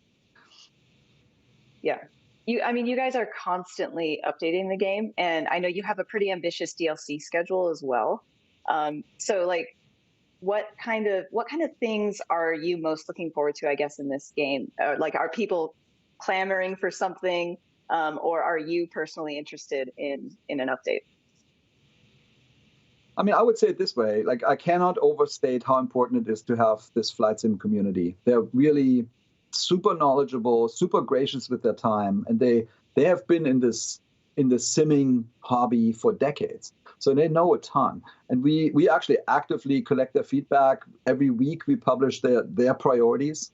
And a lot of what we do has to do with their priorities. When they say, hey, we would really like X, like, for example, right now they want us to make an editor so they can help us get the airports even more accurate, like enable people to do some editing themselves and then upload it to our servers. And we listen to that and we're working on that. And I think it's a wonderful thing. I've been making games for 25 years. I've never had that there's passionate, knowledgeable people basically in some ways telling you really with passionate knowledge what they want. And you just sit there and it's like, okay, well, that's what we need to do. And I think you see, like, the way we structure our updates is we have basically world updates, and it's super cool in my opinion. Like, we basically go into areas of the world, find even better data than we had at launch, make that really nice, create some experiences around it, build some airports and those types of things. And with that, like the first one we ever did was in Japan. It's not a natural simming environment. There's not that many private pilots in Japan, but boy, were there many people flying in Japan, probably for the first time, because, and so we can highlight all of this beautiful planet that we have. We can highlight different sections with these updates, and those we plan ahead roughly. I mean, I just started working on the 2022 plan. So the plan for that for 2021 is pretty well in place. But other things like what we call simulation updates, we keep that fairly flexible because we want to have this interaction and we want to have bandwidth to actually do things that the audience tells us, the community tells us what they need. Mm-hmm. And we do that every month. Like every month there's a big update. It'll never end. Great. Well, that's the plan, right? What about you, Sebastian? Anything you're looking forward to in the update? Yeah, I'm looking forward to many of the sim updates that are coming, and so many of the, I would say, short-term updates are, as Jörg says, answers to the community's requests, and some of them are looking forward to.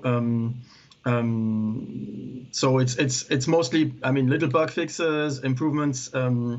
Many improvements for aircraft creators. So there's things which have been requested that we've implemented that are coming. So I'm looking forward to this, especially because it's going to enable more and more different types of planes to be added to the sim by third party and modders and people who help make the sim better.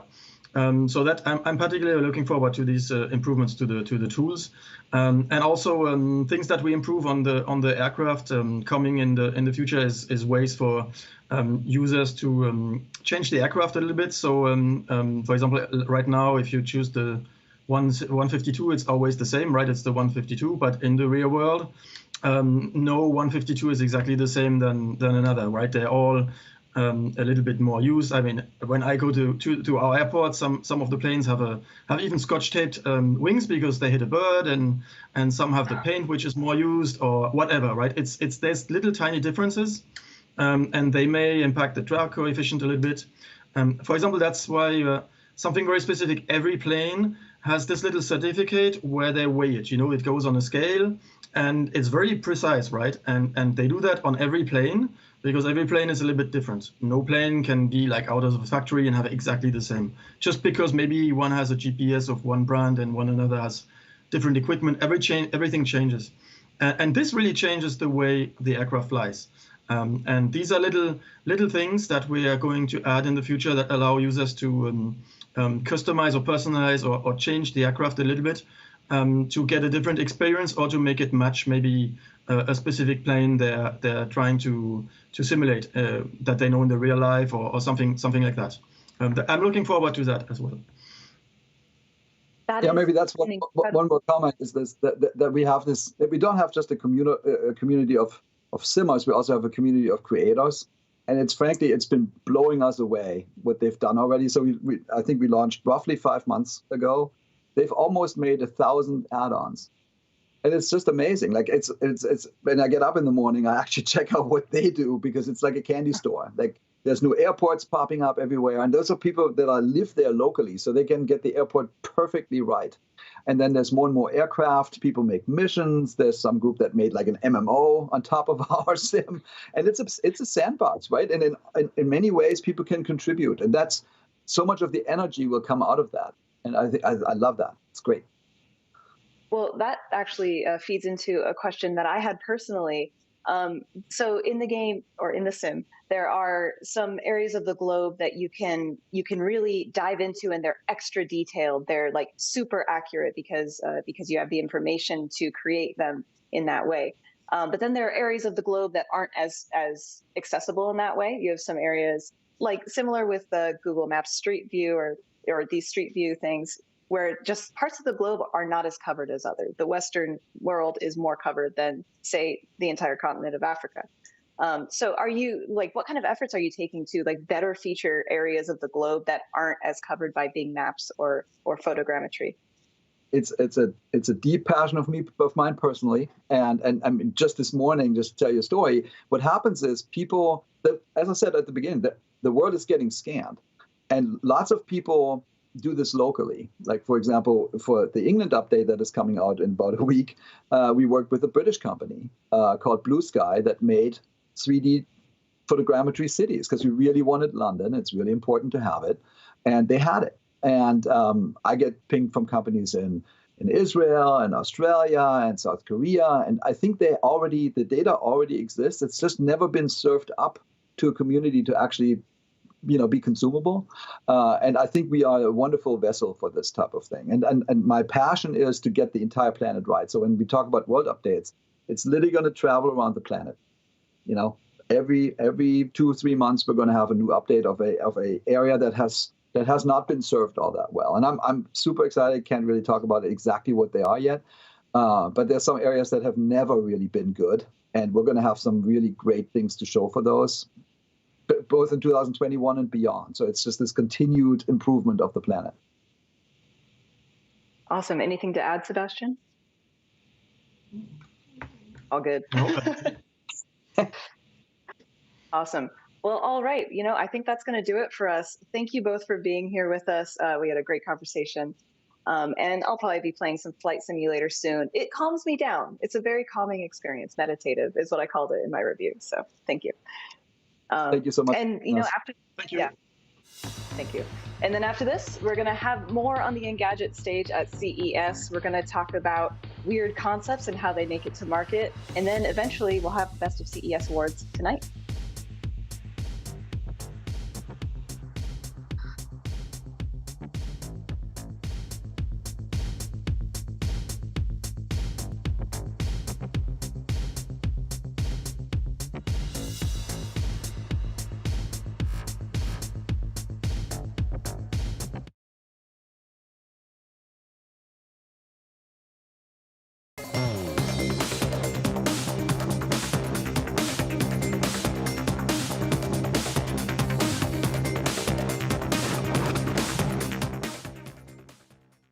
Good afternoon and welcome back to Engadget's continuing coverage of the completely online, totally virtual CES 2021. I just wanted to say, I feel like I've spent the last few days and weeks of my life the same way a lot of my industry colleagues have spent the last few days and weeks of their lives. They are meeting companies, taking announcements down, learning about new products, writing about new products when applicable, and maybe most important, making sure those stories go up at just the right time. And it honestly can be a bit of a drag, but every once in a while, you're lucky enough to come across an announcement or take a meeting about something that's just off the beaten path in ways that just really tickle you. And for me this year, the device that kind of took me down that somewhat less trodden path is the NEC LaVie Mini. And that's for a couple reasons. For one, it basically looks just like a netbook from 2007. I'm getting weird flashbacks to college right now, which is not something I'd ever thought I'd say on a stream like this.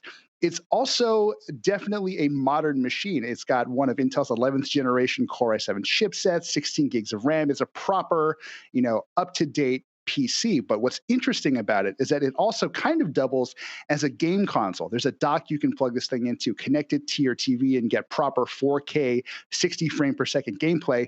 And if mobile gaming is more of your thing, you can attach this weird sort of controller thing to the back and make it sort of an AirSat switch, except an AirSat switch that has full access to your Steam library. I am personally just very tickled by this thing. So I'm very pleased to invite David Bennett, the CEO of NEC PC and the president of Lenovo Japan, to tell us a bit more about the LaVie Mini and how concepts like it make the transition from prototype to product. David, welcome, and thank you so much for your time. I know it's kind of a weird hour over there.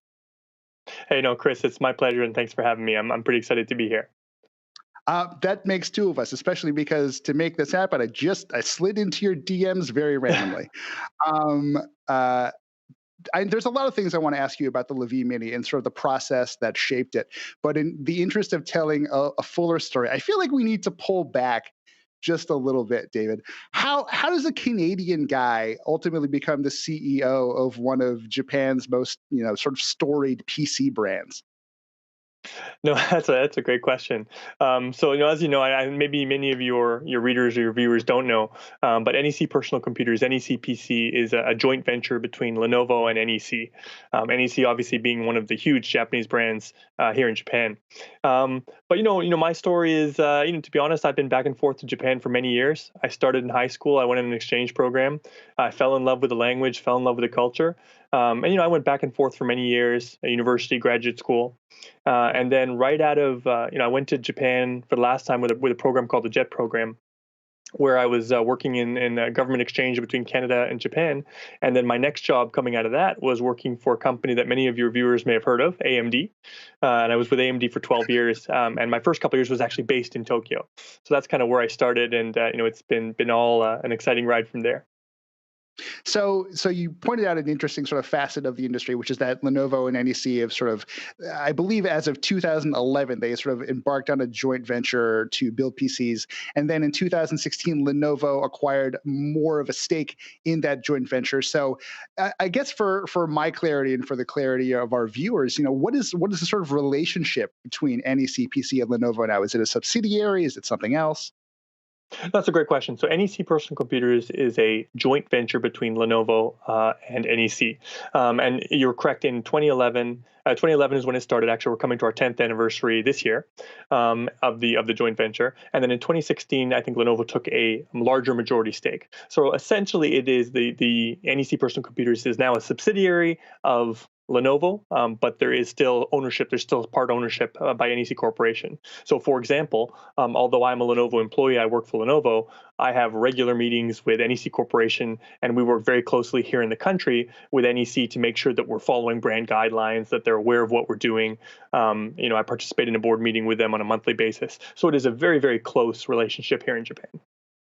It's really interesting. As I mentioned, I'm Engadget's senior mobile editor, and your position, is not entirely a unique one. Motorola is probably the example most of our viewers are probably familiar with. Lenovo acquired the company, operates it more or less as an independent entity, but there is still some level of relationship. I know Motorola gets to kind of benefit from the fruits of Lenovo's production prowess. So how does that sort of work in Japan for you? What's the relationship between your team and sort of their higher ups? You nailed it. I think it's incredible. I think Lenovo's approach to these kind of partnerships is frankly the right way to do it. And what I mean by that is Lenovo is the #1 PC brand in the world. It's one of the biggest PC, if not the biggest PC company in the world. So for a brand like NEC, what we're able to do is we can benefit from this huge scale, this huge technology resource and pool that Lenovo has, while at the same time, we can take what we're good at here in Japan. If you look at NEC personal computers, we've been around since the late 1970s, and we're really, really good at driving technology. We're really good at materials. We're really good at designing lightweight PCs. So we can take our strengths, we can combine them with Lenovo's scale and backend, and really do some exciting things. So, I think that kind of marriage between this large global scale, huge company, the technology resources that they provide, but still been able to address the market in Japan through NEC Personal Computers, which is the #1 PC brand in Japan, is a fantastic match. I guess that's all really helpful context, but I guess I'm really sort of curious about the nature of the relationship, right? Like you mentioned, for example, that you are in fact a Lenovo employee, but as the sort of head of NEC, are you having to knock on their doors to sort of get sort of approval or clearance on embarking on different products or projects, or I guess explain to us sort of what level of autonomy NEC has with respect to Lenovo here? Yeah, so I think that's a very fair question. So if you look at our Lavi brand is fully owned, I would say, by Lenovo side, meaning that there's nothing we really have to do. Legally, there's nothing we have to go check. The Lavi brand we own, we can go drive, we can do whatever we want. However, on every Lavi product, there's still an NEC logo. And of course, the NEC Corporation is very interested in knowing how we're using that logo and what we're doing with our products. So, in a nutshell, I think the way it works is for our consumer products like the Lavi Mini, I provide an update to NEC Corporation. I let them know what we're doing, but I don't think it's something that we have to go and ask permission. We operate very autonomously. I think with kind of sort of a friendly relationship with NEC. There's another line of products, for instance, on our corporate line of products, where I think it's a very different story. That's primarily driven by the NEC side, and I think we operate almost like as an independent, an ODM for their commercial business. So I think if you look at, depending on the line of business, how we operate is very different. Consumer side, very independently. Commercial side is more of a partnership in terms of how we go to market. Yeah, no, that's really interesting. From the consumer perspective, it almost sounds like you're just kind of licensing NEC's name to put on products that are being developed. It sounds almost wholly by Lenovo. Is that sort of a fair way of looking at it? I wouldn't go that far. If you look at one of the interesting parts about NEC PC is that our R&D, our design, our manufacturing, our support, our sales, our shipping, everything's done here in Japan. So we're not taking Lenovo technology and licensing and throwing a brand, although that's certainly something we can do. But if you look at some of our best-selling designs, if you look at the Lavi Mini, these are all conceptually designed here in Japan. R&D is done here in Japan. We work directly with the manufacturers, whether it's overseas or whatever, to go design it. So I would say a lot of it's homegrown here in Japan, as well as leveraging some of what Lenovo's doing. So certainly not just a branding. I think Lenovo gives us the freedom to really drive new designs and ideas right here in the country. David, I got to say, I could talk to you about sort of the mechanics of your relationship with Lenovo and NEC all day. I do not know why this is the kind of stuff that I love, but I did bring you on to talk about the Lavi Mini more specifically. And I guess I really do just want to be blunt here, and I hope you'll forgive me. But, looking at this concept, as I said, sort of seemingly netbook inspired, but with a very specific focus on gaming. Why is this a machine that Lenovo, NEC, sort of the totality of those brands, why is this a machine that they felt needed to exist, or at least be talked about? So that's a great question. And I'll be very open. I've been here 3 years, and this is one of the first projects that I conceptualized and I kind of worked with the team to go drive. And I think, Chris, you nailed it. The reason that the Lavi Mini exists, I think there's twofold. One, personally, I wanted a machine that I wanted, meaning that, I love to play, I love gaming, I love PC gaming. I love the old form factors of the netbook. Now, I take a little bit of I wouldn't go as far as saying it's a netbook, right? Most netbooks were 10 or 11 inch. I wanted something that in a more compact form factor that also wasn't limited by the performance. Netbooks are great, but I think when users started to play with them, they found that maybe the performance was a little bit lacking. I think with Tiger Lake and what we've done in the design, as you said, the goal was, I told the team, is I want to be able to play the games that I play on my PC. When I'm on the train in Japan, we spend a lot of time on trains. I want to be able to have that same experience, or at least something that's passable. So maybe I drop down the settings a little bit compared to my gaming desktop, but I still want to have that PC gaming experience on the road, in a cafe, on the train. And I challenge them to go do that. Number two, I think if you look at the market in Japan, Japan is one of the only markets where you had 10-inch Windows tablets, where you had small form factors Windows PCs that were still selling like crazy. Now, in the last couple of years, it was funny. I'm like, well, what happened to all of those ultra mini PCs? We call them UMPCs. And when I looked into the data, it said, oh, the market dropped when NEC stopped selling them. I'm like, well, okay, we're NEC. Let's start, what if we started selling it? Is there still a market? And I'll tell you, this is still a concept PC, right? We haven't talked about a release date or anything. But the interest that we've seen in Japan, and frankly, from your readers and from all over the world, I kind of I don't want to say proved us right, but I think there certainly feels like there's interest in this type of form factor. Yeah, let's dig in a little more closely here. Just run through the specs very quickly and correct me if I've got any of these wrong. We've got an 8-inch touchscreen running at 1900 by 1200, one of Intel's 11th gen Core i7 processors. As you point out, this is a Tiger Lake chip, 16 gigs of LPDDR4X RAM, and I believe this is 4266 megahertz RAM, a 256 gigabyte M.2 SSD, 2 USB 3.1 Type-C ports, plus a couple extra ports on the dock that one might use to connect the LaVie Mini to a TV, and an optical touch sensor sort of in place of a proper trackpad. Now, these, as you mentioned, are not specs that one should easily turn their nose up at. So just to make absolutely clear, this is meant to play AAA games, maybe not at the best settings, but you're really trying to play the best games available for the PC now on a machine like this, correct? You nailed it. I mean, if you look at Japan, there is no bigger system than the Nintendo Switch. And I think if you look at Nintendo Switch, it's great, but there's certainly a type of game that you can play on it. I think the challenge to the team was, I want to take that PC gaming experience, those top AAA titles that you're playing today, and how can we take them on the road with us? And as I said, if you look at NEC PC, our strength is in materials, it's in making things light, it's in making things small and compact. And I said, let's apply that to the PC. How can we make something where we can get the performance we want in that small form factor like that and be able to take it on the road? So you nailed it. I think the specs, they speak for themselves, but I think there's very few games that you can't put on the Mini that you can't at least get a playable experience, if not a fairly good experience on the road. I guess, I mean, that opens up a lot of questions. And as you point out, this very much seems like a device that would be tailor-made for play on trains. Japan, obviously a very train-heavy society.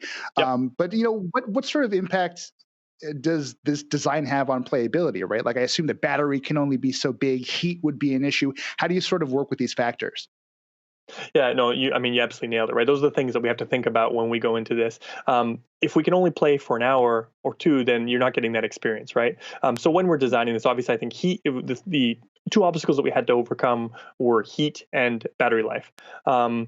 I can't get too much into the specifics, but if you look at the way that it's been designed, and we did a lot of work with Intel, Intel really stepped up. This is one of their innovation products. We always do, every year we try and do an innovation product with NEC and Intel, and this is the one we chose to do this year. And we put a lot of work, both teams put a lot of work to make sure that we could overcome that heat and battery issue. So if you look at it today, our goal was, how can we be able to play for 3, 4, 5 hours, AAA game at the same time, especially NEC, we've got very I would say, high standards in terms of the heat temperature and the skin temperature qualifications that we need to be able to sell a PC here in Japan.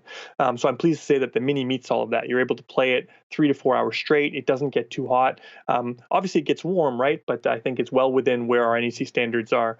So I think that's something we had to overcome. Now, you talked about the gaming attachment, right? We've got the dock and the gaming attachment. I think when we looked at it, and this has been, I would say, in the pipeline for about a year and a half, gives you some idea on how long it takes to conceptualize and bring something like this to market.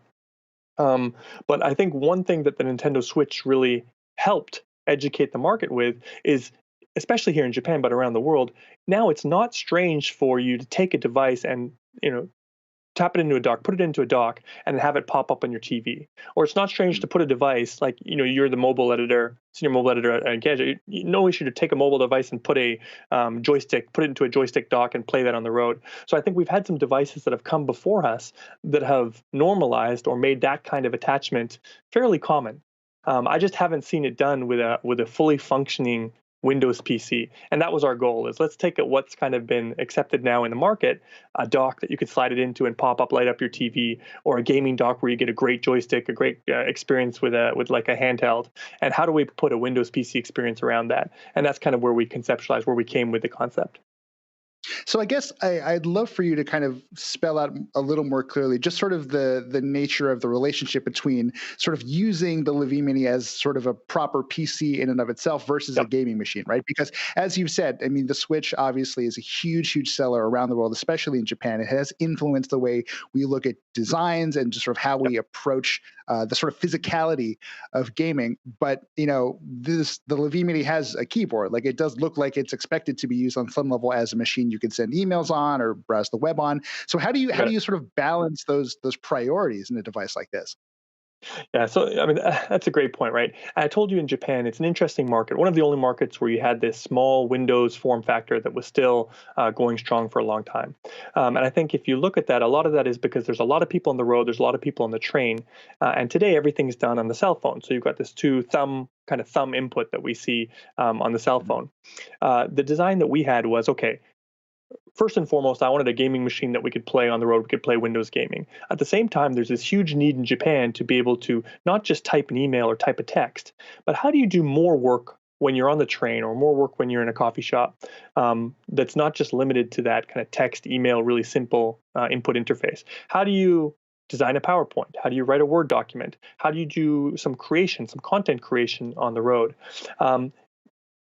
If you look at the market in Japan, the PC market is actually relatively smaller in terms of PC per person. The ratio is relatively smaller in Japan. A lot of work is done on the cell phones here.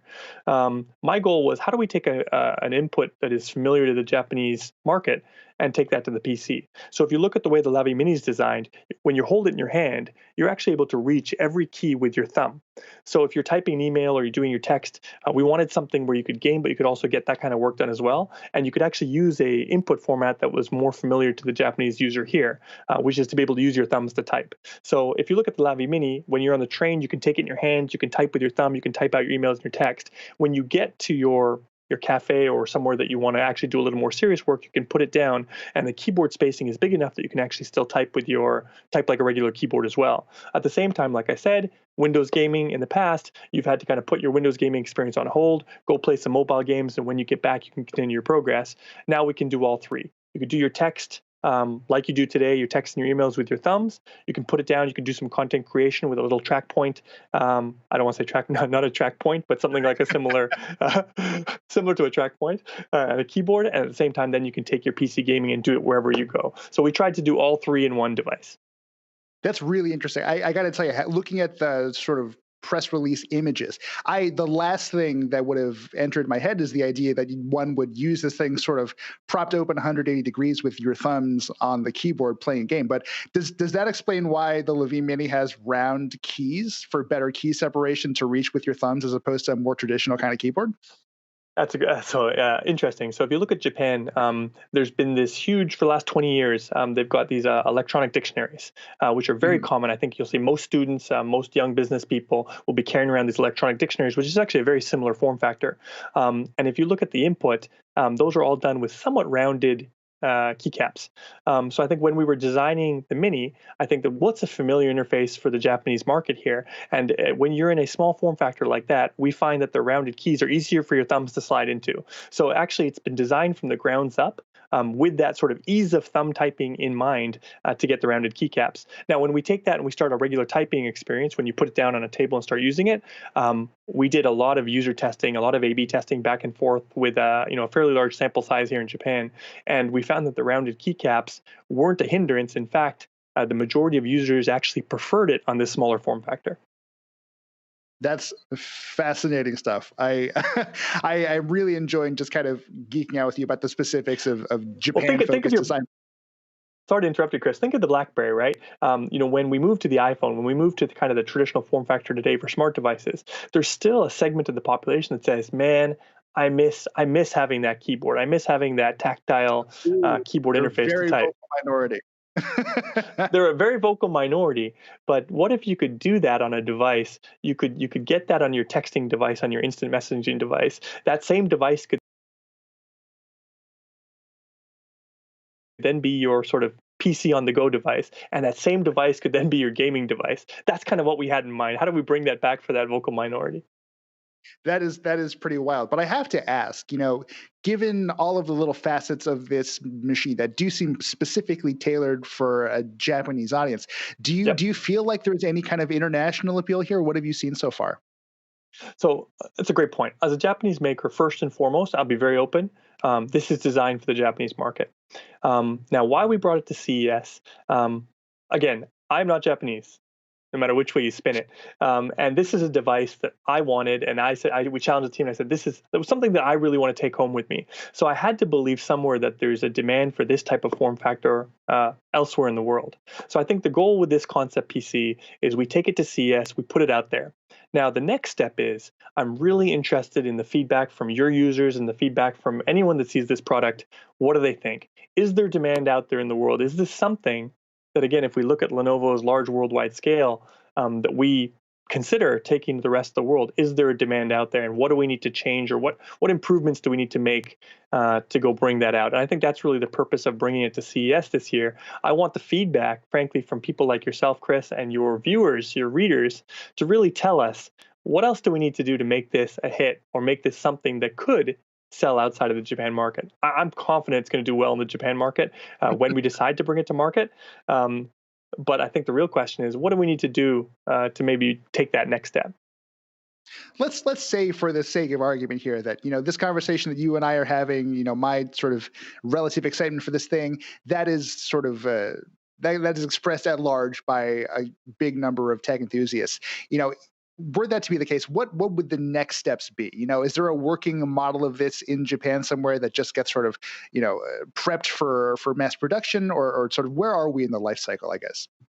This is the time where I'd love to kind of pull it out and open it up and show you, but I'll be very open. I think there is there's actually 2 or 3 in existence right now, and we took 2 of them were actually done for videos and photos for CES. So they're currently with a marketing agency that would help us design some of our materials. And the third one is actually in the labs. And it's in the labs because what we're doing is we're doing a battery of testing to make sure, as you said, the battery life, the heat, and how does it perform on the latest games. Now, what's the next step?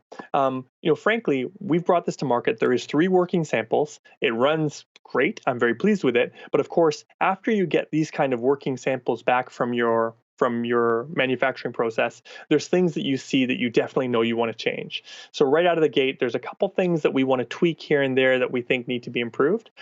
So right now, I think between now and, let's say, if we decide to go launch this, we've got an opportunity to make those final tweaks on the hardware. We still have the opportunity to change that hardware.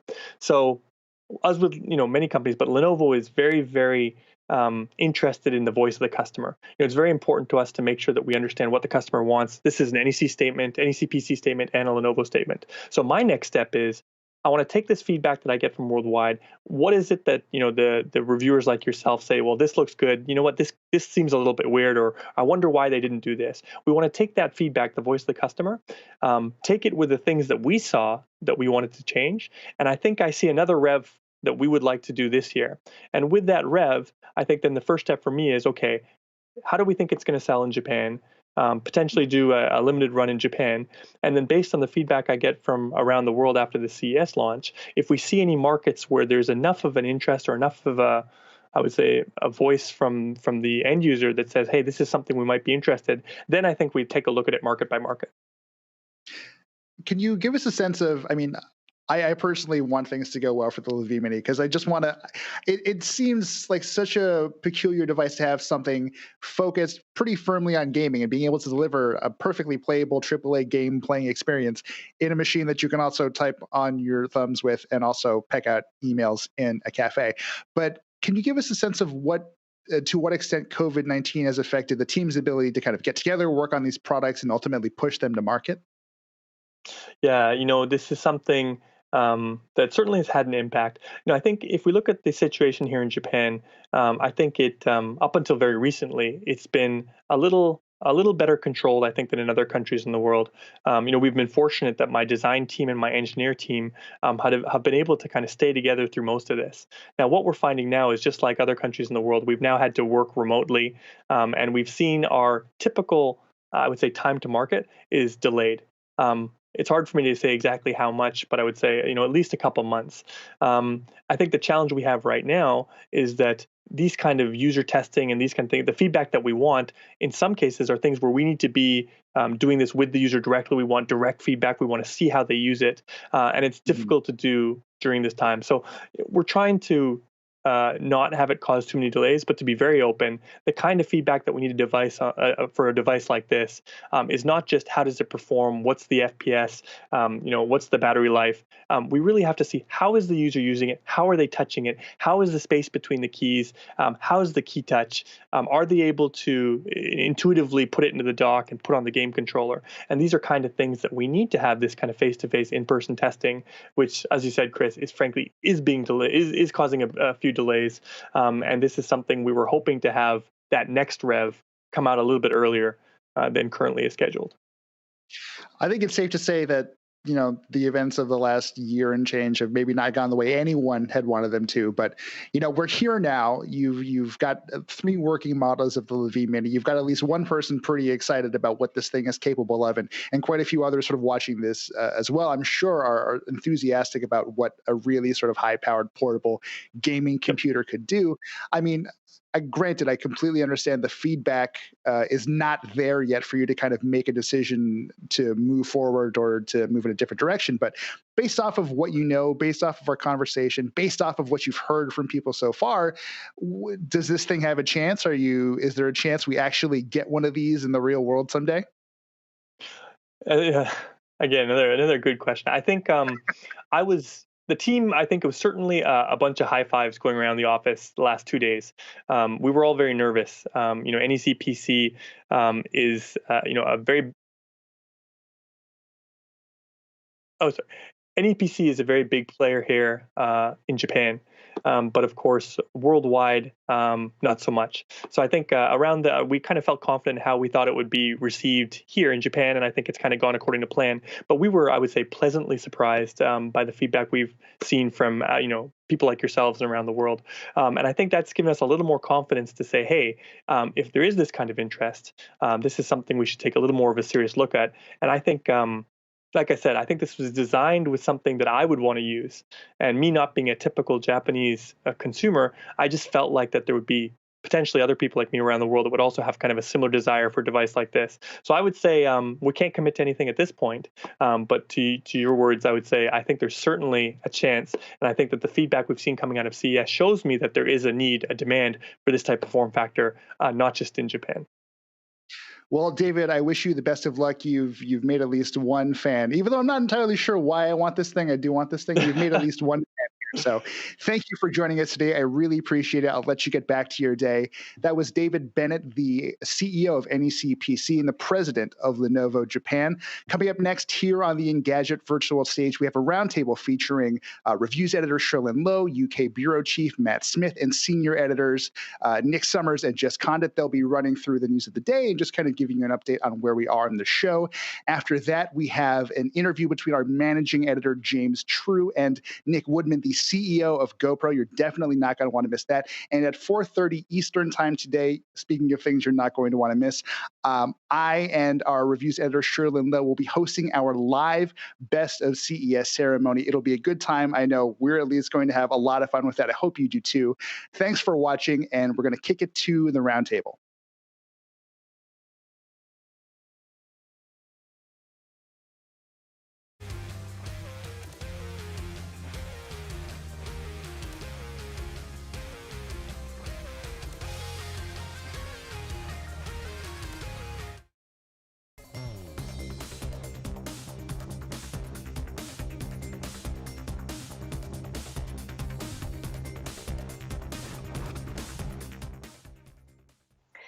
everyone, and welcome back to Engadget's virtual stage here at CES 2021. I'm reviews editor Sherlyn Lowe, and joining me today for the Engadget Roundtable are some faces we have seen, or maybe don't get to see as much as I would like on the Engadget video channel. So we have UK Bureau Chief Matt Smith joining us today. Hello, Matt. Hey, Sherlyn. Long time no see. Very long time since I last saw you this morning. Also joining us today here is Jessica Condit, our senior editor. Hey, Jess. Hello, wonderful to see you as always. Love you. And also we have all the way from the UK as well, senior editor Nick Summers. Hi, how are you, Nick? Hey, it's good to be here. Almost stumbled there, but you managed to pull it off. I almost stumbled because every time I think of your name, Nick, I think of the song Here Comes the Sun, and I don't know why. I think it's got to do with an old joke from way back in our past. This is the last day of our CES live coverage, at least for the stage, and I'm exhausted. I'm sure you guys are. I'm going to ask you, Nick, starting with you. Usually this is like, I don't know if it's your once in a year chance, right? But it's my once in a year chance kind of to see you in person because you're based in the UK, I'm in New York. I at least get to see Jess at some other events sometimes. Nick, how has covering this remotely been for you?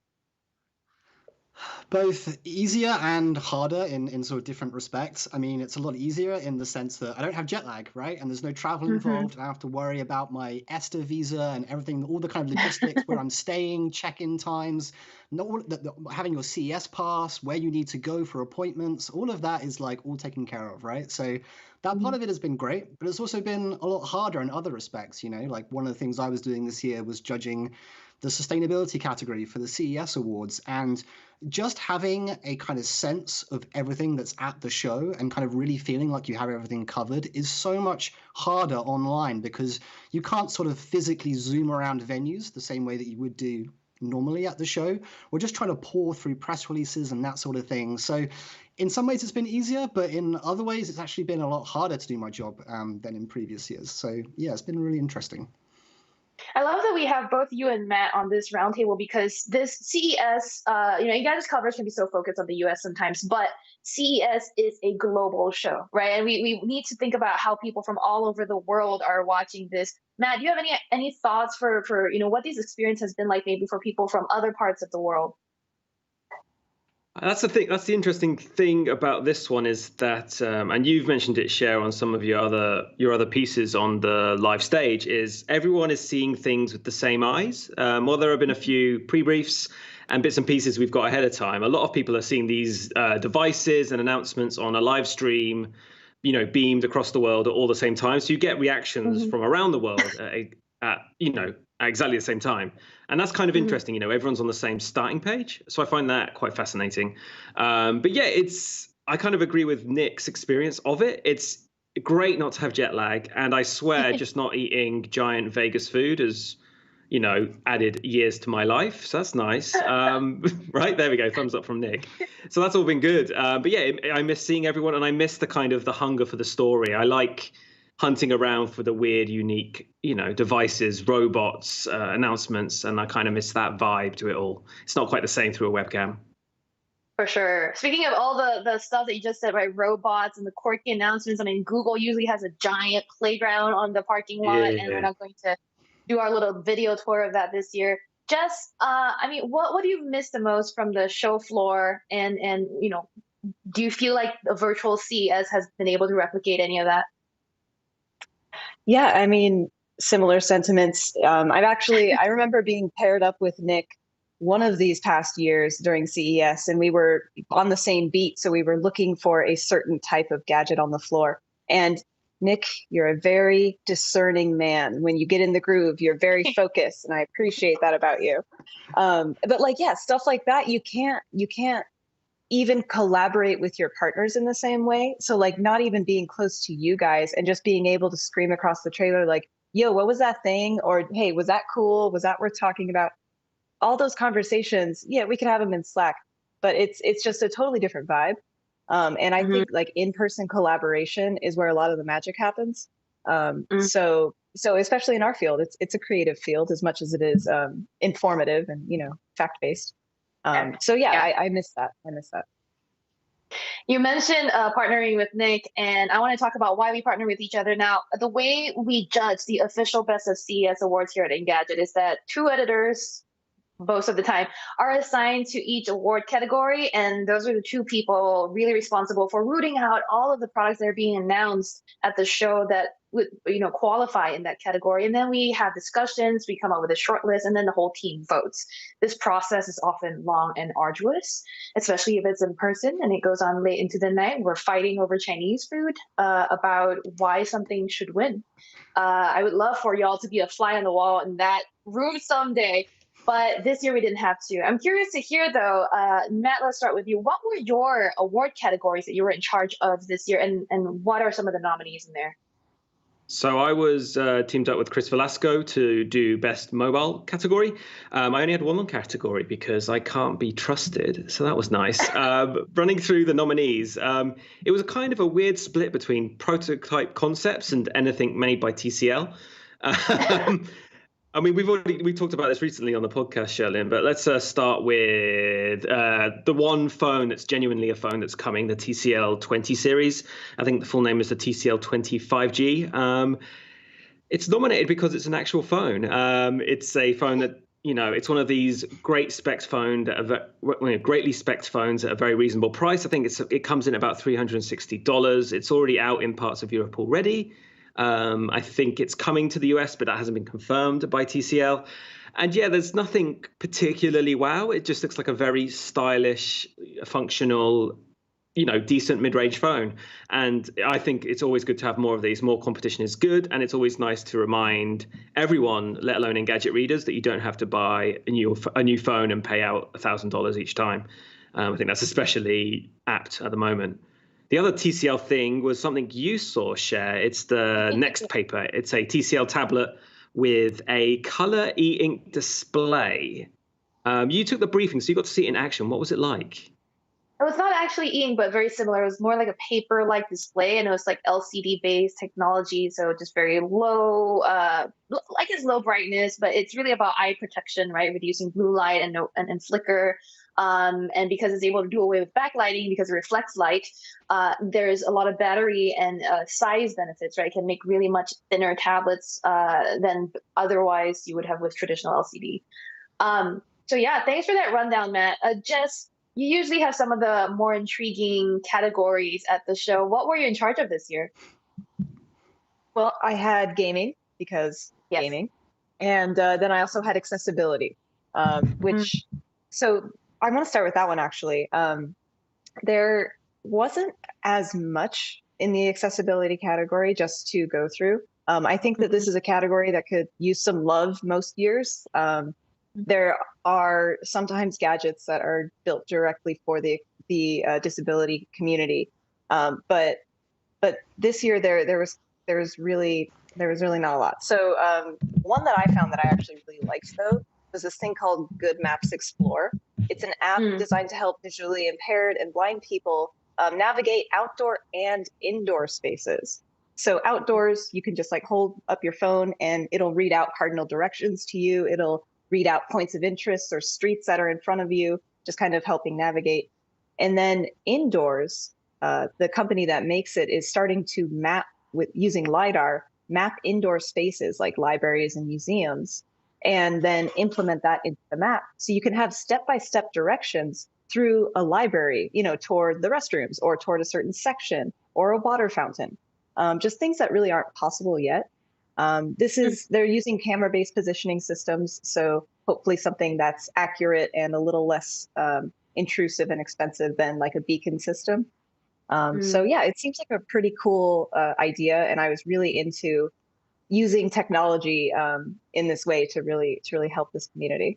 And then of course, Samsung has a robot that they're talking about that'll help you in the house. Bot Handy is this like little butler robot that they're showing prototypes of. And then there's also there was a product that wasn't actually like accessibility focused. It's called the Mudra Band, and it's basically adds functionality to your smartwatch that allows you to use just one hand. You don't have to use another hand. You can kind of just control it using the hand that it's on. which is not necessarily,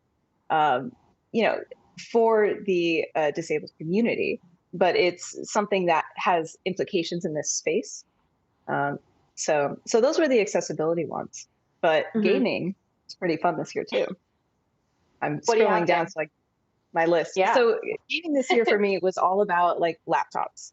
It's all about mobile, just power. And we have, so I'm going to go through the list. Intel's Tiger Lake, their H series, they did 11th generation H series CPUs. So this is going to bring desktop power to laptops is the promise. And that's a very cool thing. And then the AMD Ryzen 5000 series laptop chips. These I think this is a really cool series because it's gonna bring desktop power to a lot of ultra portable kind of size laptops, and that's interesting to me. But then there's Razer has a laptop, Asus has a laptop. The ROG Flow is really lightweight. It's about mobile gaming for us this year. That's definitely one of the products that's firmly within our wheelhouse with gaming laptops and stuff, and the accessibility stuff you talk about. I think it's very important that we pay more attention to it. As an industry, we could definitely do better there. Nick, though, you tend to cover at CES some of the less in our wheelhouse categories, I feel like. Is that true, would you say? Yeah, I would definitely say my beat is often offbeat products and trying to find some of the kind of the weirder and more wonderful things, which, I guess leans a little bit into the category that, as I mentioned previously, I was doing this year, which was sustainability. It's definitely something that we are interested in at Engadget, but it can be quite a broad topic, I won't say, for instance, I'm not super well versed on electric tractors, for instance, right? And some of the agriculture and farming technology that's happening at the moment, but it's something that we want to always be aware of and make sure that we highlight when there are innovations. So going into this category was really interesting this year, and it really started with a bang with Samsung. I was so appreciative that Samsung spent quite a lot of time during its press conference talking about sustainability and the environment. They recapped a little bit about their cardboard packaging for some of their TVs, which started with their kind of artsy TVs, the Cero and Serif, I think they're called, which could be repurposed into sort of flat pack origami construction sets for kids, and how they're bringing that now to all of their TVs that are coming out. And so they call this not only recycling, but upcycling, making sure that they have extra uses. So that was something which was really cool. But the two which ended up making our list or our short list for the category was the solar cell remote. So this is a solar powered remote, which isn't a new idea. I've definitely seen this before, but it's really cool that Samsung, which sells God knows how many TVs every year, millions upon millions, is going to be shipping one of these with all of its 2021 TVs. So all of those TVs that would normally come with remotes that require batteries, which either are single use or, hopefully people have rechargeable sets. Now they're going to be shipping with a remote that is, doesn't require that, which is great for the environment, and potentially will help people avoid tons of e-waste. So that was great. Following on from that was a new part of their upcycling program. They've talked previously about using phones in the community, helping people use them as part of eye monitoring kits for eye checkups and that sort of thing. But now they're going to help you do that from home. So if you have an old device lying around, a Galaxy Note 2 or something, they're going to be releasing apps that help you turn them into something else, whether that's a baby monitor, some kind of smart home monitor, something that's quite simple but still has a purpose and is smart kind of in its own way. So those were kind of the two headliners for us. And even though neither is particularly groundbreaking, just because of Samsung's scale, we kind of knew they were going to have a really big impact in the market. So that was cool. And then outside of that, I picked two startups, one which is called Lasso, which is working on a appliance for your kitchen, which can deal with a lot of recycling, plastic, glass, aluminium, and steel, which is cool. And also a company called Living Packets, which is working on a reusable, infinitely recyclable box, which is going to replace all of the cardboard boxes that we are having sent to our homes at the moment, right? As we do so much of our shopping online, they're trying to come up with a box that retailers can use over and over again, send to customers, you use them for returns, all of that sort of thing, which will hopefully get around that particular problem, which has only accelerated and only worsened throughout this kind of ongoing pandemic. So yeah, I was definitely intrigued what would end up on our shortlist, but I think we ended up with 4 really good contenders. Now, thanks to all of you for kind of summarizing some of our Best of CES Awards nominees. Now, there is also one category called the People's Choice Award. And shout out to the people who are watching us live right now. I guess that's all of you. But if you're, you still have about 15 minutes before voting closes on the People's Choice Award. The options that you can pick from are all of the nominees that made it on the finalist list across all of the 14 different categories that we have covered. Go to Engadget.com. You can check out a description of all of the finalists there and make your vote. Again, the voting closes at 3 p.m. Eastern. So you have 15 minutes as of right now. And then come back 4:30 p.m. Eastern later today for the Best of CES Awards show, where we're going to announce all of the winners. And that'll pretty much set the stage, I guess, for the rest of the year. But before we get into some of that future talk, I also wanted to shout out our live stream viewers that are active on the live chat right now. We've got Mark Dow, who is one of our regular viewers who seems to have been with us all day today. Mark Dell says that as a fellow Brit, he is very excited to hear Matt and Nick on the panel today. So hello. And then also hi to Yuri, Martha K, VJ, Norman Robinson, Arian. Just so many names. We are so grateful you decided to join us to get your CES coverage here, and we have plenty more coming up for you. Now, we've gone over some of the widely covered devices from our Best of CES finalist list, but I kind of wanted to recap a little bit of what happened today. There's not a lot of news today, given it's the third day and most companies have shared all they wanted to share already, but Asus had a little surprise for us, and this is kind of cute. It's a coffee mug, a latte mug projector. I think Nick, I'm going to ask you to describe it for us. I know you just did a lot of describing for us, but Nick, what can you tell us about this little Asus latte cup projector? Yeah, I mean, you've almost summarized it perfectly there. It is a portable projector, which also doubles as a speaker. I'm pretty sure it has a Harman Kardon speaker built inside of it, but it is the size and shape of a coffee cup. And that's kind of all you need to know about it. And at first I was like, oh, cool, I guess that makes sense. But the more I thought about it, the more intrigued I was by it, because if you look at it, it's kind of similar in terms of the form factor to like a Google Home speaker, that sort of thing, in terms of the kind of size and shape. And the more I looked at it, the more I thought, this is something which I'd be happy to have on my bookcase or on my coffee table. Right. And when you're not using it, you could sort of just kind of turn it around a little bit and it will probably blend in as an ornament, or something that's just like a piece of furniture. It doesn't stand out like a traditional projector would, or maybe when someone says projector, the kind of image that you have in your head. And it's also cool because it is that shape. In theory, right? Anywhere that you have a coffee cup holder, like in your car, for instance, or even in a camping chair, for instance, right? There's probably more places that you can put it than a traditional portable projector. Something that I've always been impressed by is companies like Peak Design, for instance, who made a travel tripod that is the same size and shape as a 1 liter water bottle. So if you have a backpack, it fits into those same pockets. In theory, with something like this, it fits into the same places that a coffee cup would. And the more I think about that, the more kind of neat I think it is. I do think, and for the viewer, by the way, I wanted to give you the full name of this. This is the Asus ZenBeam Latte projector. Latte is in the name. Matt, what do you think of this product's name and just the whole proposition? I mean, I aspire to one day own a projector, like some real fancy projector that will take over a whole wall of my future giant mansion.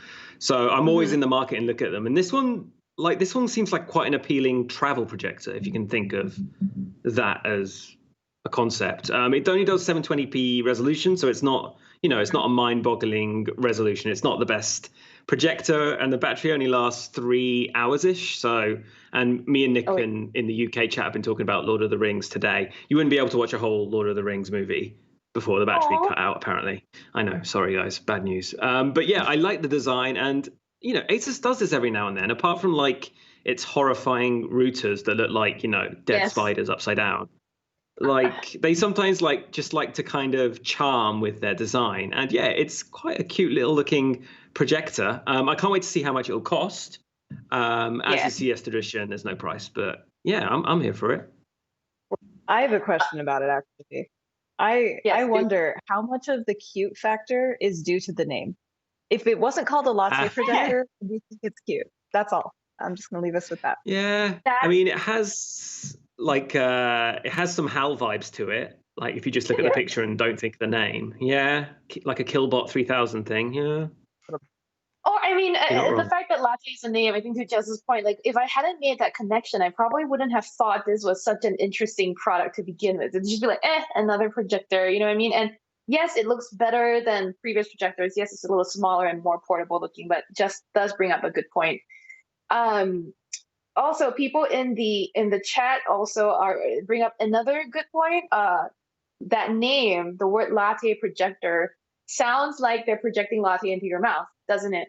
Jess, what do you think? Yeah, it sounds delicious. So I want the coffee. So I mean, they already have a step up. This is branding, people. This is how it goes. If you just want to watch YouTube videos of people brewing coffee with it, then you go for it. There's nothing saying you can't do that. That's true. You can just project only coffee streams. Another really intriguing product that may have otherwise slipped by had not for Engadget Chinese doing a good job covering it, I think, is the Avita Admirer 2. This is a laptop with lights built in around the display bezel and 3 cameras above the screen. Yeah, Matt has been dying to own one, clearly. But Jess, what were your initial thoughts when you saw this? I want one. Like straight up, this laptop, it's like, okay, it has 3 webcams, it has a ring light around the frame, but it also just looks like, pretty slim, looks like a pretty good laptop. But I think this is such a good idea. Like the entire border of the screen has a light on it. It's like a ring light for all the Twitch streamers, or if you just use it for Zoom calls even, I'm sure that would be fine. And then, hey, 3 cameras, why not? I love it. Why not? Nick, would you ever use something like that? Absolutely, if it is subtle when the lights are turned off. I don't want to have a thicker bezel around the outside of my screen or compromise in that way. But the idea, in theory, if someone says to me, would you want your dream Ultrabook, but it also has an amazing light attached to it, which can be used for, all of our Zoom calls, all of our meetings. If you have kids that are going to be attending classes, remote learning, and just want to make sure that they're properly lit and people can see them. Like, the idea isn't as crazy as I think it seems on first blush, but it really does depend on how subtle it is in normal use. Matt, if you use this device to Zoom call me, I would say, Matt, you look like you're lit. Is this roundtable over? What I was going to say is we were talking about the latte name. This is called the Admirer, which seems so atrocious, right? It's like, it's all about me. This is my laptop. It has 3 cameras. It has a ring light. Let's all watch me and look at me, admire me with my Admirer 2. Yeah. That's all kind of it. That's the grossest part of the whole thing is the name. We should say that it's spelled something like ADMIROR. So it's not admirer in the traditional sense, but it basically is admirer. Right. Yeah. It's almost mirror. It's almost, it's all very self-absorbed. That is true. The word mirror is kind of in the name. It's like admire your mirror. There's like double layers to it. Horrifying. I want to shout out also to chat. We have Mr. Kefis1, I believe, asking what our favorite announcement has been. And this time, let's start with Jess. What was your favorite announcement? Well, I'm going to say the first 2 that popped into my head were the Mouflin little hamster gerbil thing. It's a little robot that cuddles you. It's very cute. So that's one. And then the Sony's AirPeak drone, which I actually thought looked really badass. It holds Sony's the Alpha series cameras, and it looks really cool in action. They showed off a video of a Sony drone holding a Sony camera filming Sony's electric car. So Sony's here. That's crazy. That's impressive. Matt, what about you? What's your favorite? I mean, Jess stole it from me. Yeah, I'd really like, maybe it's just because it's, it's kind of in 2021, it feels like a year of sounds like a cliche, but a year of healing, of being gentle, right? Of being kinder, and like a soft, cuddly robot just kind of resonates with me more than it would any other year. So yeah, I really liked the notion of it all. And have you seen what it charges in? It charges in this little nest egg thing. It goes to quote unquote sleep inside it. I mean, that's adorable. It's so endearing. I think the other major one, and again, Jess has already talked about it, is the Ryzen 5000. I think that could be a big deal when it comes to powerful ultra thin laptops next year. So yeah, I can't wait to see what laptops it actually ends up in. And yeah, what kind of amazing gaming options we'll get from it. Well, Nick, how about you? Is your favorite also the Mothman, or are you going to surprise us? I agree with Jess, but actually for the Sony stuff, I'm also really intrigued by the Airpeak drone. I mean, it feels increasingly like DJI is the only company in town that anyone cares about, right? So many of their competitors are struggling. And like Jess said, this is going to be a Sony-built drone that takes A7 cameras, which are, the A7S III, for instance, is the camera that every vlogger wants at the moment. Every YouTuber is using this, Twitch streamers, so they already have this kit. And so to have something purpose-built that fits into that ecosystem, I think is amazing. Sony also showed off their first consumer-ready speaker that is going to have their 360 reality audio stuff baked into it. I think that's a really compelling alternative, potentially, to Sonos and these sorts of companies. And we got to see a bit of a glimpse of their electric car. Like Jess said, there's so much hype and talk around at the moment about what Apple might be doing with an EV, but Sony's already there. They're already doing it. And in previous years, I've always been a little bit disappointed by Sony. It always feels like we watch a press conference and they show a movie trailer that we've already seen, and the IBO gets rolled out for the 5th time in a row. But this year, they had 3 things, all of which I kind of cared about. So for Sony, I think that's a massive home run. Yeah, I agree with you. I'm going to pick 2, my favorites, and they're only my favorites because they're so wild. Number 1, Razer's RGB mask, because it's just crazy. It's called the Project Hazel. Why not? Why not, Razer? Wow me, impress me all the time with your willingness to go far out there. These are masks with built-in, air filters and then RGB lighting on the outside, but they're also transparent so that people can see your expression and read your lips, which is good for people who need to read lips. And then the other thing for me, and this maybe just flew under the radar a little bit, but Samsung is backing an outside startup. This is part of a CES announcement for its C Lab, more experimental division. It is going to back a online K-pop training service. And this is one of my favorite things so far that I don't think a lot of people are talking about yet on our show. Yo, tell me more right now. I need to hear more about this. Just you and I are signing up for this. We're going to take classes together, online K-pop training classes together. You'll see. We'll be the next KDA. I can't wait. Next KDA. Oh no. I know. We have just a little bit more before the end of this roundtable. So I just wanted to ask you guys, how do you think a lot of these products that were announced, right? Not all of them are coming to the public. Not everyone's going to be able to interact with some of this new technology that was introduced.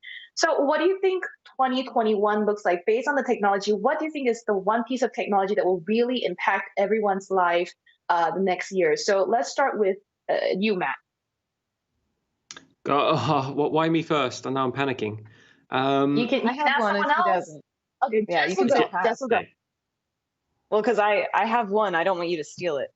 It's that the Samsung solar cell remote is a very cool piece of technology that's actually coming to market. That's actually going to immediately start kind of helping in the goal that it has, which is reducing battery waste and all this stuff. So I think that's a really cool product, and it's actually happening. So I like that. Let's go to you, Nick. Are you ready to answer this question? Yeah, I was going to say, we've looked at a lot of gaming laptops this year and a lot of gaming chips, which are probably out of the reach for most consumers. But eventually, that tech is going to start filtering down, right? And what was expensive is going to get cheaper. And at the moment, both PC and laptop sales are going through the roof. They are stronger than they've been for years because people are buying them for their kids who have to study at home, either they're working from home, that sort of thing. So everything that we're seeing in the PC and the laptop space right now is eventually going to come down to a point where people that are buying laptops right now or for later this year are going to benefit from that. So yeah, I think that's going to be really important this year. Matt, how about you? I have one now. Thank you for coming back to me. Yes. I think the one that caught me, and this was another one that was kind of hidden under the headlines, like the K-pop training service, whatever that is LG is building a kind of entry-level series of OLED TVs. The A1 is going to be the first one. We still don't have prices, but this is going to be a kind of very basic OLED that kind of has the TV features you saw in top-end LG OLED TVs a few years ago. Yes. But at a more comfortable price point. They might not be the most cutting-edge TVs for the gamers and the cinephiles among us, but yeah, I love the idea of just everyone having an OLED because I just prefer watching things on them. Like the idea that my parents might have an OLED when I visit is kind of cool. I'm still using an LED TV myself, so it might be time for me to upgrade as well. And yeah, it's LG again, so I trust them to deliver on these kind of products. Mm-hmm. I'm going to do my one last shout out, which is L'Oreal announced that YSL is creating this device that will allow you to make thousands of lipstick shades at home for yourself. It's going to be pretty expensive, I'm sure, but this technology could help reduce waste in the beauty industry. I'm excited to see it move forward. So I'm hoping for more on that. Now, that's all the time we have for the Engadget Roundtable. Thank you so much for joining us today, everyone. And thank you to my dear panelists for joining me. Thanks, friends. All right, so next up, we'll have more content for you coming your way, but be sure to come back at 4:30 p.m. Eastern because we will be announcing the official Best of CES Awards winners here on the Engadget YouTube channel. Thank you again for watching and stay tuned for more.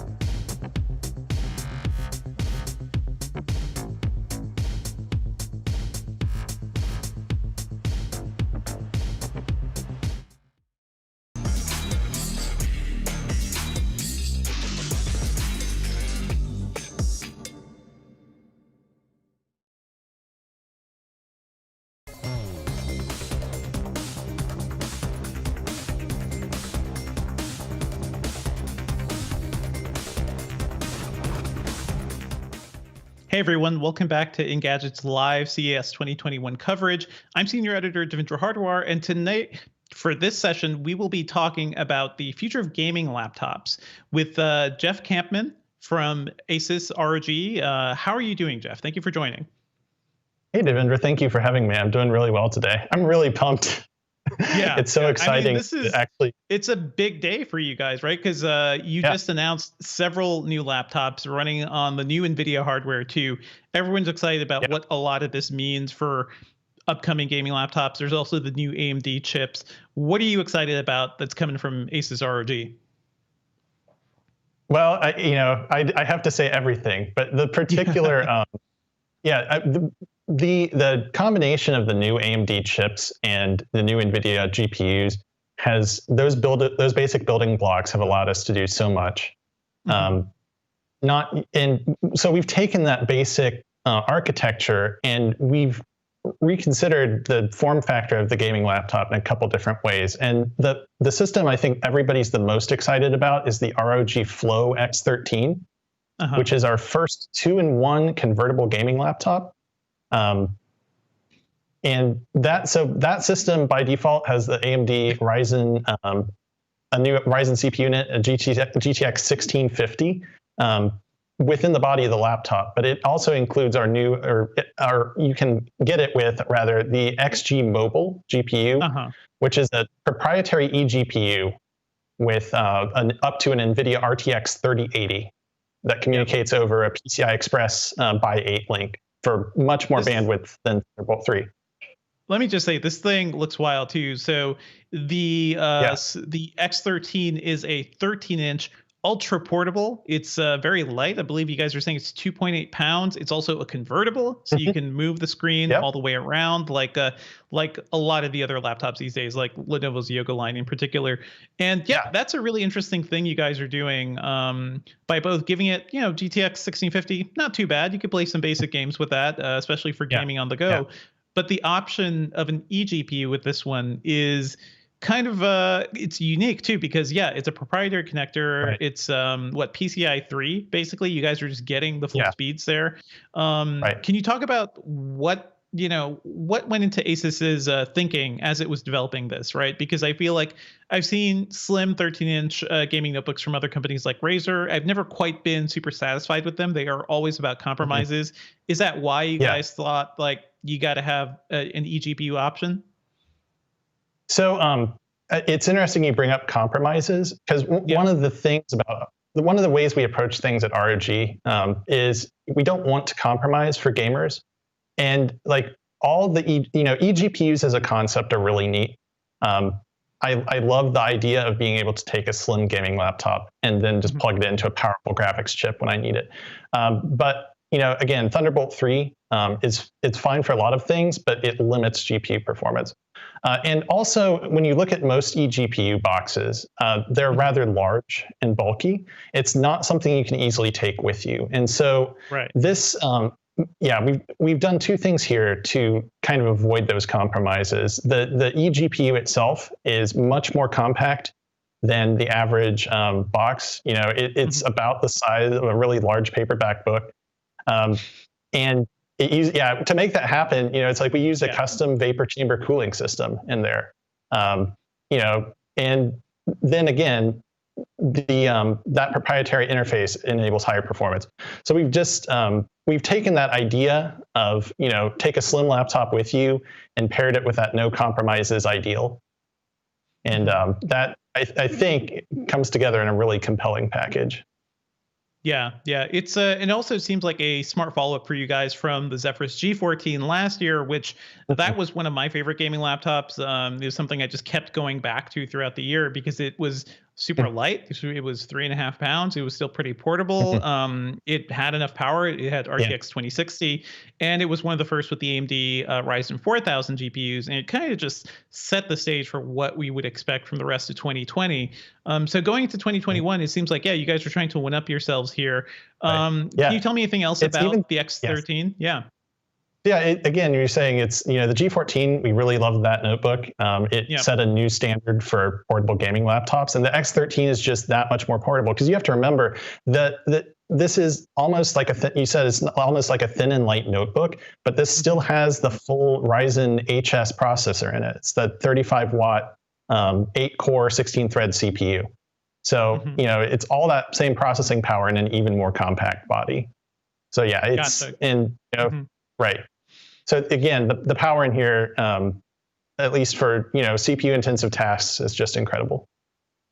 Yeah, and also just yesterday, Intel announced their new H series chips too, but also not the fully powerful, not the 8-core ones. They were announcing these 4-core chips for ultra portable gaming laptops too. It does kind of seem like that is what AMD was already delivering last year. Are you guys looking at these the newer H series chips, the quad cores, in terms of putting them in any new machines, or are you more satisfied with what AMD is doing? Yeah. Stay tuned. Okay. Like obviously, I can't comment on future products, but we'll have we have more to announce at CES 2021, and stay tuned.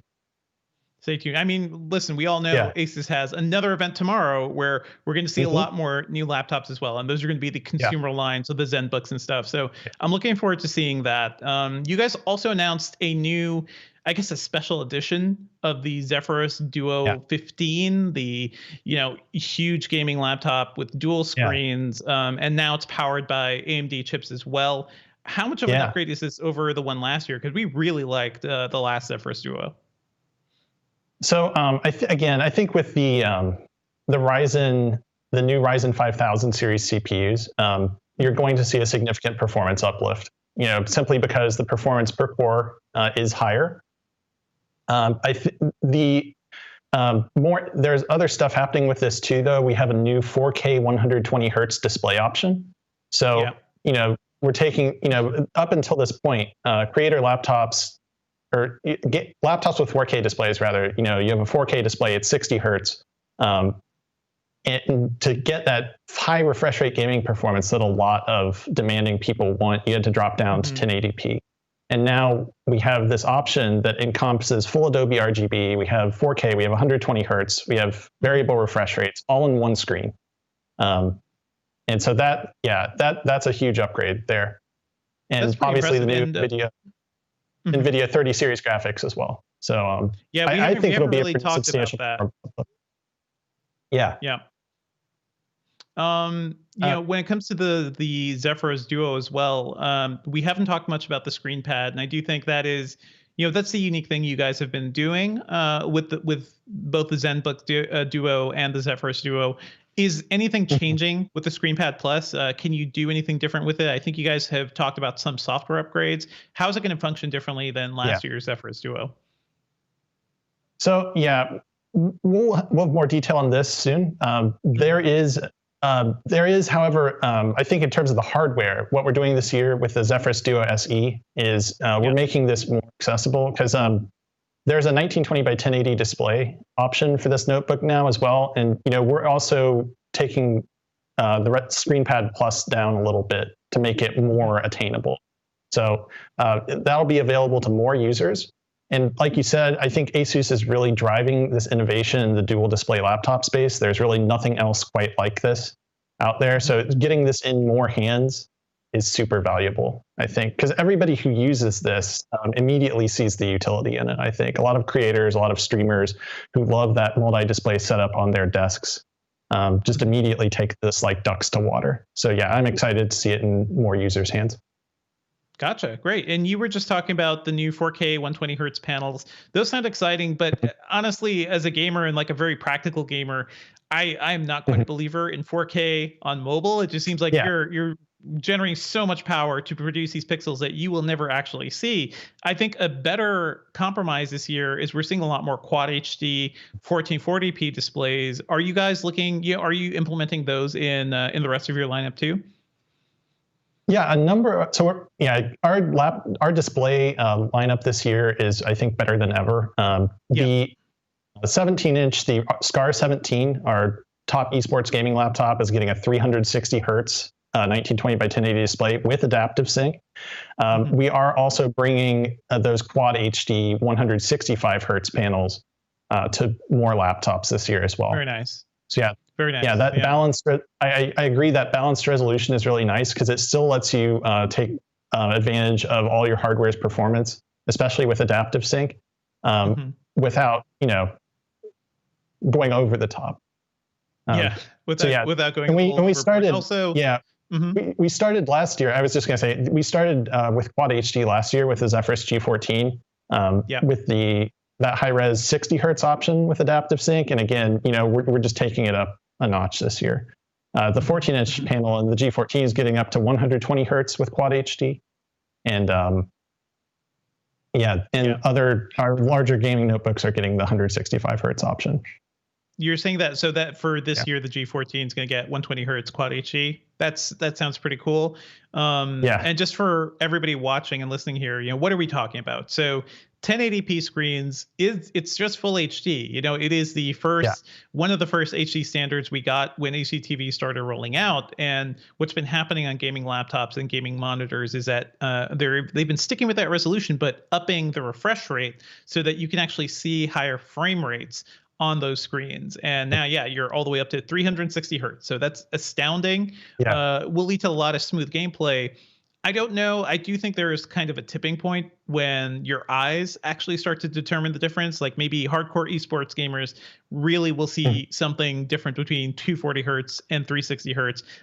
For me, like 120 is like, okay, I'm good here. And if I can get enough performance to get to 120, I'm good. So if you're talking about Quad HD screens, which have a higher resolution than 1080p, not quite as high as 4K, but Quad HD at 165 hertz, that sounds like a sweet spot for a lot of gamers, honestly. Yeah.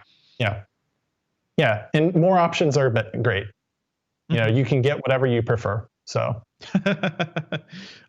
is there, I know ROG's lineup is always, you guys have a huge array of models. You have, thicker, heavier computer laptops for people who don't need portability because you can stuff more power into there. Is there anything more, you guys think you can do this year thanks to the RTX 30 series or the new Ryzen 5000 series? What are these laptops, achieving now that we couldn't last year?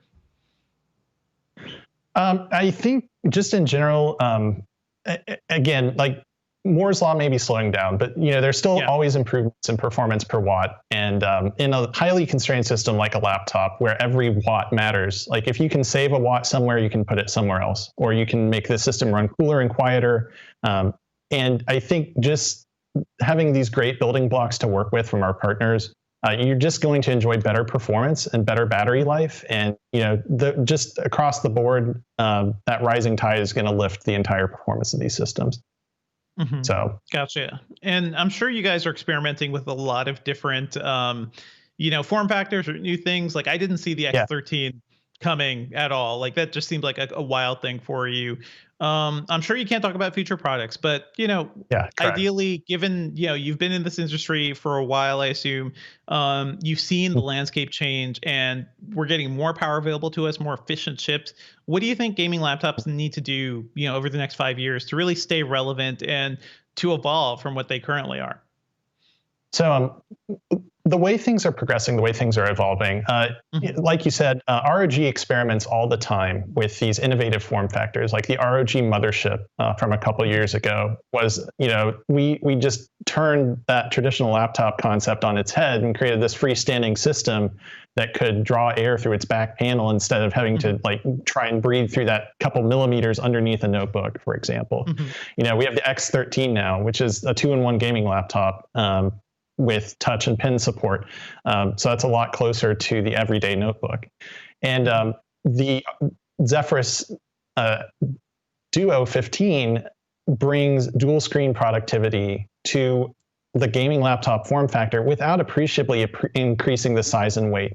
So we're increasingly progressing towards a point where I think the distinction between a gaming laptop and a regular laptop is, that line is going to continue to blur because you have these systems that they're no compromise. They are not just for gaming. They're great for content creation as well. The X13 is, a highly ultra portable system. And, it's just a portable laptop. You don't have to think about the fact that it's gaming ready. Right. You can, and when you want to take that gaming power with you, you can just throw the eGPU in the bag. So I think that line is just going to continue to blur, and we're going to continue exploring all these new form factors that enable these new experiences. Gotcha. And just judging from what we're seeing from other manufacturers too, I do think that is the case. Like we're just seeing more and more ultra portables that can do a lot more. And I think, hey, we've reviewed plenty of systems with Intel's Xe graphics. Even Intel is really kicking things up a notch on the graphics front.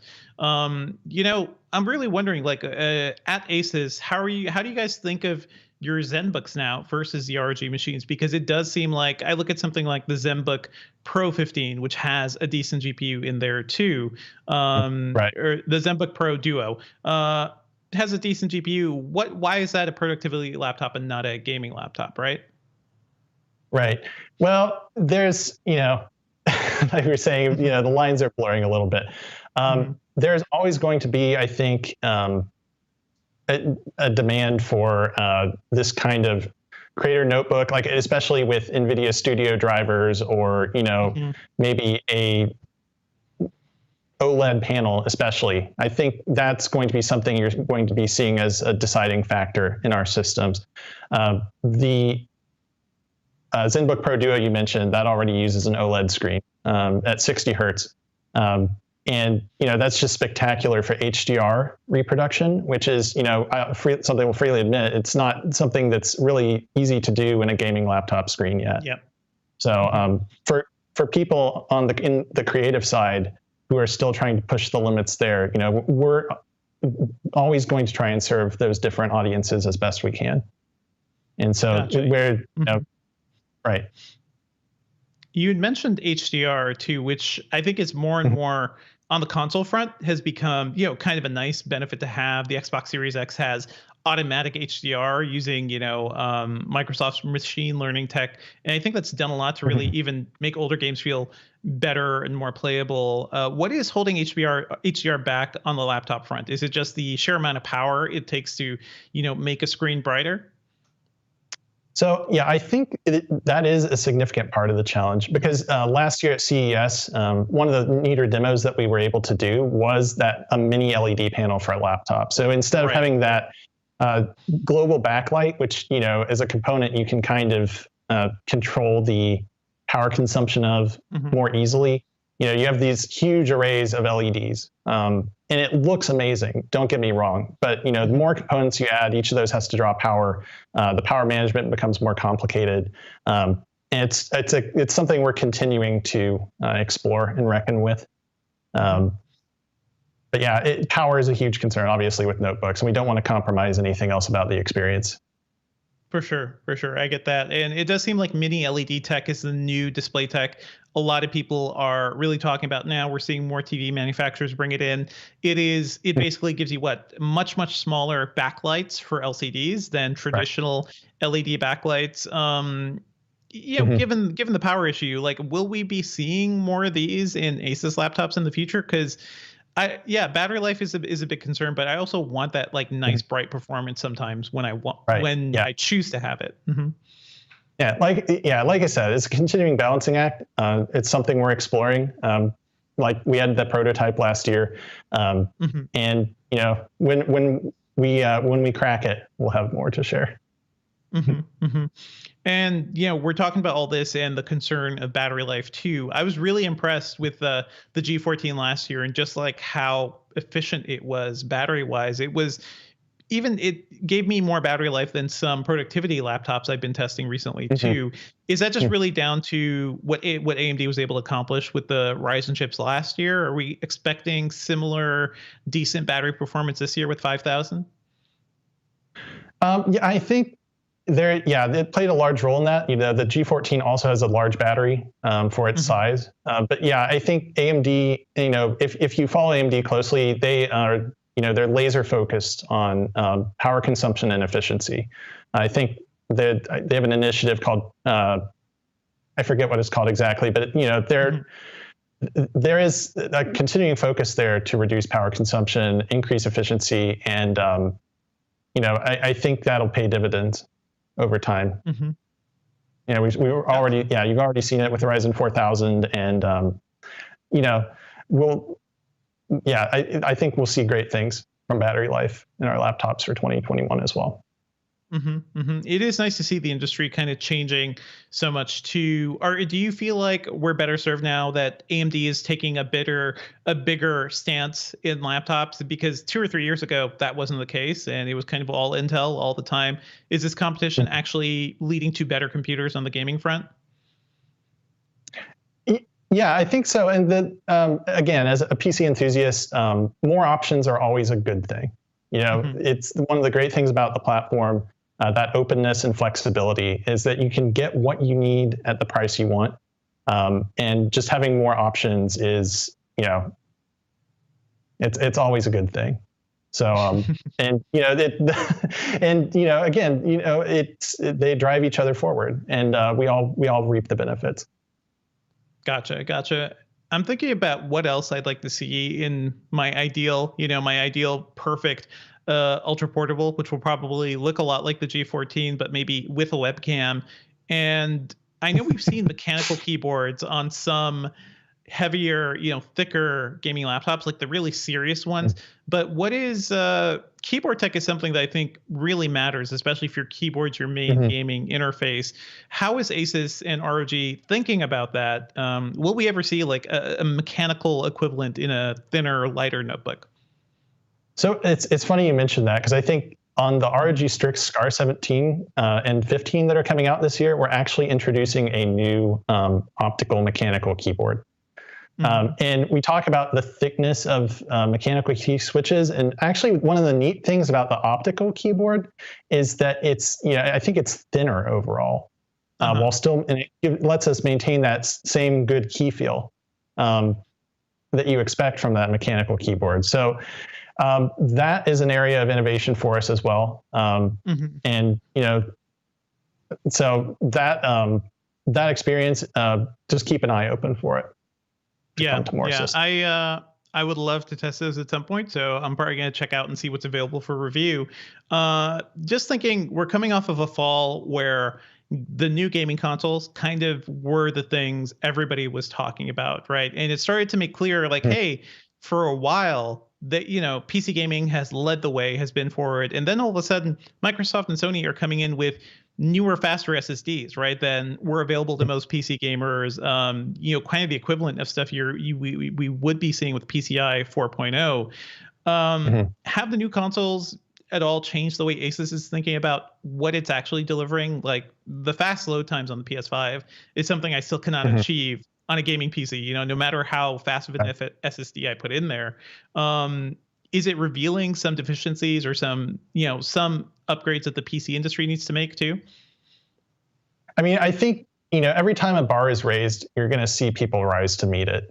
So, if the consoles have improved that architecture, then, again, that's a new bar, that's a new shift in the industry. And I think, SSD manufacturers will have to be aware of that. System architects will have to be aware of that. And, it's not something like that we may see change in the immediate term, but again, I think we are relentlessly in pursuit of more performance, and every time the bar is raised, that's just a new frontier to conquer. So. Yeah. I mean, it'll be interesting to see. I do like the back and forth between console gaming and PC gaming, because these consoles now are just basically super fast gaming PCs, but fast gaming PCs that cost $500, which is kind of a wild thing. I want actual PC, gaming equivalent towers to come down to that price. So looking forward to seeing that. Well, thank you so much, Jeff, for telling us about what Asus is working on and talk about the future of the industry. Where can we find you on the internet these days if people want to see more of your thoughts? So I would encourage everybody to check out the content at rog.asus.com, which is where we publish all of our articles about internal projects like these. You learn more about our products there, including all of the details of our new gaming laptop lineup. And I'm on Twitter at @jcampman if you want to chat with me there. Gotcha. Yeah, I just saw your tweet. So I will follow you back. And you guys can find me at Devendra on Twitter. Stay tuned to Engadget.com for more live coverage of CES 2021. Next up, we're going to have a discussion about Sonos and the future of music streaming. Thanks for joining.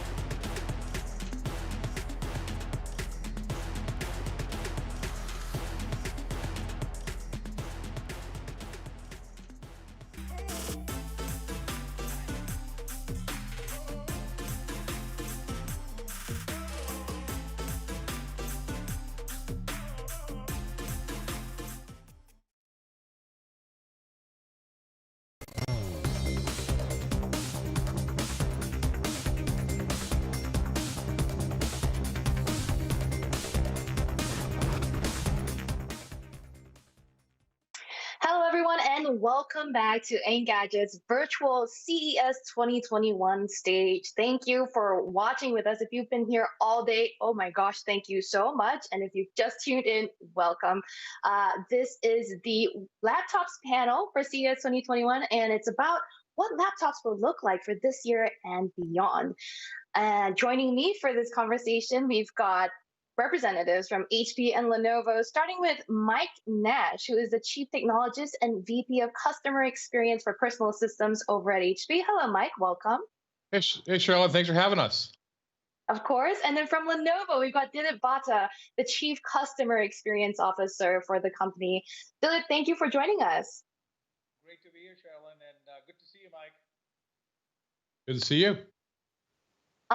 Yeah, it's really nice to have you both here. Now, I wanted to do this panel because I thought, look, at CES every year, we hear about the iterative upgrades. We hear about the newest chips that are going to be in the latest consumer laptops. So we've got the 10th gen, the 11th gen, the next gen, and onwards. But your two companies stand out to me in general because in addition to providing these iterative upgrades or constantly chasing the thin and light, which is laudable and something that we like to see every year, in addition to that, your two companies often bring something quirky, something new and fresh that we haven't seen to the table. So I just wanted to kind of talk about that and how both your companies kind of create your products, right? So just for CES 2021, let's start with HP. Mike, can you tell us a little bit about the news that your company had to show for this year's show?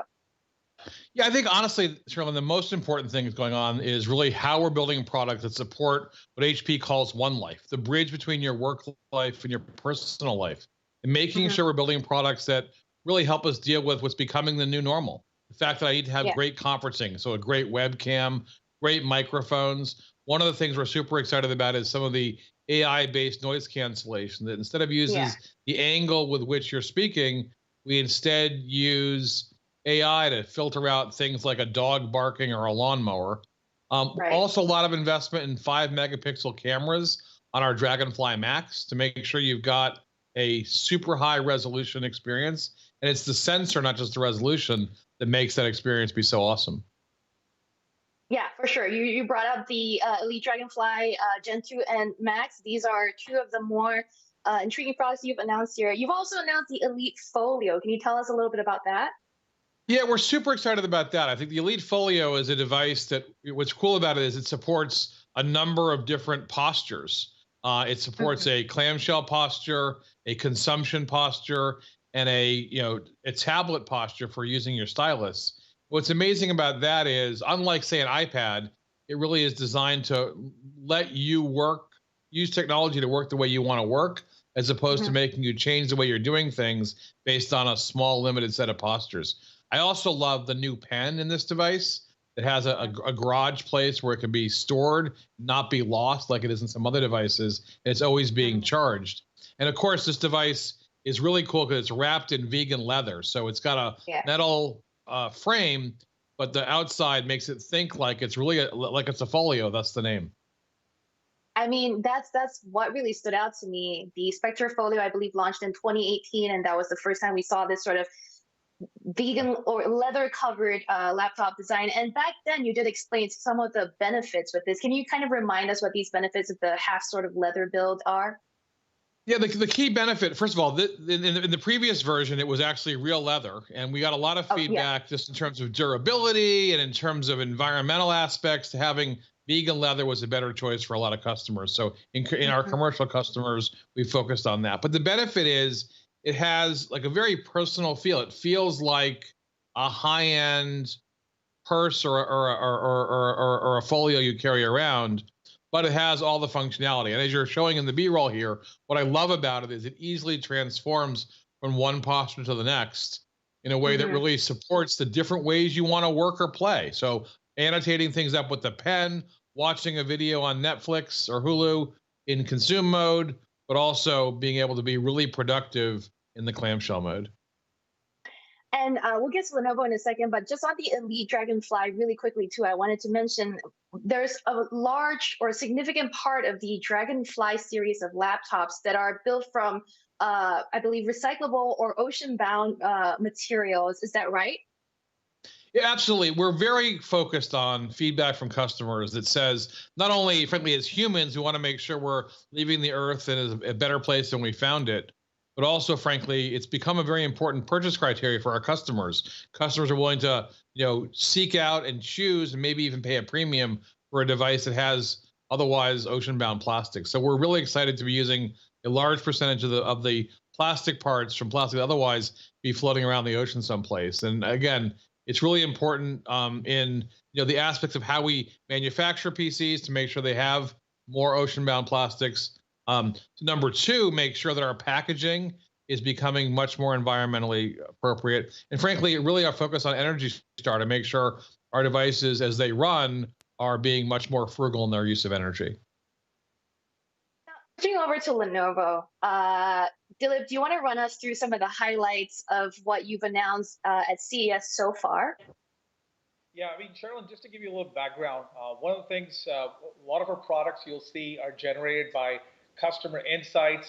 We monitor close to 20 million different comments and also look at some of the big trends. Some of the trends that you're going to see in our products, we have made significant improvements in audio and camera. These are, again, iterative improvements, but also increased battery life. We have seen significant improvement in displays, 16 by 10 displays, low blue light emissions, low blue light in general. A lot of our customers are their own IT these days, and so they have to be able to maintain and protect their own systems. And then the last one is connectivity. You have no idea how many times I've had my calls and I've had to go to my son and say, hey, lay off that Xbox. In fact, I just did that right now and said, hey, don't get on that Xbox right now for the next 30 minutes. I'm going to be on a call with Engadget. So you'll see these trends come through. But what I love about CES is, we can bring in new ideas, new concepts, get feedback.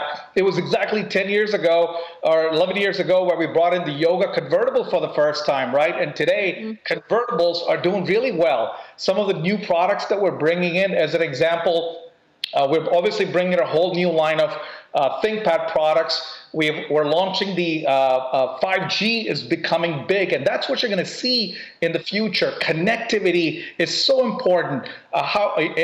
With everybody working from home, it is so important that if your Wi-Fi gets cut off, if you've got family members using it, 5G becomes important. So we're launching a number of products, including exciting new form factors like the Think Reality A3 headset, right, which is an enterprise grade form factor where it allows you to basically have a virtual display of 5 different displays, 1080p, where you can basically have 5 different screens, or you can have remote work capability, right? Or even devices like the Lavi, the Mini Lavi, which is basically an 8-inch convertible, and it can transform into your gaming device, right? And you can basically project it on a big HDMI screen by docking it. So I love the show. We're really excited about some of the products that we're launching.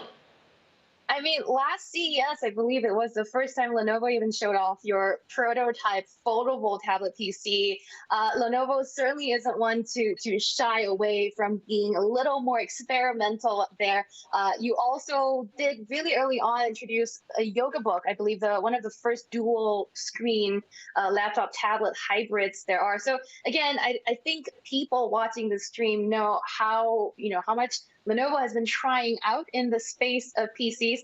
But my question for both of you on the panel today, and I'll start with you, Dilip, because we're going to take turns with who answers questions first. Okay, so Dilip, answer me this. How do you decide what it is you think consumers want? Or, a lot of people think maybe companies just throw ideas on a wall and see what sticks, right? And I'm sure there's more of a science to it than that. What is the process of coming up with something creative like the foldable or a yoga hinge, for example? What does that look like for Lenovo? Sure. So great question, Sherilyn. I get this question a lot. right? At Lenovo, one of the things is we are constantly listening to customers. I was mentioning, we have, data analytics team that's basically processing close to 20 million comments on the internet. And I can have sentiment analysis on every product. If what did they like, what did they dislike, and then every product manager is taking that input and feedback and improving the product generation to generation. And we've seen that. We get customer NPS scores on what they like in terms of their satisfaction, in terms of their effort, in terms of their, would they recommend the product? So we're doing millions of surveys. We're processing close to 20 million comments. We're also doing ethnographic study. In fact, our Legion lineup of gaming devices actually came from observing people and observing that people want a device that is powerful on the inside, but looks professional on the inside. So by doing an ethnographic study and actually going into people's houses, what kind of games do they play? What does their desktop environment look like?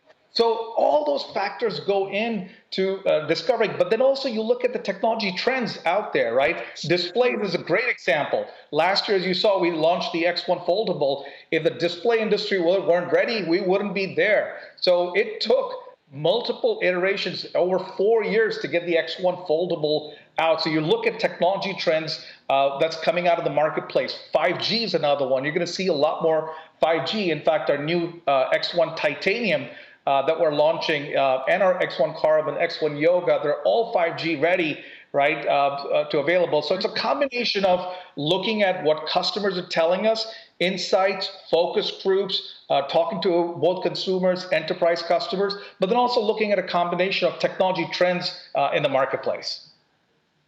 I'll get back to that a little later. Mike, what about you? How does HP make some of these decisions? I think the foundational stuff that Lee mentioned is exactly right. We're very big users of Net Promoter Score. I think the key thing for us that's emerging is the amount of telemetry we're getting in a way that's obviously respectful of customer privacy and really triangulating, the emotion of a Net Promoter Score response, how likely might I recommend, with some of the telemetry about what's really going on the device to try to derive insights, both for improving the quality of the experience, but also to make sure we're addressing the aspirational needs. I think the ethnographic studies are critical as they are for Lenovo. But for us, we sort of go a step beyond that to try to really go look at what I'll call design thinking. Understand not just based on the technology speeds and feeds, but really thinking about the aspirational experiences, the problems to be solved by the customer. And then frankly, we'll go back and build what oftentimes become what I'll call sort of low fidelity prototypes in hardware and software. Understand, will these kinds of solutions make sense for the customer, and then bring them out sort of more from a product perspective. I think another big thing we focused on over the last few years is really, in addition to looking at technology trends, which obviously we're very, very close to, also looking at design and fashion trends. So the colors that we choose, those palettes, the fact that your HP laptop looks like a new Italian purse, that's not a coincidence. It's because we're going to those same design experiences and those same design shows to understand where those trends are going, and then embracing those as part of our product design. I will say I do love the way that HP laptops look in general. The Spectre line is one of the best looking I've seen. But you brought out, by the way, Dilip, the LaVie Mini. Now, this is one of the most surprising products for me so far of the show anyway, and I think our viewers are pretty taken by it. In fact, in our live chat right now, one of our regular viewers, Mark Dell, wanted to know how the idea for the LaVie Mini came about. It is such a it's not that, no one has tried a concept like this before, but the LaVie, again, to remind the viewer, this is a sort of an 8-inch netbookish notebook with modern components. And then you can flip it around as a convertible and then add like little controllers to the sides to turn it into sort of like a giant switch. Dilip, what was the customer feedback that led you down this road? Yeah, I mean, if you think this product was actually developed by our NEC PC division in Japan. And if you know anything about Japan, everything has got to be miniaturized. Everything's got to be the ability to on go. So I think when talking to customers, the feedback definitely is, look, we want a full-blown PC, but gaming we've seen is huge, right? So what if we could combine a device that could be a full-blown PC? It's an 8-inch convertible with gaming controllers also, and the ability to dock at the same time. So again, that's what really led to this. Again, it's a prototype, right? And we're looking to get some feedback from customers, and we have a reputation of taking risks and innovating in this space, whether it's the Yoga Boca, whether it's the X1 foldable, right? We're going to try different things and get feedback from customer, and if we get positive feedback, we'll launch this product. So, I mean, I'm personally a little bit skeptical about the typing experience on an 8-inch device like this, but granted, it is still a concept, a prototype, like you said. Now, you mentioned that you're still taking customer feedback. Is there any way for both of you, HP and Lenovo, by the way, any way for, say, our viewers right now to get in touch? Is there a forum? Is there a hotline that they can call, maybe? Mike, let's start with you. Yeah, I think we have many forums on HP.com, and I encourage customers to give us feedback. Honestly, one of the things we also focused on, especially for consumer customers, is right on the device is the ability to frequently get a request for a NPS survey. And I'll tell you that there's so many great ideas that we think we can think of everything, we certainly can't, and so many customer-inspired ideas come in through that channel that's sort of available. And a thing we look at, I personally look at that data all the time, and the notion that we get it in almost a real-time nature is super critical, and the forums are just a great place for that feedback. What about you, Philip? How can people get in touch with Lenovo? And same thing, Sherilyn. When you go to Lenovo.com forums, there will be a forum on this particular product, and the great opportunity to give that feedback. And I can tell you, every product manager at Lenovo is looking at the comments on our products. What do they like? What do they dislike? And you will see that generation to generation. I still remember 4 generations ago on our X1 Carbon, a lot of people are complaining about the audio quality speakers, 4th generation, and today we've deployed front-facing speakers purely based on customer feedback. Displays is another one 3 or 4 years ago. In fact, the number one thing that we know that people talk about on our forums, you'd be surprised, is displays. And that's why we've significantly taken that every little bit of feedback and improved the brightness, improved the resolution, improving the color gamut, going to 16:10, going edge to edge. That's what customers are looking for, and that's what we do. So yeah, definitely come on the forums, give us that feedback, and I can tell you, we're definitely reviewing each and every piece of comment. It's certainly interesting you mentioned that displays have indeed, in my experience, improved over the last few years on laptops. The audio improvement seems a little slower, but I'm sure this is something that you both are aware of and are working on. I've seen some of your latest products that pay attention to those things. I did want to make sure we talk about just laptops more broadly also, right? And you mentioned all these ideas that are coming up from your customers are so wild and so interesting. But what are the limits? What are you constrained by that you still have to bear in mind? Dilip, what would you say is a physical challenge in building something wild? Yeah, I mean, at the end of the day, your CPUs, your performance, your storage, right? I mean, we've seen a significant improvements in the motherboards. I mean, they are miniaturized significantly. The keyboard is, again, if you want a normal typing experience, there's only so much, as you yourself said on the Lovey, it's an 8-inch. Yes, so the keyboard typing experience, it's not going to be optimal versus a regular 14-inch type of form factor. But I can also tell you that when we have done surveys with Gen Zs and we have talked to them, they're very open to different ideas. And in fact, we've shown them foldables, we've shown them convertibles, we've shown them detachables, and there is no winner in this marketplace. So customers are very, especially the Gen Z, the consumer, they're very open to different ideas. But I would say probably the keyboard's probably the biggest thing in general that I would say that kind of defines your PC experience. But like I said, and we've tried that with the foldable, and you've seen what we do with the foldable. So I see foldables to be much more a growing category in the near future. Mike, what about you? What are some limits that, or maybe there aren't any limits, but what are some limits that govern kind of HP's more creative pursuits? Yeah, I think it's very much a balance, Sherilyn, where you want to balance both performance, battery life, and in some level, thermals and the size of the device and weight, of course. So I think in some cases we've seen some of our competitors sometimes making a device be super thin. In order to do that, having to throttle back the performance of the device, and especially for emerging workloads like creators, customers tell us they'd rather have the device maybe sometimes be a millimeter thicker if they can get that much better video rendering performance. We really focused on those kinds of capabilities. I'll also say that we're also learning a lot more, especially as people are working in these new work from home or hybrid workplaces, which really add up to working more hours. We all know that. I think one of the things we've been investing in a lot recently is blue light filtering, something called IE's technology that we're building in hardware. And the benefit is you get the benefit of being able to look at the screen for a long time without being affected by blue light, but still have your color accuracy be appropriate. So whites look white even though blue light's being filtered. So Mike, this question is specifically for you because Lenovo's already got a foldable tablet out there, but what is HP's, take on foldable displays in its products at all?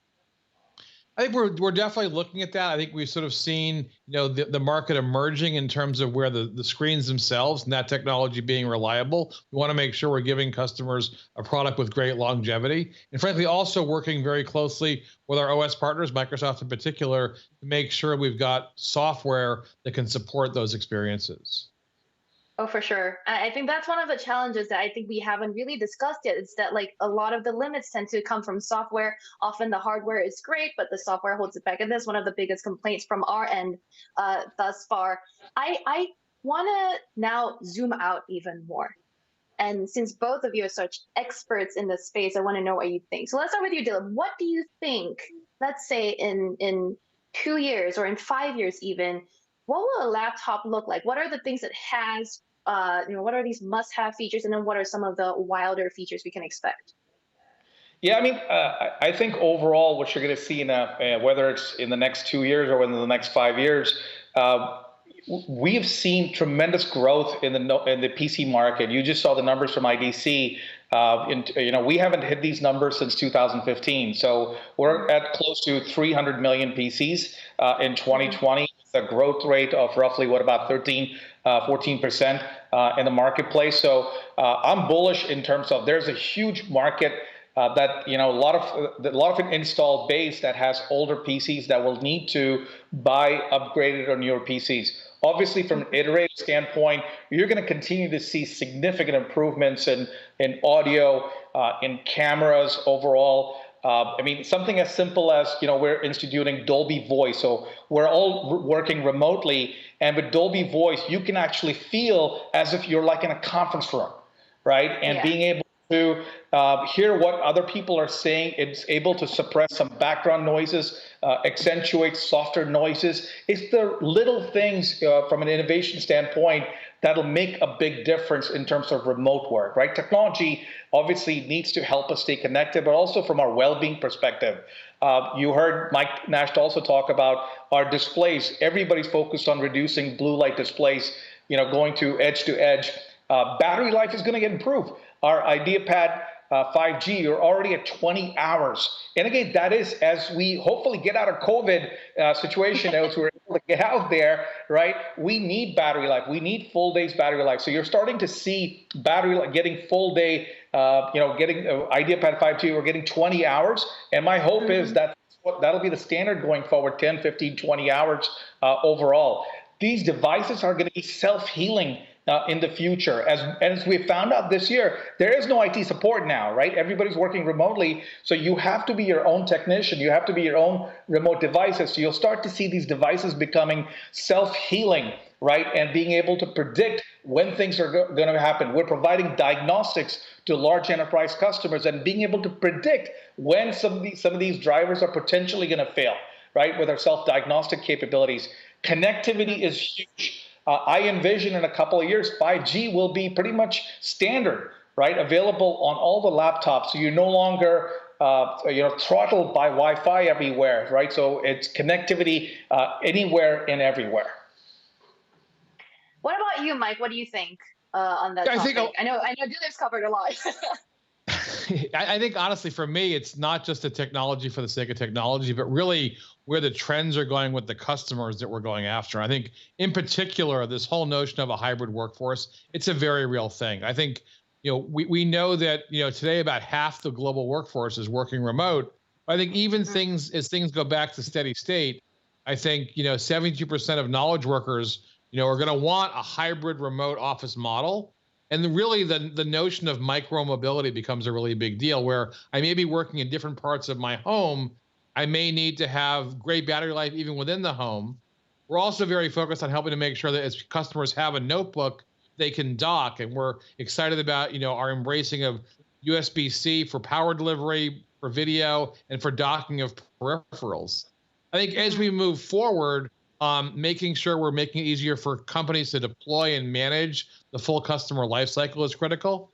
But as you think about the laptop of the future, certainly the fundamentals of keyboard and touchpads are critical.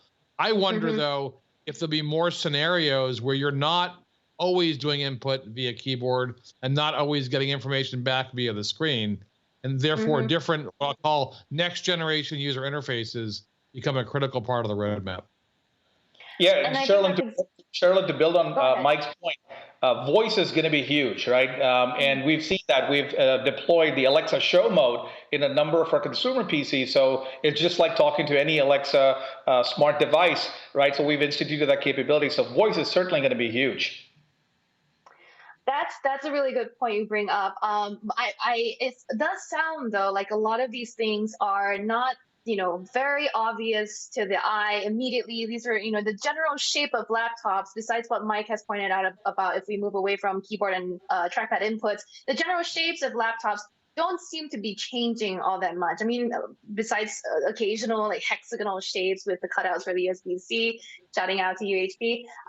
But do you think then we're more or less settled in terms of form factor? We've seen the sort of move from clamshell to convertible. We're starting to see some foldable traction.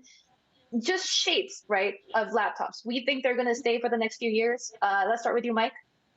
I mean, I think in particular, I've been really excited about, as you mentioned, Sherilyn, the previous Spectre Folio, now the Elite Folio, because I think, again, it's the key postures it supports. I love the 360. Don't get me wrong; I've carried one for years, but the idea of having the clamshell mode and the consume mode and the tablet and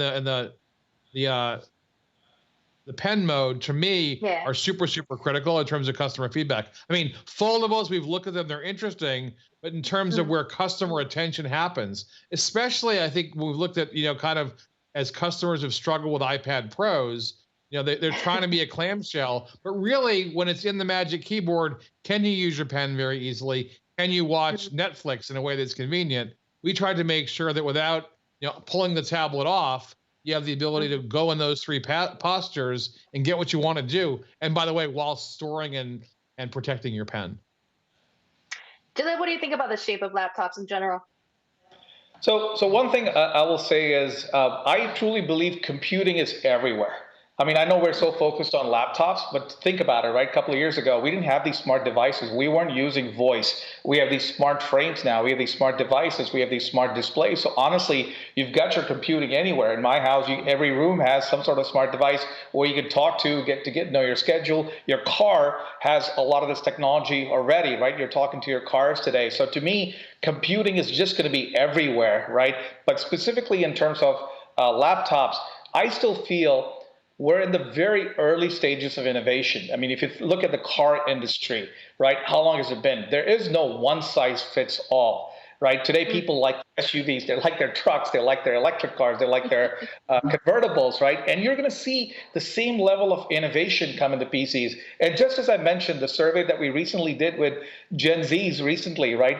This is 24% of our buying power today, right, with Gen Zs. And when we go do surveys with them, there is no one size fits all. They like different form factors. There's a lot of interest in convertibles versus just standard clamshells versus detachables or foldables. So you're going to continue to see this innovation come through in this industry.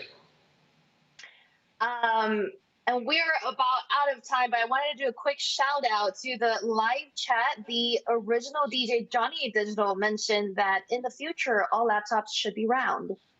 We don't know that. It doesn't seem like that is the big takeaway from today's panel. It does seem, though, that we have learned a little bit more about how both of your companies solicit or look for user feedback, and that's a huge component of how you go on and create these, creative projects or products and bring them to life, which is really good to know. And then it sounds like technologies or changes that we're going to see coming to laptops in the future, at least in the PC world, are mostly things that we can't see, like AI-based noise reduction. Seems like both of you are very bullish on 5G and different form factors like the Elite Folio and foldables on the ThinkPad X1 Fold front. So, I mean, I feel like I've learned a bunch from this conversation. Thank you both for being here with us today. Mike, it's nice to see you. And Dilip, you too. Thank you for joining us, both of you. Hope Thanks you for have a having good us. Thank you for having us. Thank you. And for the viewer at home, if you're tuning in live, in just about a minute, we are going to go over to the Sony press conference. So keep it locked here on Engadget.com or on the Engadget YouTube channel, and then come back tomorrow for more.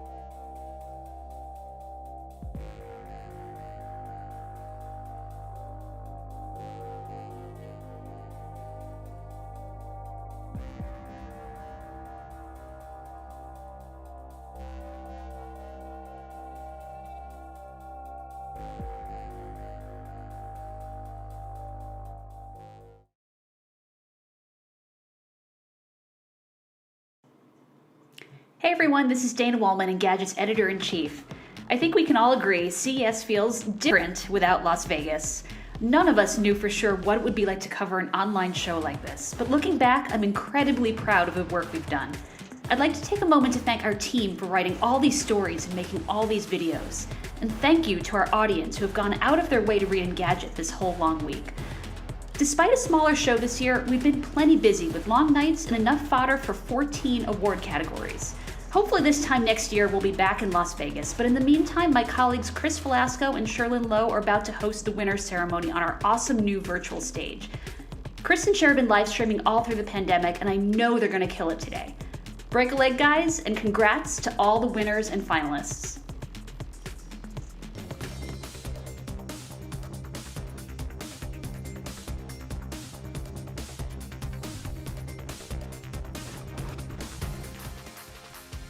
Hello everyone and welcome back to Engadget's virtual stage at CES 2021. And hey, thanks for tuning in. This is the official Best of CES Awards ceremony.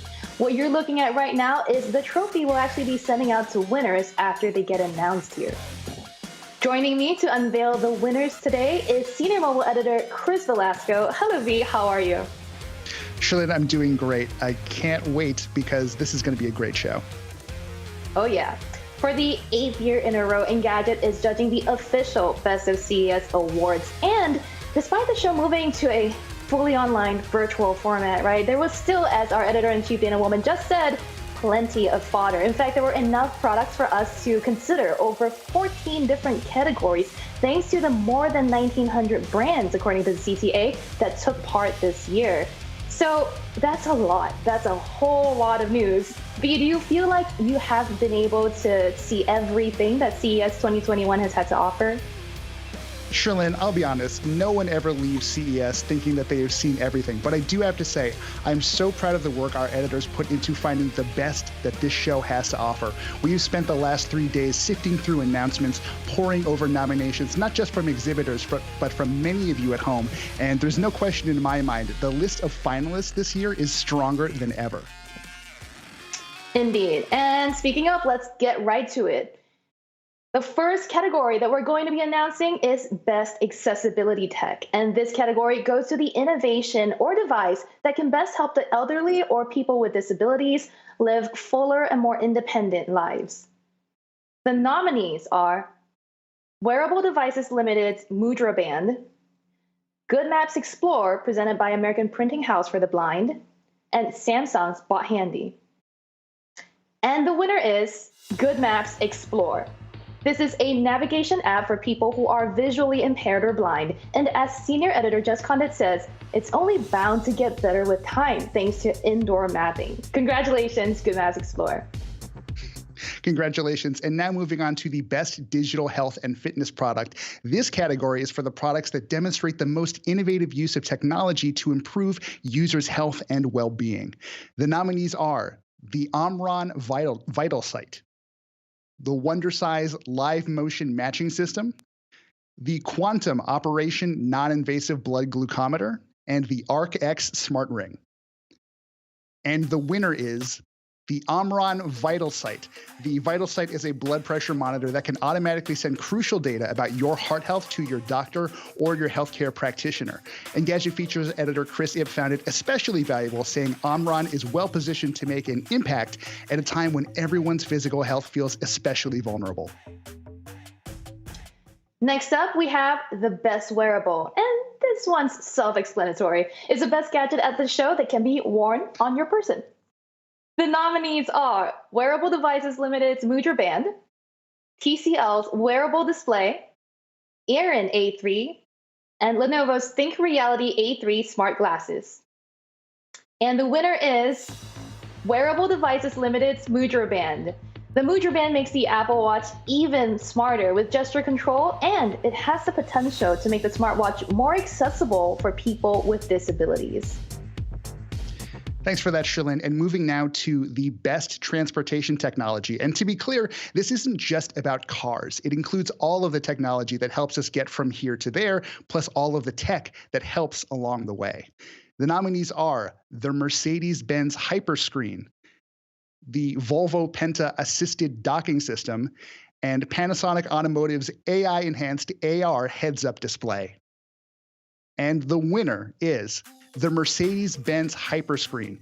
The Hyperscreen is a 56-inch information display that stretches almost entirely from door to door. And in addition to just looking kind of amazing, the Hyperscreen also offers easy access to your controls, all while a built-in AI offers suggestions for functions you might need from one moment to the next. Thanks for that, V. Next up, we have the best home theater product. And as its name suggests, this is all about home entertainment, and it includes everything from set-top boxes to streaming players to audio systems and even much more. The nominees are Sony 360 Reality Audio Speakers, Samsung C-Labs EasyCal, TCL Alto R1 Soundbar, and Samsung's HW-Q950A Q Series Soundbar. And the winner is Sony 360 Reality Audio Speakers. These are Wi-Fi connected wireless speakers supporting Sony's new immersive audio format. And as Engadget's senior editor and audio expert says, part of a clear plan for bringing its 360 Reality Audio platform to the masses.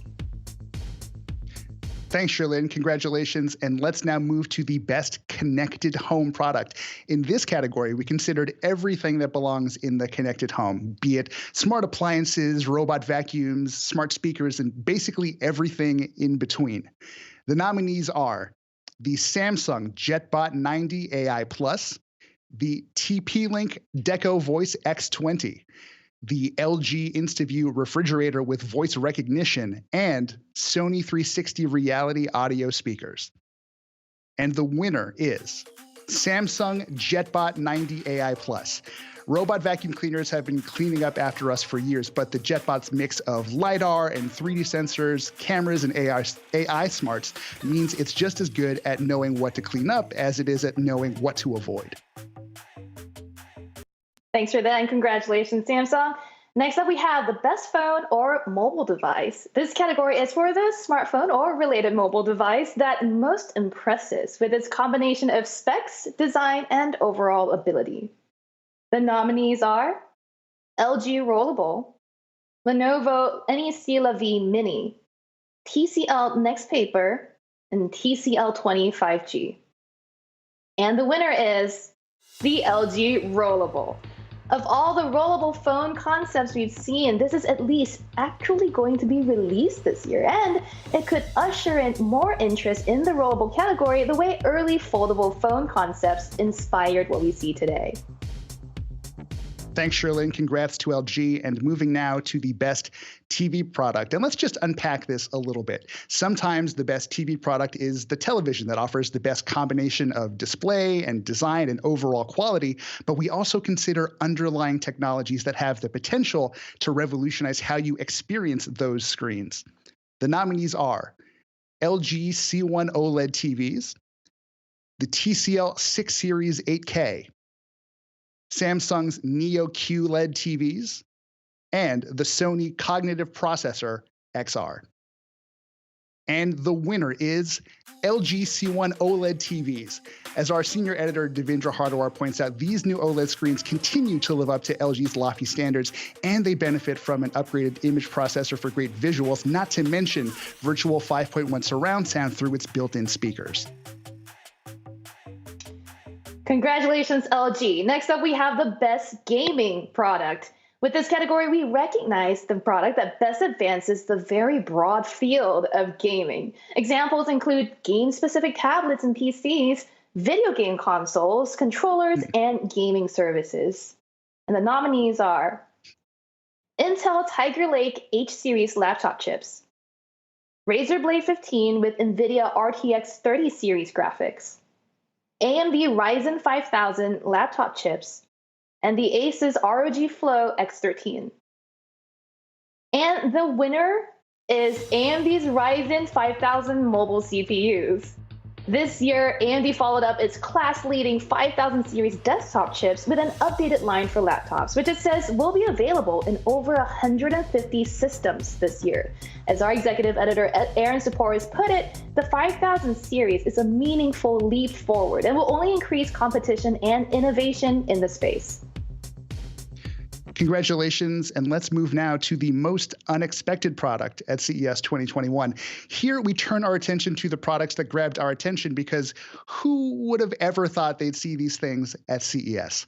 The nominees are the Volvo Penta Assisted Docking System, the Samsung Solar Cell Remote, the Targus 2-Office Antimicrobial Backpack, and the Kohler Stillness Bath.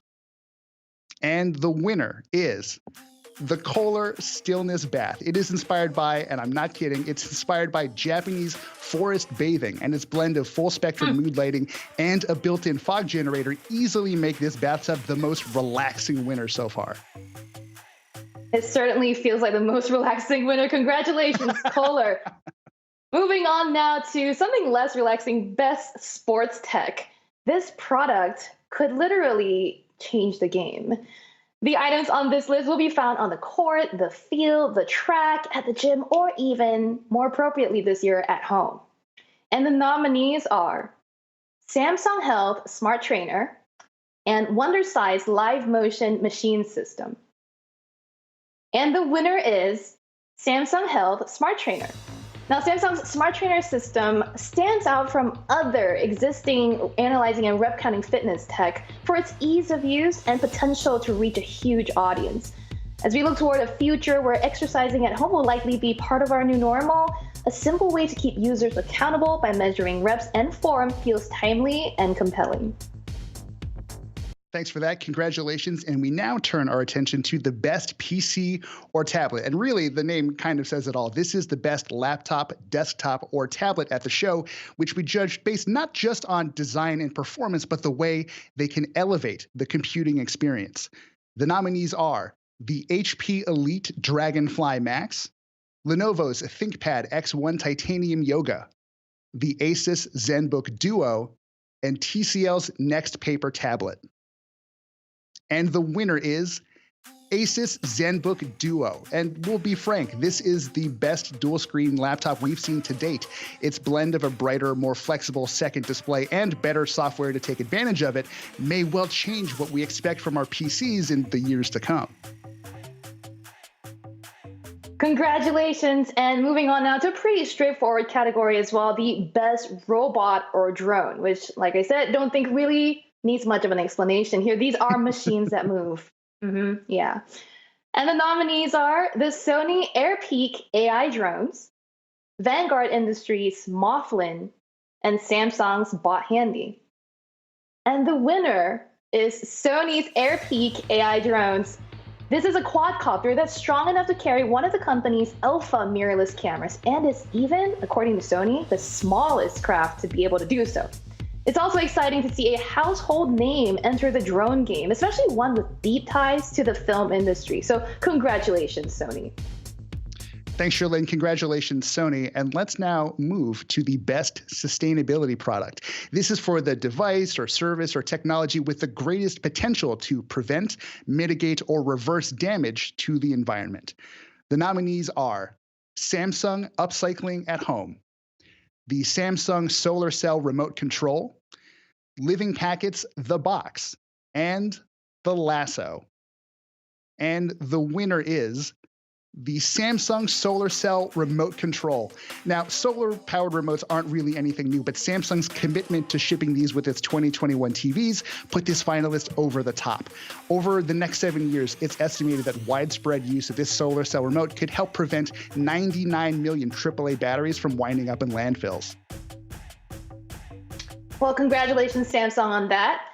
Finally, we are arriving at our two last awards categories for the night. And first up, we have the People's Choice Award. This is a product from the entire pool of finalists that we just went through with you. And that through their votes, our readers and audience decided was their favorite. Voting opened on Tuesday and just closed earlier today. The nominees are everything we've mentioned so far. And the winner is the Razer Blade 15 with NVIDIA RTX 30 graphics. We're not surprised, given Razer's massive fan base, that this gaming laptop took the popular vote. The Blade series has long been among the best laptops you can buy, and this year the company made significant upgrades to the Blade 15 with a 1440p display and fast 240Hz refresh rates that should make a noticeable difference the next time you play a game. Thanks, Sherlyn, and congratulations, Razer. Finally, we now turn our attention to our top honors, the best of the best of CES 2021. This is the product, service, or technology in any of the categories we've already discussed that stands above the rest based on its innovation, design, and overall usefulness. We decide the best of the best by having our entire editorial staff vote on their favorite from the winners in all of those other categories. So, with all of that said, the winner of the best at CES 2021 is AMD's Ryzen 5000 mobile CPUs. Look, in a show full of flashy TVs and emotional support robots and AI-connected everything's, picking a laptop chipset might seem a little odd, but we like the Ryzen 5000 series for the potential it has to make laptops more powerful than we're used to. AMD isn't alone in announcing new CPUs for laptops, but it's now in an even better position to take on the likes of Intel and Apple. And when huge companies like them knuckle down to compete with each other, we're usually the ones that win. Congratulations, AMD, and congratulations once again to all of our finalists and winners. Your work is not going unnoticed, and we cannot wait to see what you do next. With all of that said, that is a wrap, not just for our Best of CES awards, but for Engadget's live continuing coverage of CES 2021. On behalf of Sherlyn and myself, we'd like to offer our profound thanks to our editorial team for producing some of the best CES coverage you will find out there, and to our video and streaming teams for helping us help you understand the show a little better. And finally, of course, we'd like to thank all of you at home watching. We hope you gained something from hanging out with us for the last 3 days, and we'll see you again next year at CES 2022. Bye.